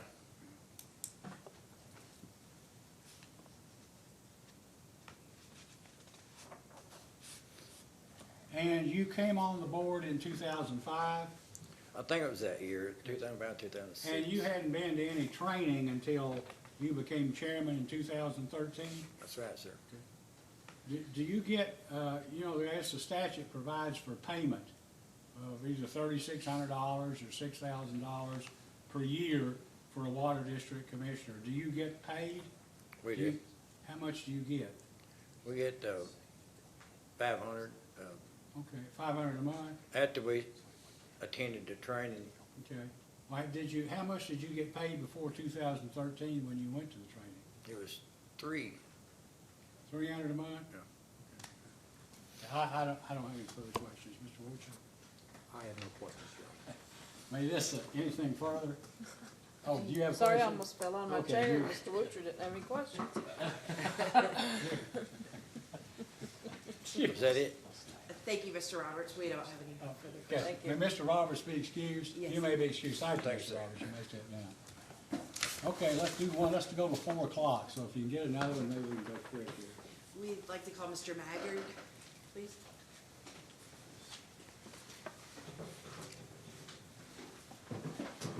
Mr. Maggard, please raise your right hand. Do you solemnly swear or affirm under penalty of perjury that the testimony you're about to give will be the truth, the whole truth, and nothing but the truth? I do. Please be seated. Mr. Wiltshire? Thank you, Your Honor. Good afternoon, Mr. Maggard. Good afternoon. Would you please state your name and business address for us? My name is Michael K. Maggard, 230 East Reynolds Road, Suite A3, Lexington. And what is your occupational profession? Engineer. Okay. And who is your employer? Sisler Maggard Engineering. Okay, well, let me ask, what's your position with Sisler Maggard? I'm an owner, Okay. project engineer, Okay. And how long have you been associated with Sisler Maggard? 2002. And just basically, what type of services or business does Sisler Maggard do? We design and assist utilities, municipalities throughout the state. Okay, do you perform, or does Sisler Maggard, I'm having a hard time pronouncing, so forgive me. Does Sisler Maggard perform work for PSC regulated water utilities? Yes. Okay, can you tell me some of the PSC regulated utilities you perform services for? Big Sandy Water District, Nicholas County Water District, North Manchester Water Association, Hyden-Leslie Water. Okay, and briefly, could you describe your educational background for us? I have a degree in engineering from the University of Kentucky. Okay, and any professional memberships? No. And are you a licensed professional engineer? No. I mean, are you a native of Leslie County? Yes. Okay. And how long has Sisler Maggard provided engineering services for Hyden-Leslie County Water District? Since 2002 as Sisler Maggard. We actually started in 2000 under another firm. So I've been working there since the year 2000. Okay, so you've been pretty much involved with the water district's operations? Yes. 20 years? Yes. Okay. And what type of services does Sisler Maggard provide? We provide design and pre-design any water projects, attend monthly board meetings, answer questions during the month that may arise pertaining to engineering. So I take it that all the water projects that have been done by the district since 2000 have been done by Sisler Maggard? Yes. And have you been the primary point of contact for Sisler Maggard for those projects? Yes. Okay.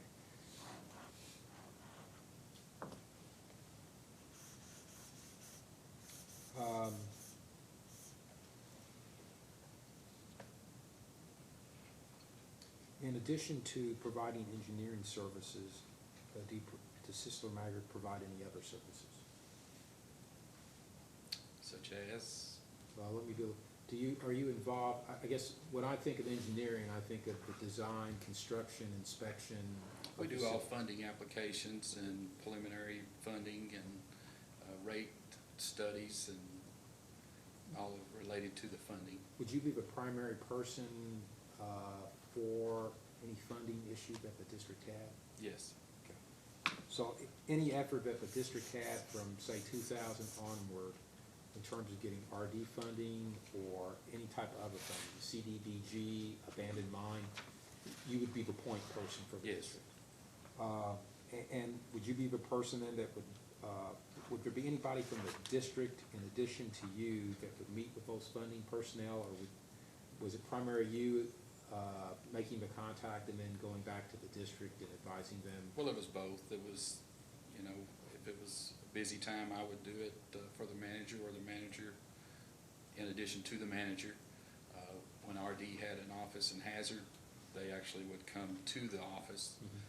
Since they moved to London, it's not as often. It's a little farther. And I take it that was primary during this time you were working with Mr. Howard, the former general manager? Yes. And then you started working with Mr. Turner back in 2017, is that correct? Yes. That's all the questions I have. I'll tender the witness over to Commission Ms. staff. Koenig? Thank you. Good afternoon, Mr. Good Maggard. afternoon. So you mentioned to Mr. Wutcher that you're not a certified engineer? No. Okay, so somebody else in your office, when Yes. they file the CPCN plans, and Yes. they put their stamp on there? Okay. And you said you're in charge of any funding applications that Hyden-Leslie would have made, or rate studies related to the funding applications? That's correct. Since 2000. Mhm. So you're familiar with the project at issue here, Right. and you've been involved from the beginning? Yeah, the CDBG applications are actually coordinated with our firm, but they're actually done by an outside source because the application can't be performed by someone that's doing the project. Okay. So that's an outside. So the block grant that we Yes. discussed with the judge is not your territory? Well, I assist in it, but I don't actually sign off on the application. That's done by a third party. Okay. But you and Mr. Roberts are about the only ones left that were around when this project first began? Correct. And can you speak to what the judge speculated as to the situation on how it got started? I can't. You don't know, and you don't know so what was the idea of funding it? Because you put that together though, right? The project was put together through, of course, it went through the ad district. The projects were identified, cost estimates were made and presented to the board, and it was actually delayed by the construction of the water treatment plant. The board wanted to implement it, but due to the capacity of the water plant, we had to expand the water plant in 2012. 2012 was the completion of the plant. So after the completion of the plant, the Division of Water allowed us to make extensions to people that had requested water prior to that. And there was a sum of coal severance dollars. There was additional areas and lines added to the project that increased the project over the allotted coal severance amount. And then at that point, when the project was bid and a final budget was put together, that was when it was identified that additional funds had to be secured. Okay, and is that why construction began before you applied for approval at PSC? Well, I don't think the construction, I think that most of the process that was purchased was materials. So the first expenses were really materials, and if it was started construction, it was for the coal severance part, not for the loan part.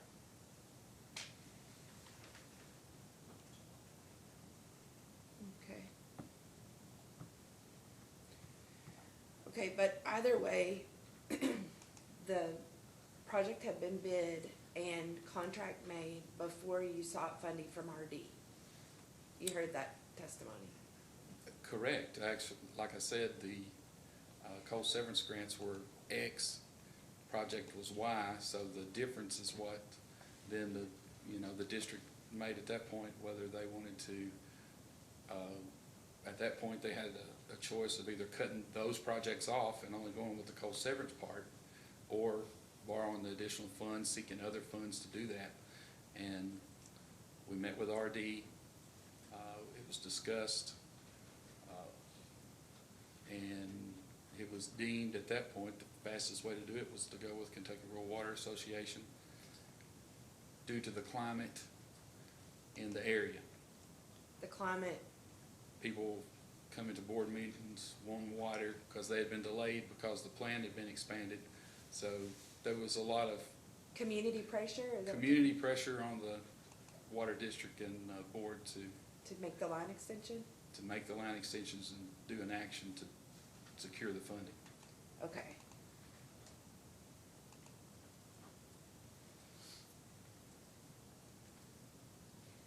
At the hearing, in July,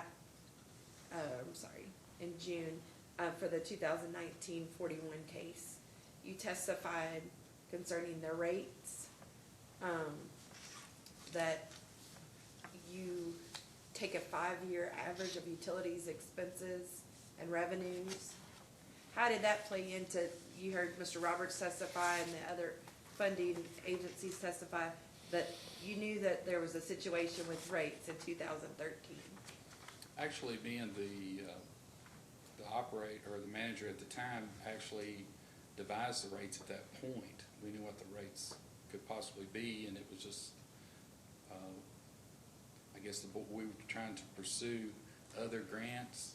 There were CDBG grants applied for in 16 and 17 that were denied, ARC grants that were applied for, so the district was trying to get the grants to reduce the loan, and at one point with RD, people that's no longer with RD had tried to help the district in refinancing and actually possibly securing a grant for part of the loan. And I actually have worked on 2 different projects that were refinanced with rural development in the past. So Okay. I have worked on projects that were refinanced. So you don't think it's that extraordinary? Well, I mean, it's been, I've personally done it 2 different times, so it Okay. has been done. Okay. But you're saying you already had the project, you already owed the money, but you're not raising the rates because you're still trying to pursue other means. That was the board's decision. Did you speak to the board about it and give your opinion on it? We always discuss the rates and financing at every board meeting. So, but that's 2013, and as time goes on and on and on, then the situation's getting worse and worse, right? Right. Okay. Okay, so again, you talked about, that you do a rate assessment for the water utility though. That is true? When we do an RD application and do a full application, when it's actually ready for funding, which is a long way from that 424 application paper, that includes a 5-year pro forma, which includes the study of the 3 previous audit years and a 5-year projected pro forma, including all future debt service and projected expenses, including the short-lived assets. And then at that point, I work with the RD specialist that puts those together, and he either confirms or denies those numbers at that point. And like Mr. Hollingsworth said, they can request more or less at that point. And I have to admit that they're very thorough with their investigation. Okay, but you heard Mr. Hollingsworth say that their assessment of depreciation is different than what PSC would assess. Well, that's what I said, the short-lived assets is Sure. included, so that's up 15 to 20 years of depreciation or short-lived assets that's included in the project. Okay, and that's different than long-term depreciation, correct? Well, you have 15 to 20 years versus 40. Uh-huh, okay, so it's a different process though, or a different analysis than the rate analysis that the PSC would do in a rate case? I can't speak to what PSC would do. Okay, right, because have you ever been a part of a Sure. traditional rate case? Okay. Sure. With another, water utility? Yes. Okay, as part of like an alternative rate filing or a traditional? Okay, and so do you know why Hyden-Leslie never did a traditional rate case? Did you advocate for that, or was there, I know. The only reason that they didn't was because they were trying to get other funds and keep the rates low. They still had hope to get grants. Politicians and senators and representatives were telling them that the next funding cycle there was money coming, and it never did come. Okay, Everybody wants to give it away when you're running for office. Right. how many projects are you currently working on for the district? Well, we have several water line relocations that are funded through the Highway Department. We have done preliminary design and cost estimates for water loss study projects. We've identified water loss areas. And of course, we're still working on phase 3. Okay, so, and you were involved in the 1941 investigation case, you testified, so, after getting that order, are some of this water loss study, is that a result of the order that came down in 1941 for Hyden-Leslie? Yes, we've identified areas Okay, so as you're, part of that. And you're we're actively involved in, pursuing that, yes. and how do you bill the district for your time working for the district? It's usually with the project only. There's not a monthly retainer or anything like that. It's usually through the project, whether it's funded by the state highway, through rural development, or whomever, So it's a percentage of the project? as stated by USDA Rural Development. Okay, so it's like limited to a certain window or a range? Correct. For each project? Okay, and how much time do you estimate that you spend with the district on, like, one day a week or per month or? I usually am in the district at least one day a week, unless there's something specific we're looking at, but maintenance and general, at least one day a week, 8 hours a week. 8 hours a week. Is there anything else you'd like to add to explain the whole situation that would clear up anything for the commission? Nah, I have nothing further. Okay, I have no further questions. Thank you very much. Commissioner Matthews? I don't know. Mr. Maggard, if I understand, correct me where I go wrong here. The water district, Hyden-Leslie Water District, in response to requests made by citizens of Leslie County, desired to extend water service to maybe a couple, 300 customers. Yeah, you'll have to answer, you can't Yes. nod. Right? Otherwise, she just says witness nods, and we don't know whether you went this way or this way. So, I take it, it's just an assumption, so correct me if I'm wrong. There was some money available through coal severance tax money, maybe some grants, there was some money Yes. there that would begin the project. Yes. And then I guess you went through with what you had with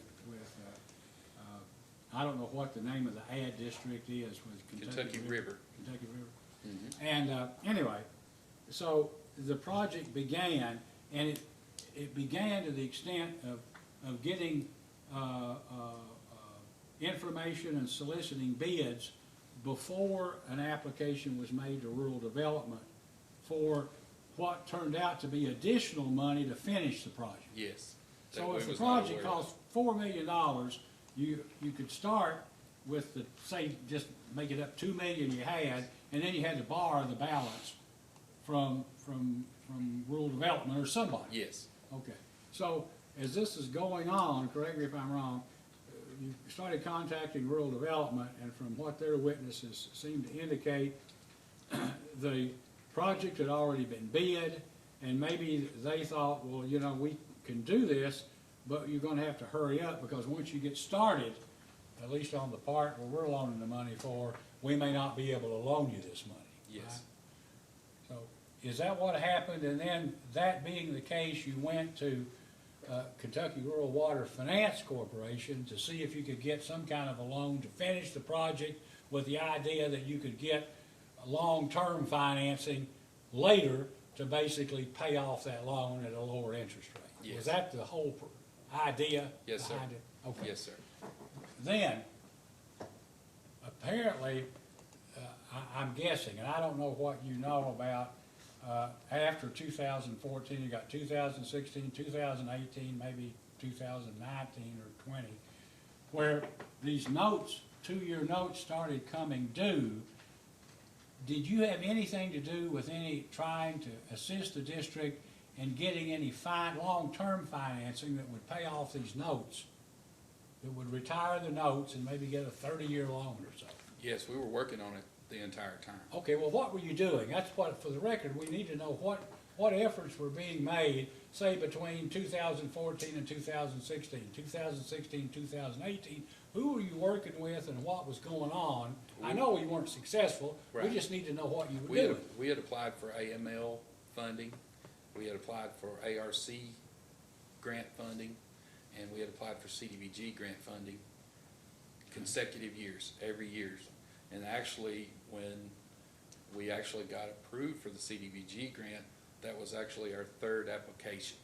So every year, we had been applying for these grants, trying to get the grants, and we had been denied the grants. And so we were actually approved in December of 2018 for the CDBG grant. But like I said, the previous 2 years, we had applied, and I think it was the 3 years in a row we'd applied and been denied, and that was the fourth year we'd actually got it. Okay. So every year we had been applying for the previous 4 years for all those grants. And ultimately, a grant was approved in 2018, is that what you're saying? USDA letter of conditions in December of 2018 was for virtually half of the money, and then the CDBG grant was announced in late December of 2018. And would that have been for phase 3? That was in phase 3, and then the permanent financing was going in conjunction with that. So I think someone stated earlier about the timing of how the loan was closed. So that was all to be coordinated at the same time. And so that was why, I guess, the time frame as went on, was the coordination of the closing of the permanent financing and the new project. Right. I don't know, so I'm making assumptions, correct me if I'm wrong. If you were working, say, in 2000, up through 2016, and then up through 2018 with rural development, you had to pay off these retire the Kentucky Rural Finance Corporation bonds or notes. The district had to have another source of money through grants or something other than an RD refinancing loan to do it, because you couldn't refinance enough with them, right, to Right. pay off the entire note. Is that Correct. the way it was? Correct. Okay. So the problem was it was a juggling act. You had to get 2 or 3 things to come together at the same time Correct. in order to be able to pull this off. Correct. Yes. And that finally has happened Yes. at the end of 2019. Yes. Okay.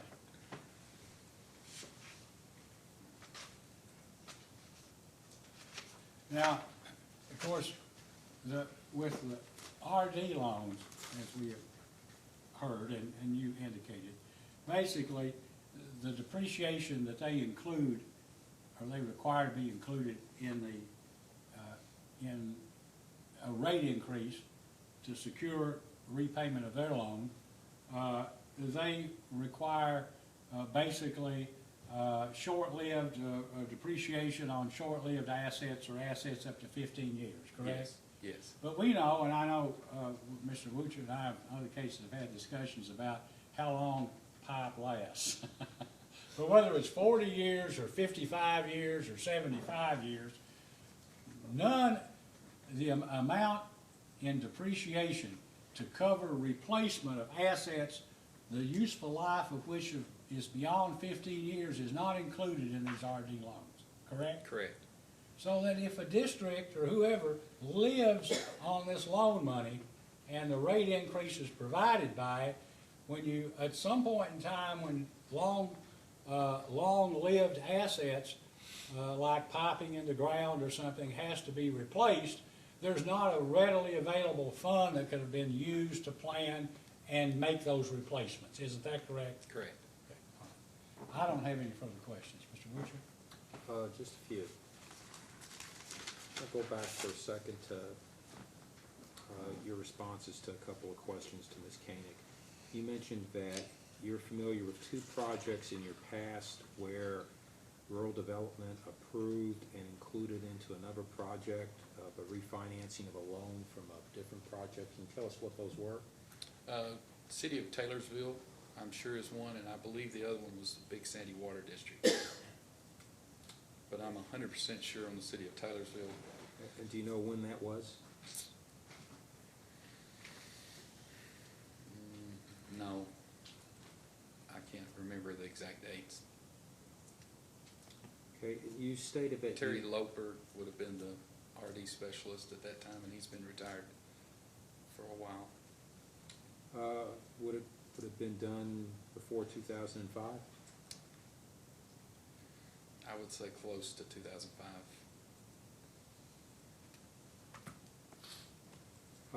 You mentioned that you've done a traditional rate study, I guess submitted to the Public Service Commission. Can you tell us who that was performed for? Nicholas County Water, North Manchester Water Association.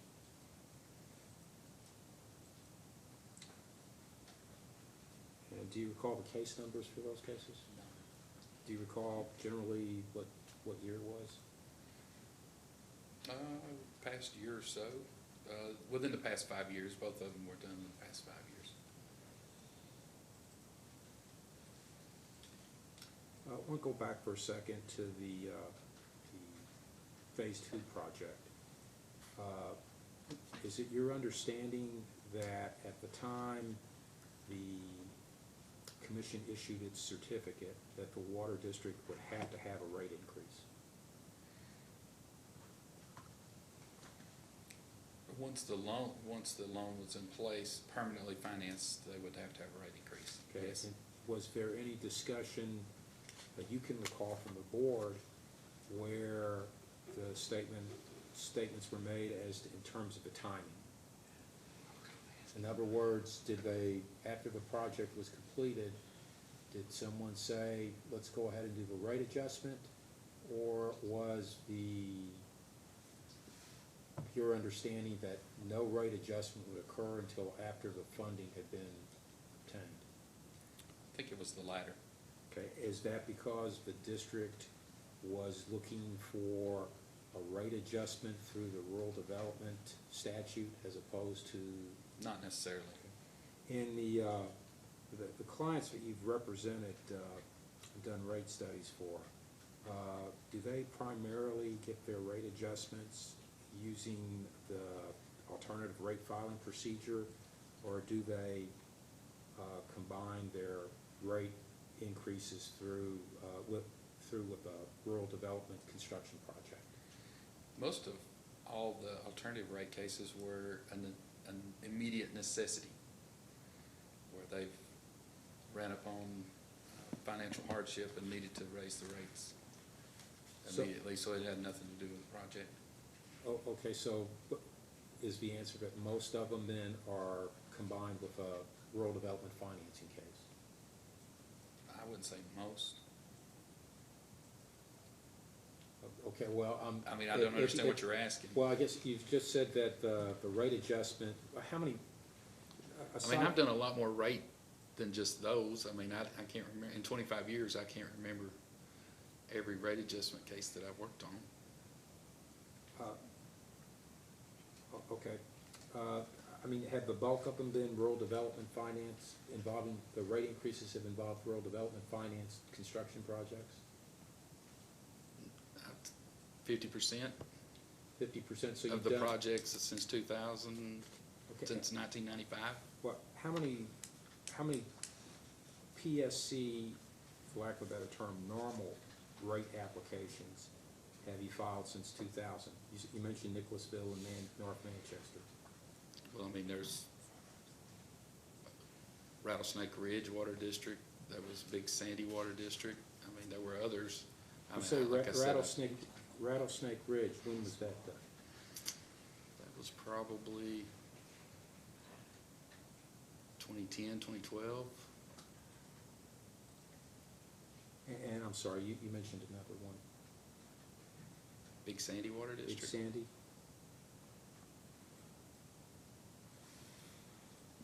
There's been, Do you see any benefits to using the rural development finance construction statute as opposed to a normal rate adjustment process? timing. Timing? So you had mentioned before you did these traditional, for lack of a better term, rate adjustments because the utility needed it right away. Correct. So what was the water district's plan in terms of timing for the rate adjustment with the need that you had been told by Ms. Millard and Kentucky Rural Water Finance Corp. that you would have to have a rate adjustment? Was it to look to do the normal, or I'm not going to say normal, the PSC KRS 278-180 route with an application, or were you planning to do it through a rural development construction finance?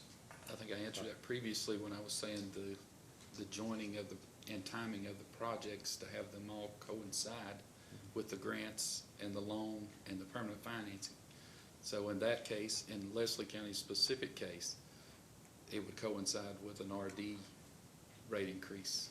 Okay, I assume you were here when both Mr. Pridemore and Mr. Hollingsworth stated that RD doesn't allow for refinancing where the refinancing amount is more than 50% of the amount that's going to be loaned. Was that, were you aware of that when you initially were working on this RD loan back after the Phase 2 project was completed? No, like I said, I was working with members of USDA that's no longer there. That was prior to Mr. Hollingsworth, and they were trying to help us put together a funding package so that would work. And then I think in 2018, we actually received a letter saying the 50%, we would have to increase the loan so it would qualify. And at that point, we separated the projects, and we got the project funded that year after the projects were separated due to the letter that we got. Now, you heard Mr. Hollingsworth state that there was no application filed until 2018, and you heard the discussion that he and I had about. Could you elaborate a little bit on that? How long had the district been proceeding with the Phase 3 project? We had filled out an application and signed by the chairman just as soon as we identified the extra funding in 2013. There was applications, when I say applications, it was preliminary applications that went in that included the refinancing. And those projects, off of memory, were $6.8 million, which included the refinance in there. So there were applications into USDA for $6.8 million. Okay. Have you seen the letter that we presented to Mr. Hollingsworth? Not recently. Okay. Let me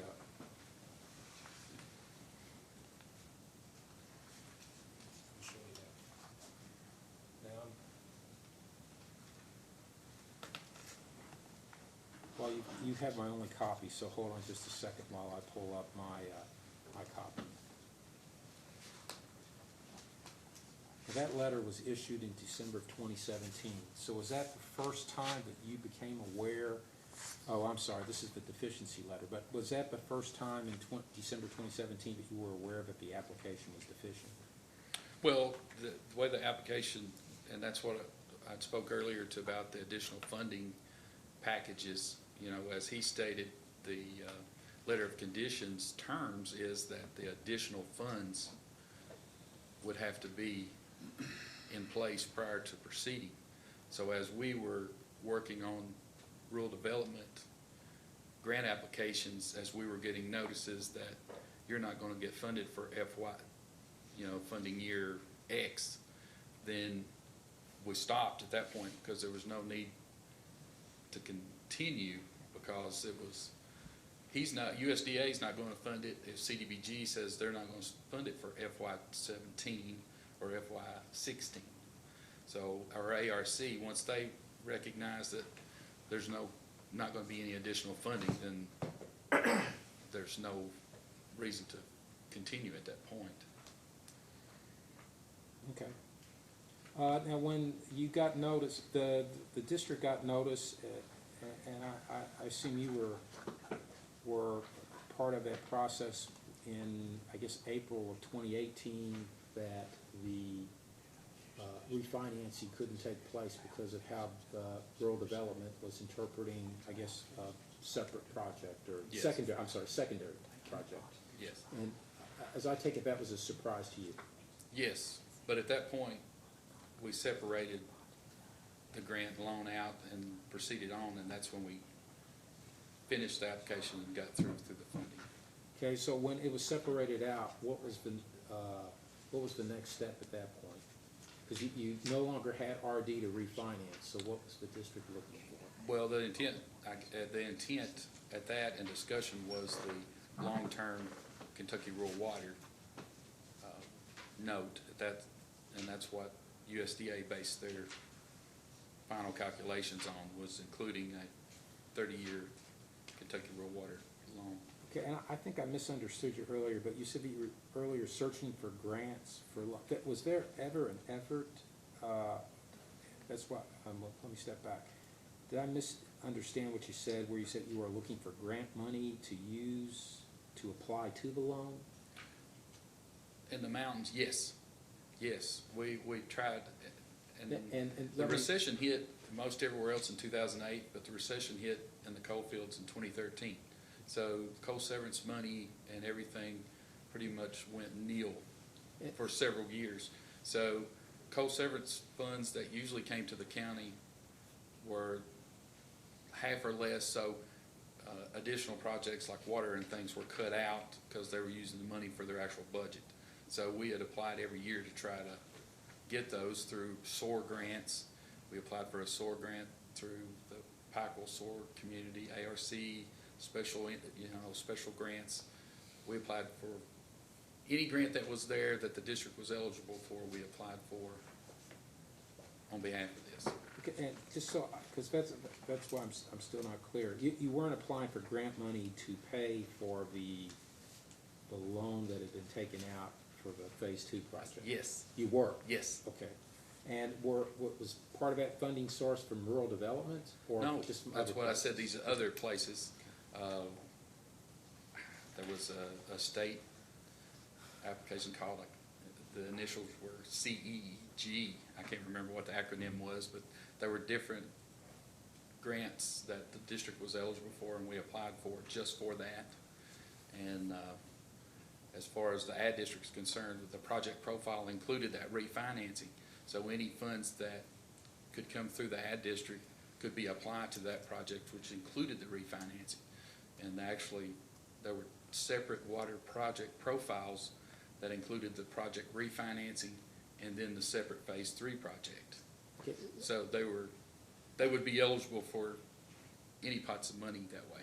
I guess one of the questions that, because you were responsible for doing the rate studies, one of the questions that comes up is you're looking for money to repay or refinance this, the loan taken out for the Phase 2 project, and you're looking at monies to finance the Phase 3 project. But at the same time, the district was also incurring additional expenses just to operate. So so what, to your, do you recall any discussion? Because you obviously had some input from Ms. Millard saying you've got to refinance, you're below your debt service coverage. What discussion was there that said, well, forget about the refinance loan now, we at least need to cover our existing expenses, we need to raise rates? Well, I think the rate increase included all of that. It included the refinance, the cost of living, and the cost of expenses, and the Phase 3 project. But wasn't that dependent on you had three different things you were looking for then? You were looking to refinance. Yes. Okay, you were looking to finance a new project. Yes. Right? Was there any discussion about, number one, let's take care of the immediate need by raising our rates to cover our current cost of service while we're looking to refinance and do this other project? I think the district still had hope, and they were trying. So Everyone they were was trying. putting all their balls in one basket. At that point, yes. Right or wrong or indifferent, that was the, And did they ever ask you for a recommendation regarding whether that was a good policy? no. Did the, since most of this happened, at least the bulk of it happened under Mr. Howard, did he ever say, we need a rate increase? Not at that time.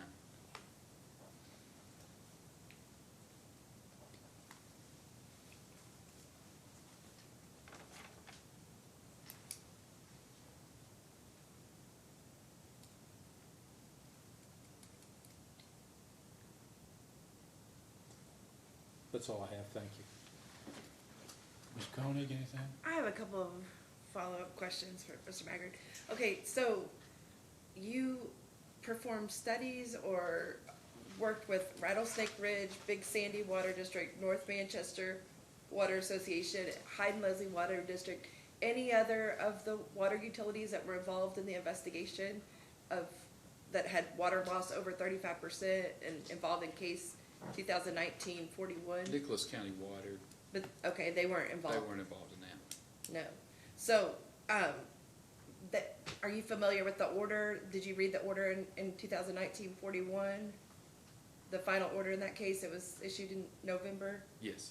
Okay, and the water report that was appendix to that? Yes. Okay, so all of those 11 that were involved in that case were ordered to reevaluate the frequency of their rate case, is that correct? Yes. Okay, so do you see any connection, I mean, in the case, in these water utilities that you've represented as far as not covering, their rates were not covering their operation costs and their expenses? Do you see any connection in the way that they pursued rate increases? The clients that I work for, they're all individually different, and they all have specific problems, and they're not related, in my opinion, for the clients that I work for that's on the water loss study. Okay. Including North Manchester.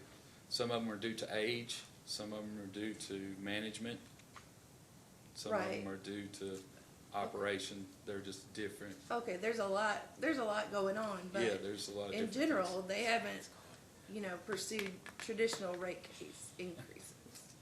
Is that a recommendation from you, or you said that you deal with both kinds, the 50-50, are 023 increases versus? I don't recommend, a rate increase to a client unless they ask me, we're losing money, would you take a look at this? Okay, but you That's look. usually how that goes. Okay, but you look at their rates and stuff as part of a study when you do a project. Yes, if I do a project where the rates, that includes a loan, yes. Okay. And that's not necessarily all of those, you didn't do loans with all of No. those? Okay. All right. And at the time, between 2013 and 2018 and these agreements and they had to keep pushing and stuff, was your firm or the work that your firm did, was it late at any point, or were you the cause of them missing any deadlines? Hyden-Leslie Water District, okay. And did you notice any operational issues, internal control issues, or communication between the management and the board that was a red flag to you at that time? No, everything seemed to be operating Okay, accordingly. okay, thank you. No further questions. Commissioner Matthews? To follow, Mr. Lucher's line of questioning, for 6 years or so, you're trying for these other sources of money and doing analyses as you're doing it because you're filling out loan applications. You're not getting the loans, you're not getting the grants. They're losing money.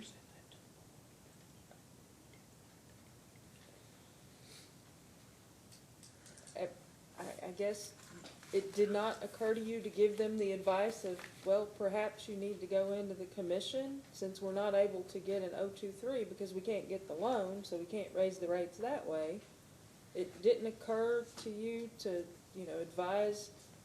I mean, it sounds like you're their advisor. You're at the board meetings and you're working closely with them. I am. I don't necessarily look directly at their operation and maintenance monthly reports. I don't investigate their income analysis. So during the financial presentations at the board meeting, you're outside, No, got I'm there, your but I fingers don't in your think that, ears? I don't think they lost actually depreciation. We're behind until 2017. Okay. Their 2017 audit and their 2018. Let's talk audit. about depreciation. What do you think depreciation's for? Well, it's to replace installed assets. So you do these 023 cases, and you're building. Building is good. You get paid when you're building. But there's that gap between the 15-year of short-term assets and the 50-year assets that eventually we all get to be 50. I can tell you that because I'm about sat here as long as I can.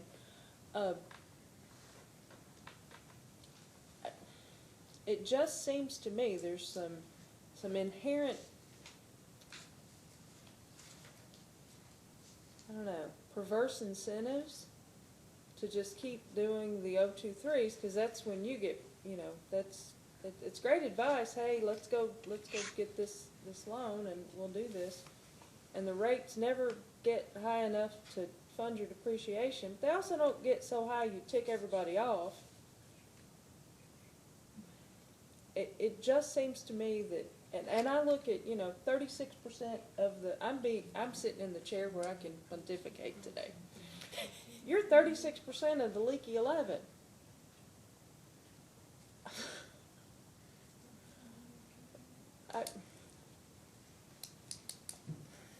And yes, you said they each have their own reasons they were in that group, but Correct. Funding is at the base of all of them, right?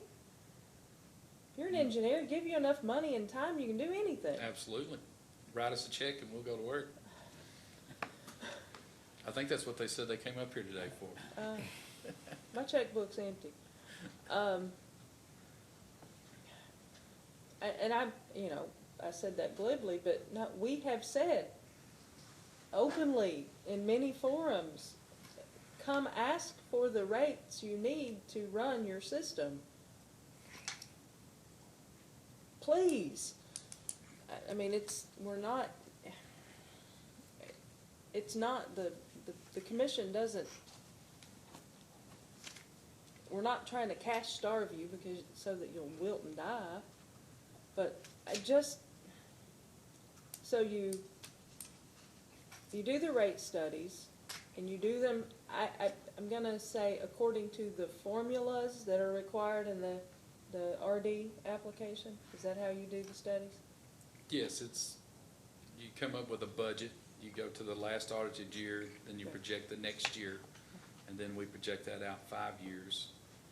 And because the first 2 years aren't principal and interest payments, so they're different. So it's projected 5 years after that. And you have done ARF cases here, correct? Yes. You've helped. So what is the difference? How, is depreciation the only difference, or are there some other subtle differences? I would say that's the only difference.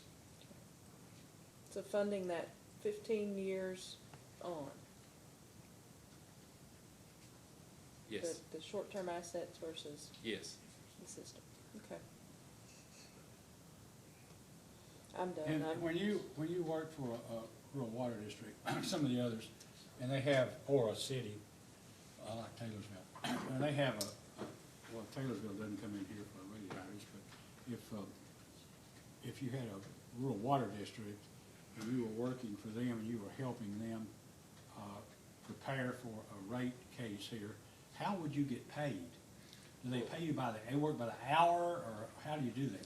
Well, usually I'll do the legwork, and then at some point, I'll either finish it and turn in the application, or Kentucky Rural Water will come in and assist them.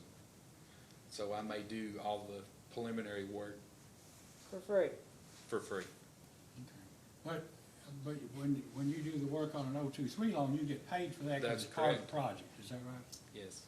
One of the things, I guess, when you, and I didn't ask the chairman this, but at the board meetings, does the Hyden-Leslie County Water District usually have a lawyer that comes to the meetings? No. So they act without advice of counsel on it. As far as you know, they don't have a lawyer that comes to the No, sir. meetings and gives them advice. No, sir.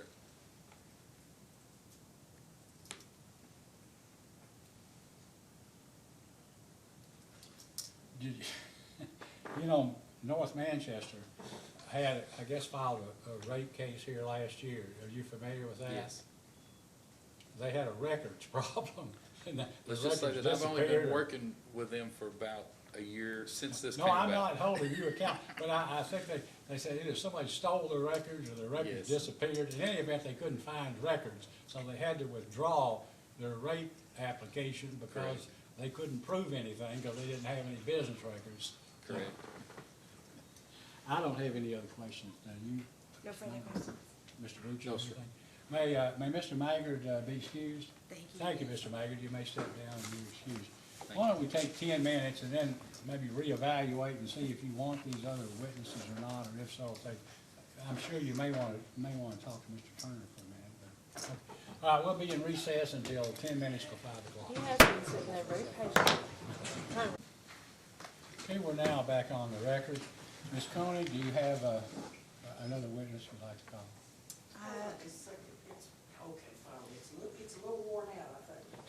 We got it, thank you, Chairman.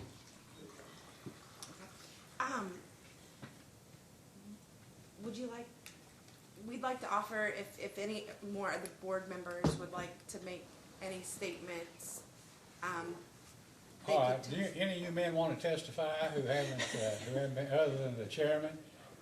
I mean, you're here, and we've got a lot of information. I don't know if you know anything more or would like to say anything. If you do, we'll give you an opportunity to take the stand and say whatever you'd like to say.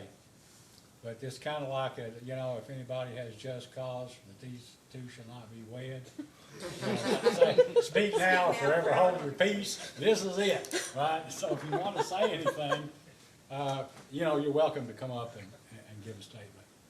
If you don't, Okay. what we call Mr. We'd Mayor? like to call Mr. Turner. Mr. Turner, I'm sorry, we got Mr. Mayor. Oh, Mr. Turner, please take the stand. Please raise your right hand. You solemnly swear or affirm under penalty of perjury that the testimony you're about to give will be the truth, the whole truth, and nothing but the truth. Please be seated. Mr. Wutcher? Thank you, Your Honor. Good afternoon, Mr. Turner. Good afternoon. Would you please state your name and business address? LJ Turner, business address, 356 Wendover Road, Hyde, Kentucky. And who's your employer? Hyden-Leslie County Water District. And how long have you been employed by Hyden-Leslie County Water District? August 2017. Okay. And what's your position of Hyden-Leslie County Water District? General manager. Okay, and have you held that position since August of 2017? Yes. Okay. And prior to that employment as general manager, where were you employed? Knott County Water and Sewer District. And in what position were you there? General manager. And how long did you hold that position?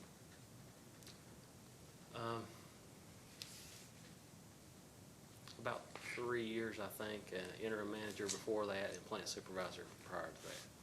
Okay, and just briefly, can you describe your duties as general manager? The way I see my duties is I'm responsible for everything, even the sun. Okay. And would you briefly describe your educational background? High school with a couple years of college. Okay, do you have any certificates or licenses? I have a Class 4 water treatment plant certification, drinking water.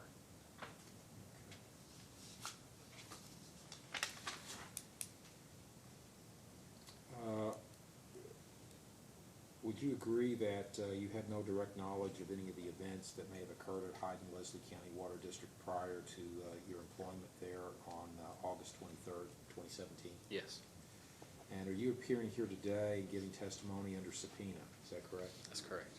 And were you also expressly directed by the commission in its order of January 17 to appear here today? That's correct also. And have you read the commission's order of January 17, 2020? I have. Before I turn you over to commission staff for examination, I wanted to ask two things. Could you very briefly, you testified on behalf of Hyden-Leslie County Water District at the commission's water loss investigation proceedings. That's Is that correct. Can you give us an update on the current water loss situation at Hyden-Leslie County Water District? And you've prepared an exhibit, have you not? That's correct, yeah. And it's the same document that's presented at the board meeting monthly. We can wait till everybody gets it to. What looks like the copy I have, let me show the graph. You can pass this one around, I don't need it. Let me go ahead and provide this to the commissioners, and I'll provide the graph to the rest of the parties and supplement the record. Give you that. Could you explain what the graph represents and what the current Yes. status of the water loss at Hyden-Leslie County? This graph is how we have, See anything from this is how the water loss history is presented to the water board each month. As you can see, the different years indicate, are indicated by different colors. 2019 was by far our best year for water loss. The annual water loss was 24%, but the last 10 months was actually, I think, 19.1%. So we continue to make improvements. We had a bad month, I think, it was October and November. That was kind of a rough month, but that's expected. I expect that to happen annually, not necessarily in that particular month, but some of the winter months are a little tougher on us during the season changes. But you can see from the graph, it's kind of a visual that I present to the board. That way it's clear where we are as far as our water loss is concerned. And I will go ahead and update for the record to get a more accurate one in terms of having the actual numerical data. Do you recall having testified at the water loss investigation hearing about the water district's target for reducing its water loss? Yes, I did. And what's the water district's target goal? It was 20 by 20. 20 by the end of 20, I think is what our goal was. And so at this point, has the district achieved that goal? We have, narrowly, but we have. Okay. One more area that I wanted to ask you about, and that is your chairman testified that the board had adopted a resolution authorizing you to take all necessary actions to have a rate study prepared and an application to submit for a rate adjustment to the PSC. Can you give us a status report on that? Yes, I contacted Gary Larrymore and as well as Andy Lange, and we are, the process has already began, and we have a agreement with Kentucky Rural Water to do our rate study. And it's actually going to be at no cost because of ARC grant. And I handed you a document which I guess is asked to be marked as applicant exhibit 5. And could you identify that for us? Yes, this is the rate study agreement as well as the email exchange from myself and Andy at Kentucky Real Water. That's all we have, Your Honor. Mr. Richards, you need to move to enter 3 through 5. Thank you. You're welcome. Your Honor, at this time, I would move to have entered into the record, evidence of record exhibits, applicant exhibits 3 through 5. Sustained. Ms. Coney, could you have examination please? Yes, I just have a couple of questions to follow up with. Good afternoon, Mr. Turner. Good afternoon. So, just to confirm, the Hyden-Leslie Water District is still operating in the red as you testified to That's in correct. June? Okay. Do you know how long you have before you would be out of money? I have actually not calculated that, but quite some time. The cash on hand, restricted and unrestricted, is about 1.3, 1.4 million. Okay. Is that all of the depreciation fund, or is that other? That's total cash. Okay. So you mentioned at the investigation hearing that you felt like the depreciation fund was overfunded. Can you explain what you meant? I remember that question. The depreciation fund that I was referring to was the depreciation fund that is required by the bond, by a rural development.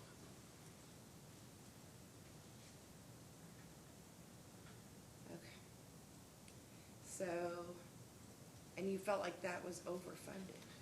Which the depreciation reserve that they require is different than the depreciation of the assets.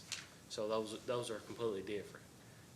We have not funded our asset depreciation in quite some time. Because we've been operating in the red, we've been pulling out of our cash reserves. Okay. Okay. And then do you recall discussing the rate sufficiency at the investigation hearing? Yes. And there's been a lot of discussion, and you just testified that you are gonna set, that you've started the process to apply for a rate study, is that right? That's correct. But you've already done a review of the sufficiency of your rates. We have. There's been multiple analysis ran on our rates with KIA, rural development, and also just some stuff in-house to see where we are and where we need to be.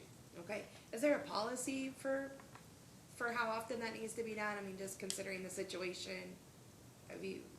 We don't have a written policy, but we have been discussing the fact that we need to go ahead and put something in writing, the policy to review that and be specific about when that's done and how. Okay, and have you ever made the recommendation to the board to file a rate case? I have not. There's been a lot of discussion about rates from the time that I came on board, and I'm sure before then, the rates were always a discussion. The avenue that the approach for that was going to be through the rural development project, but I didn't at any point say yes, we've got to do this. There was multiple times that I said maybe this is the time, but I did not, and probably should have.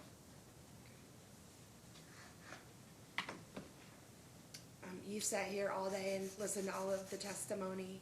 Is there anything that you would like to add to anything that's been said about the situation, or what's left? Not that I can think of. Okay, and you've already updated us on the progress that you've made since the 1941 order came out. You're still working to get the documents in order that you were ordered to file by May 24th. That's in progress? That's correct. I have no further questions. Mr. Matthews? Question. Mr. Turner?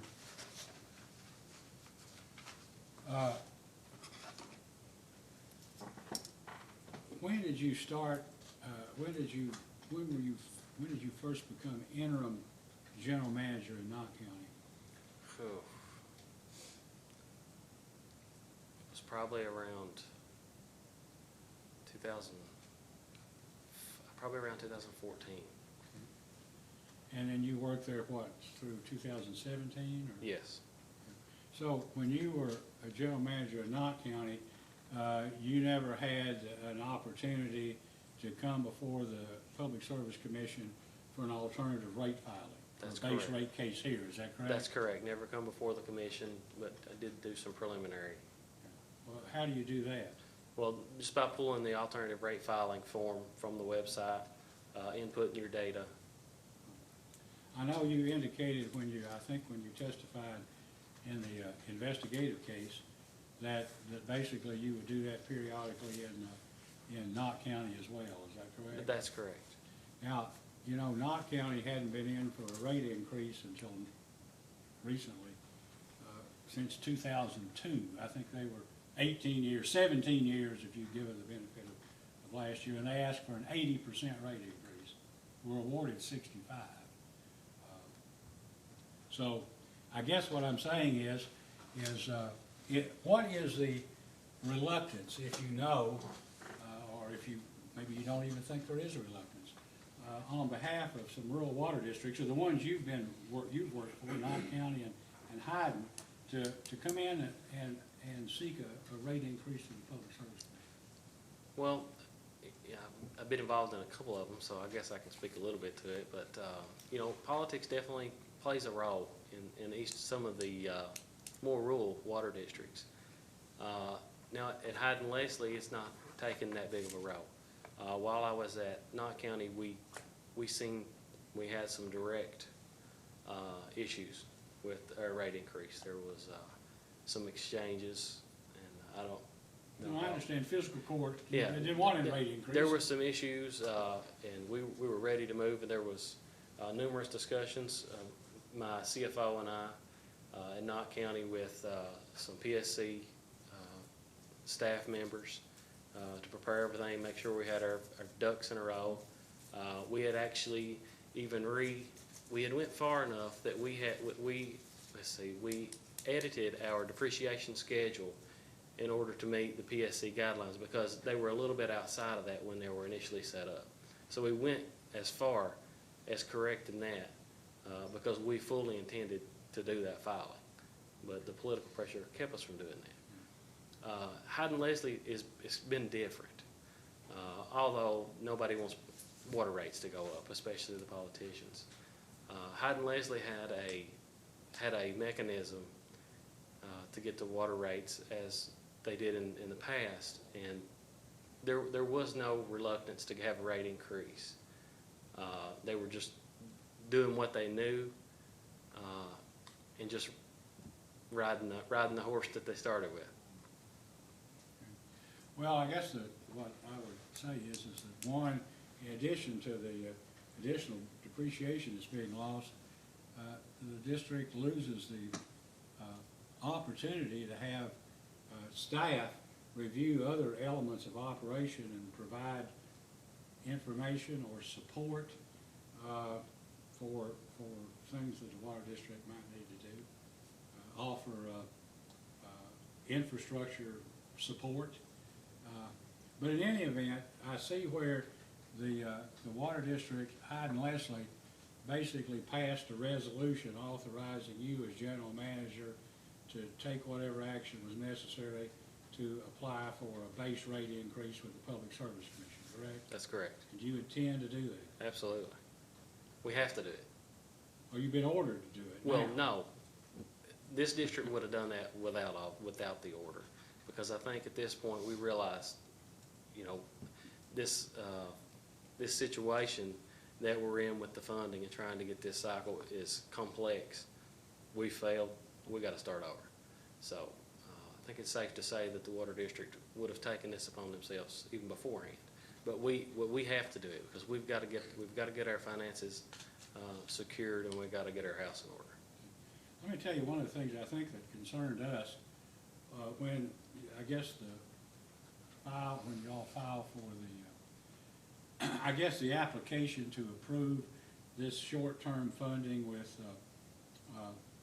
Kentucky Water Finance Corporation, Rural Water Finance Corporation, and then to approve basically the loan with, that would take you out here with Kentucky Infrastructure, and the import of that to us was is that you intended to do all of this through one of these 023 loans, and the funding was all going to be through, or the rate increase was all going to be taken care of through this RD loan. Was that the intent of the water district? It was the intent. It was? Yeah. Well, if that's the intent, you don't expect our approval. You've got to go through this rate increase, and you've got to finish. Right. Well, at this point, that was, I'm sorry, I may have misspoke, but that was the intent. That was the mechanism in place to get the rates in order to get the KIA loan, complete the project, you know, as well as taking care of the temporary financing. But with some of the grant shortfalls, that's not even a possibility at this point. So, an alternative rate filing is our only option. And I looked at your audits for 2018 and 17, and a couple of things were in there. Maybe this is kind of standard language, but let me read it to you. Do you read the audits? Absolutely. The audit reports? One of the, I guess the auditor's letter, it's at the end of the report. One of the things was required supplementary information. Here's what it says. Management has omitted the management's discussion and analysis that accounting principles generally accepted in the United States of America require to be presented to supplement the basic financial statements. Such missing information, although not a part of the basic financial statements, is required by the Governmental Accounting Standards Board, who considers it to be an essential part of financial reporting for placing the basic financial statements in an appropriate operational, economic, or historical context. Now, why wouldn't the Hyden-Leslie Water District prepare management's discussion and analysis of its financial position and the audit? Why wouldn't you do that? Well, we do, but that's a standard finding in small utilities. It's always been in Hyden-Leslie, and it was always in Knott County, that same type of language. And it was always... Well, if you've done the analysis, why would he say you hadn't done it? I've never really understood that, but we do financial analysis, or we do financial reports showing profit and loss and budget comparisons monthly, and we create our own budgets in-house. Well, had you ever asked the auditor what the management discussion and analysis is supposed to be? I have asked that a few times and kind of just give it up because I don't really understand. I don't really understand what they're looking for, but they always say this is standard. This is a standard finding, especially if you don't have a CPA on staff.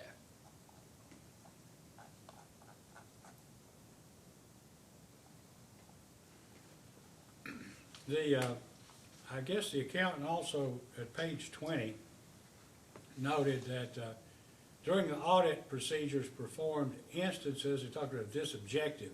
I guess the objective was to discuss internal controls, but he says the district's limited internal resources prevent the preparation of financial statements and related note disclosures in accordance with generally accepted accounting principles.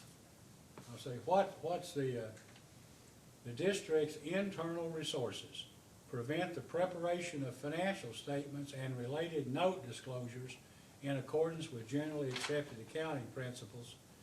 Then it has, that's the cause. Effect, the district was unable to prepare their financial statements and related note disclosures in accordance with generally accepted accounting principles. Then it has views of responsible officials and planned corrective actions. The district feels it would not be cost beneficial to hire the personnel required to complete these tasks. What tasks are there that weren't completed? That's a standard finding. That's right along with the other one. And the auditor actually came and he explained that at length the past 2 years whenever they've come and done the audit review with the board. And like I said, that's the same finding as well that was always at Nye County. Well, I mean, it's hard, we'll just subpoena him for the rate case and find out, but there has to be some reason, seems to me, why he would say, I know you don't know the reason, but just, I mean, he makes a finding that the district is not providing information that's generally, that's found in audits according to generally accepted accounting principles for governmental entities. And I just think that somebody ought to know what that is, because we'd certainly be interested in knowing what the deficiencies were, right? I've asked multiple questions about that. It's been quite some time, but I don't have a good response, other than that's a standard finding, and that's what he reported at our last audit. I mean, it could be a standard finding because there's a deficiency and he finds it all the time, right? Yeah.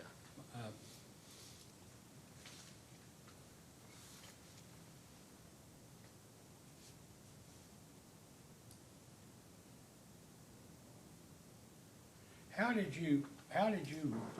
did you do, what did the district do to be able to reduce its water loss from 36, 35%, whatever, down to 19 or 20? Well, we did a lot of things.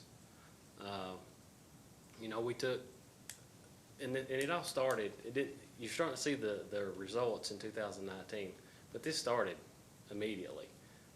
When I came to Hyden-Leslie, I knew immediately that was going to be an issue.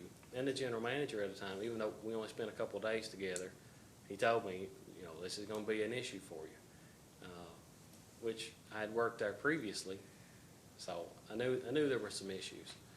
But the first thing that we did, maybe not the first thing, but one of the first things that we did is we designed, or we estimated a demand factor for each tank. So you've got pressure zones that pull from each tank, and you go back and you pull your usage for those areas, and you estimate how much usage should be on that tank during low demand. So at night, during low demand time, you typically from midnight to 4 a.m., you do what's called a tank drawdown, where you measure how much the tank is dropping, and you calculate it to see how many gallons per minute that you're actually losing out of that tank. So that's how we determined where to initially base our efforts. And when you find those areas that are the highest usage, or it looks like they're outside of the demand range the most, you go to those areas during low demand and do some valving. Also, you can monitor pressures during those periods as well. But that's one of many things. But we also set goals. You know, when I started Hyden-Leslie, our raw water intake, we would pump 1.1 to 1.2 as our flow total, million gallons per day. And I set our goal, we have to be at 800,000 gallons a day is where we need to be.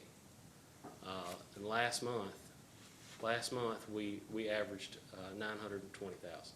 So we have drastically cut. I mean, you can see it on the front end without looking at any other data. We've cut that drastically. But we have nights that we'll hit 850,000, sometimes a little bit lower, but not very much. We still have a little work to do. Okay, I don't have any, just one question. Do any members of the Leslie County Water District, any of the commissioners, are they on the district's insurance program? No. No further questions. Anything else? No Mr. further Boucher? questions. Thank No, you. sir. May Mr. Turner be excused? Yes, You may step thank down you. and you may be excused. Do you have anything else on this? We, Mr. Boucher, do you have anything else to say or present or would like to do? Just a question, Your Honor, because I know that the second portion of the application had sought approval of the KIA loan, and obviously part of that is going to be dependent upon the district obtaining sufficient rates. So that's what this rate case application will be. But does the commission, I know if the commission had continued the case only for 60 days, even though it has the authority just to continue it generally, does the commission expect? In this case, I would suspect, here's what I think. I Yes, sir. don't speak for anybody, but myself at this point, and Commissioner Cicero isn't here, but I would anticipate that we might consider extending this case to be terminated along with the rate case, and when at the conclusion of the rate case, to basically make the final order in this case, which I assume would probably include approval once we get through the rate process. But we wouldn't like to see the rate case file and then for some reason, you know, it be withdrawn or something happen. We've had that before. Well, I would submit to the commission that my client would be very poorly served if it did that. The concern that I would have, and it may just be that in establishing the rates in the case, the question is as to whether, because this KIA loan will not be entered into until after a rate case order is issued, whether the commission will take that under consideration in terms of applying the debt service necessary to service. We can find a way to fix that problem, I promise. Having expressed that concern, I'll sit down. Thank you, Your Honor. All right, is there anything else, Ms. Coney? All right, if there's nothing else, then this hearing is now adjourned.